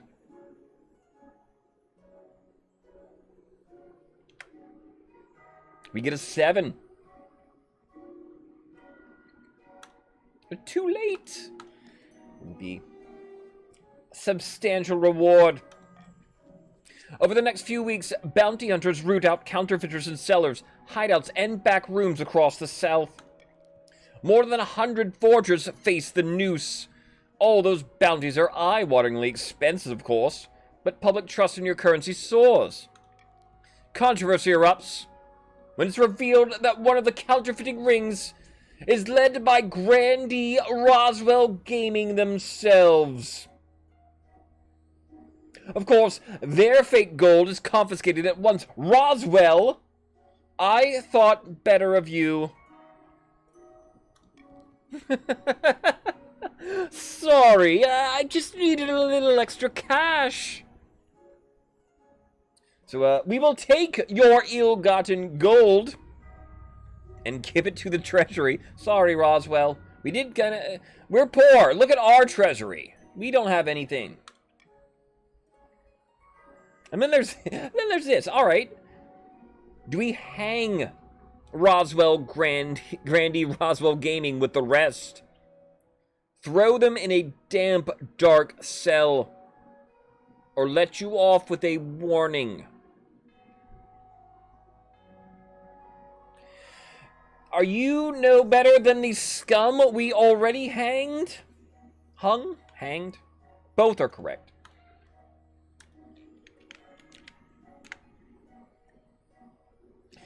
Normally, I'm inclined to just hang you, no questions asked, Roswell. This is mercy, allowing your fate to choose your fate. 5. Roswell, don't let me catch you with any counterfeit coins ever again. Thank you, Your Holiness. I won't forget this. You to vote? All right. Praise be.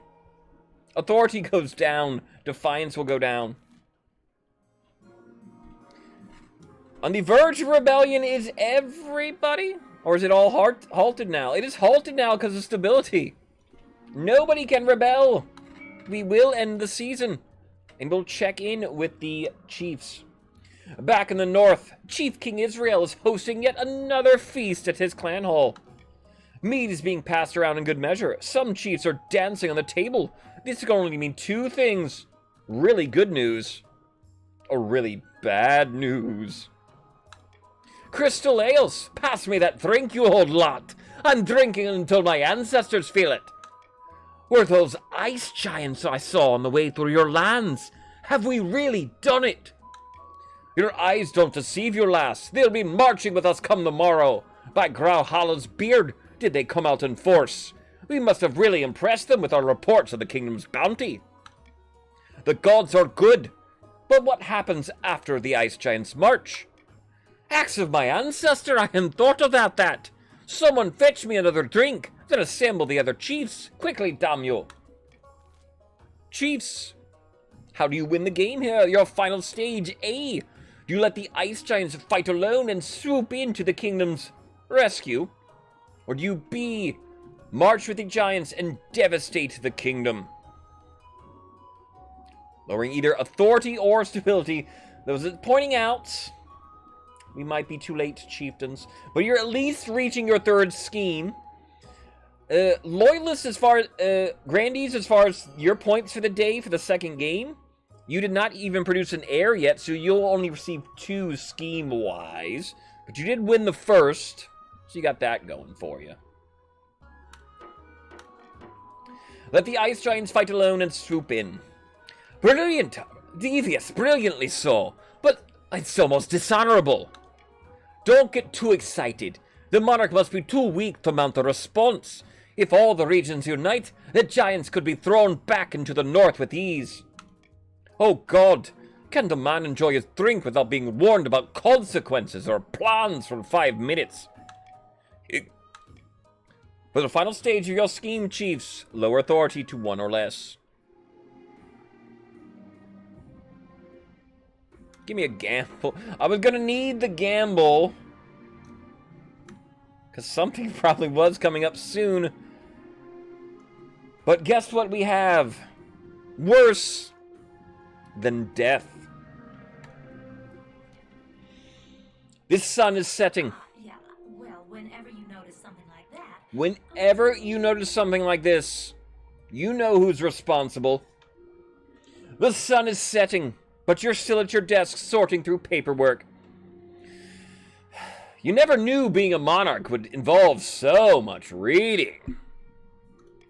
As you stamp yet another document with the monarch's seal, you notice something. Your feet are wet.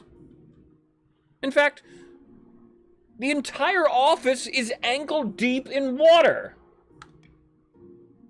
You look up to see an enormous bearded figure in dripping robes, flanked by Lady Patrician Gooberfish and Aldous, the patrician's claimant to your throne. Greetings, Your Majesty. Surprised to see us?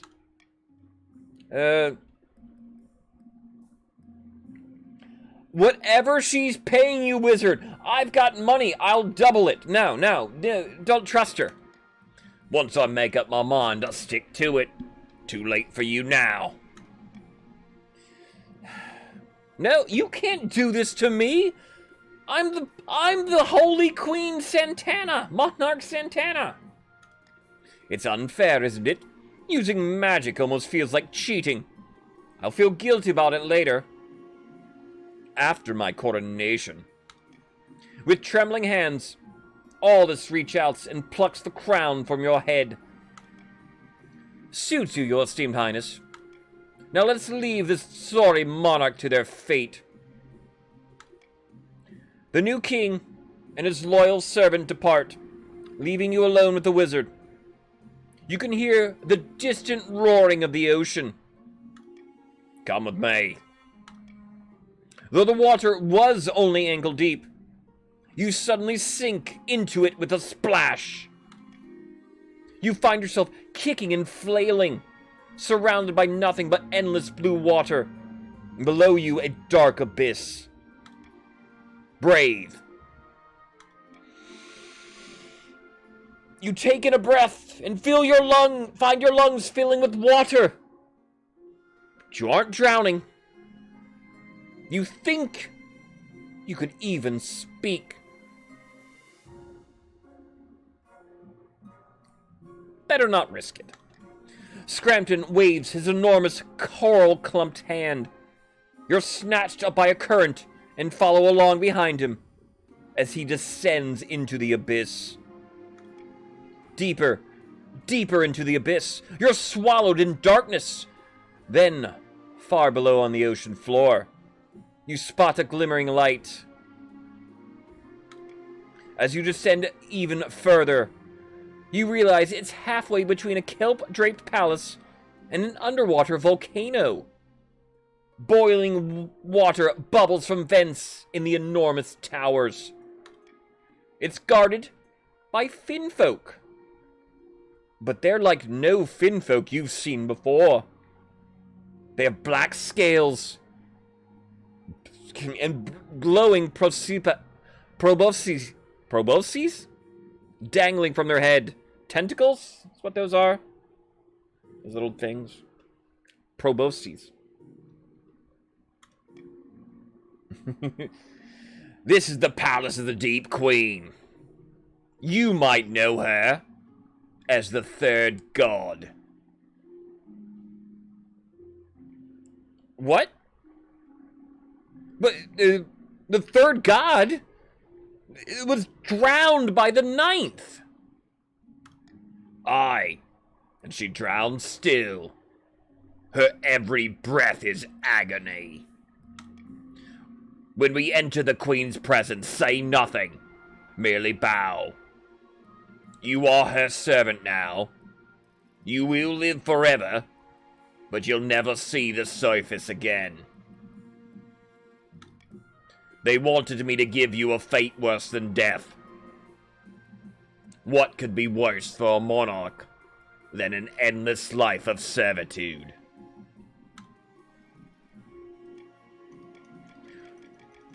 What the?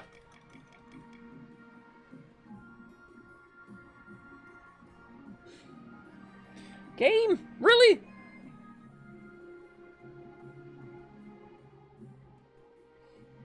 What?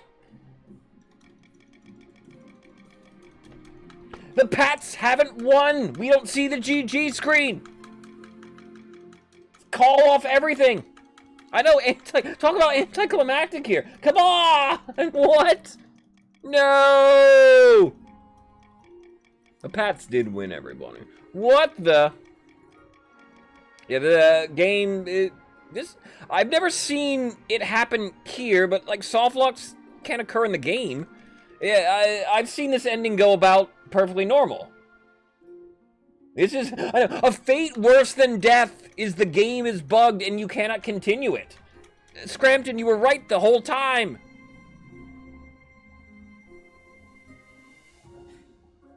Pats don't win. Pats must have been disqualified.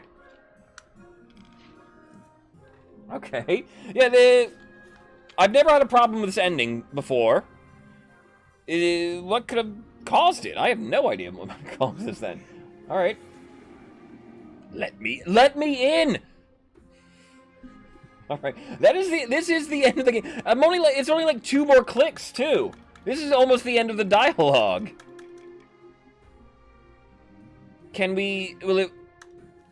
Let's we'll exit, let's continue this game. We can continue right from there. We'll see if we can go through. Join back in, anybody, real quick. Technically, you still win. Yes, you still win. Join back in. Let's see if we can do this. Any Grandy Chief, get in here. Anybody? Let's see if it's still bugged. Boom. What a way. Worse than death. All right. Maybe I pick some different options for these dialogues.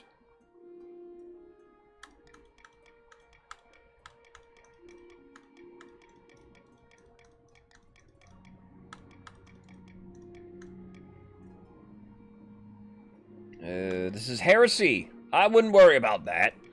When we enter the Queen's presence, say nothing. Alright, no, okay. Alright. Yeah, it not working once again here. Well then. We broke it. Yeah, fate worse than death is that this save file now will be soft locked unplayable for the moment.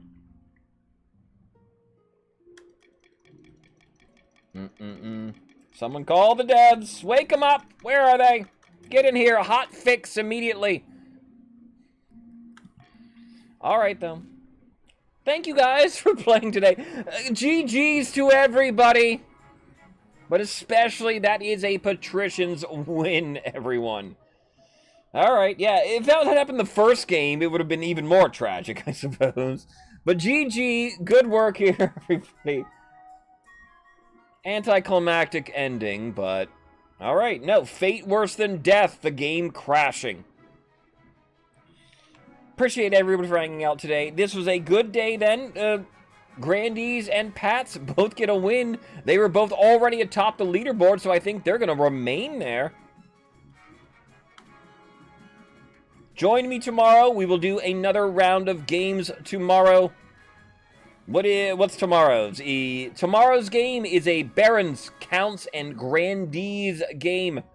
Get in here if you want to be a part of those factions.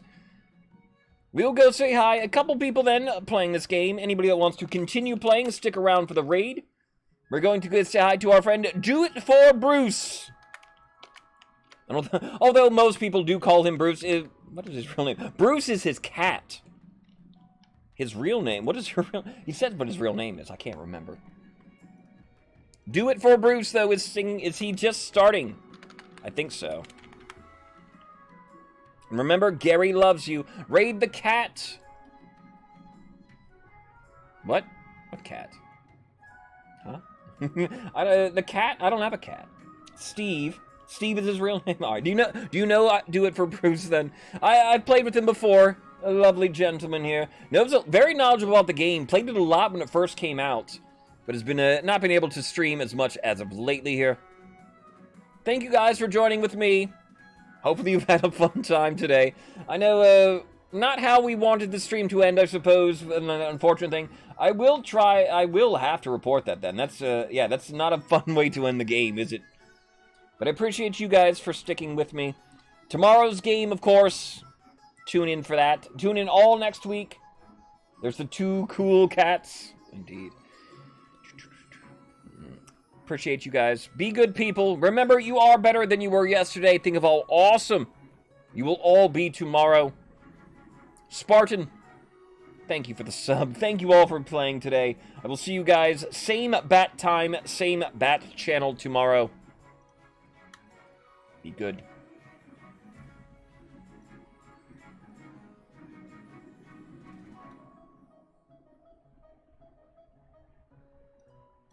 What does that mean? Cash Ahoy, welcome in. Oh my god, 69 Raiders. Oh, Nice. we're not live. Welcome in, everybody. Hope your day is going well. We're just, yeah, 69 minutes. Up until now, we just got started, but there was 40 minutes of me just sitting here expounding on chat about what we were doing. So, if you would like to join us, all you have to do is exclamation join. Casual Boy, good to see you again. Hope your game was well. Was your, I feel like you were doing something in B Cup. I feel like I saw that. That's what you were doing, some interesting tournament style of this. How was that?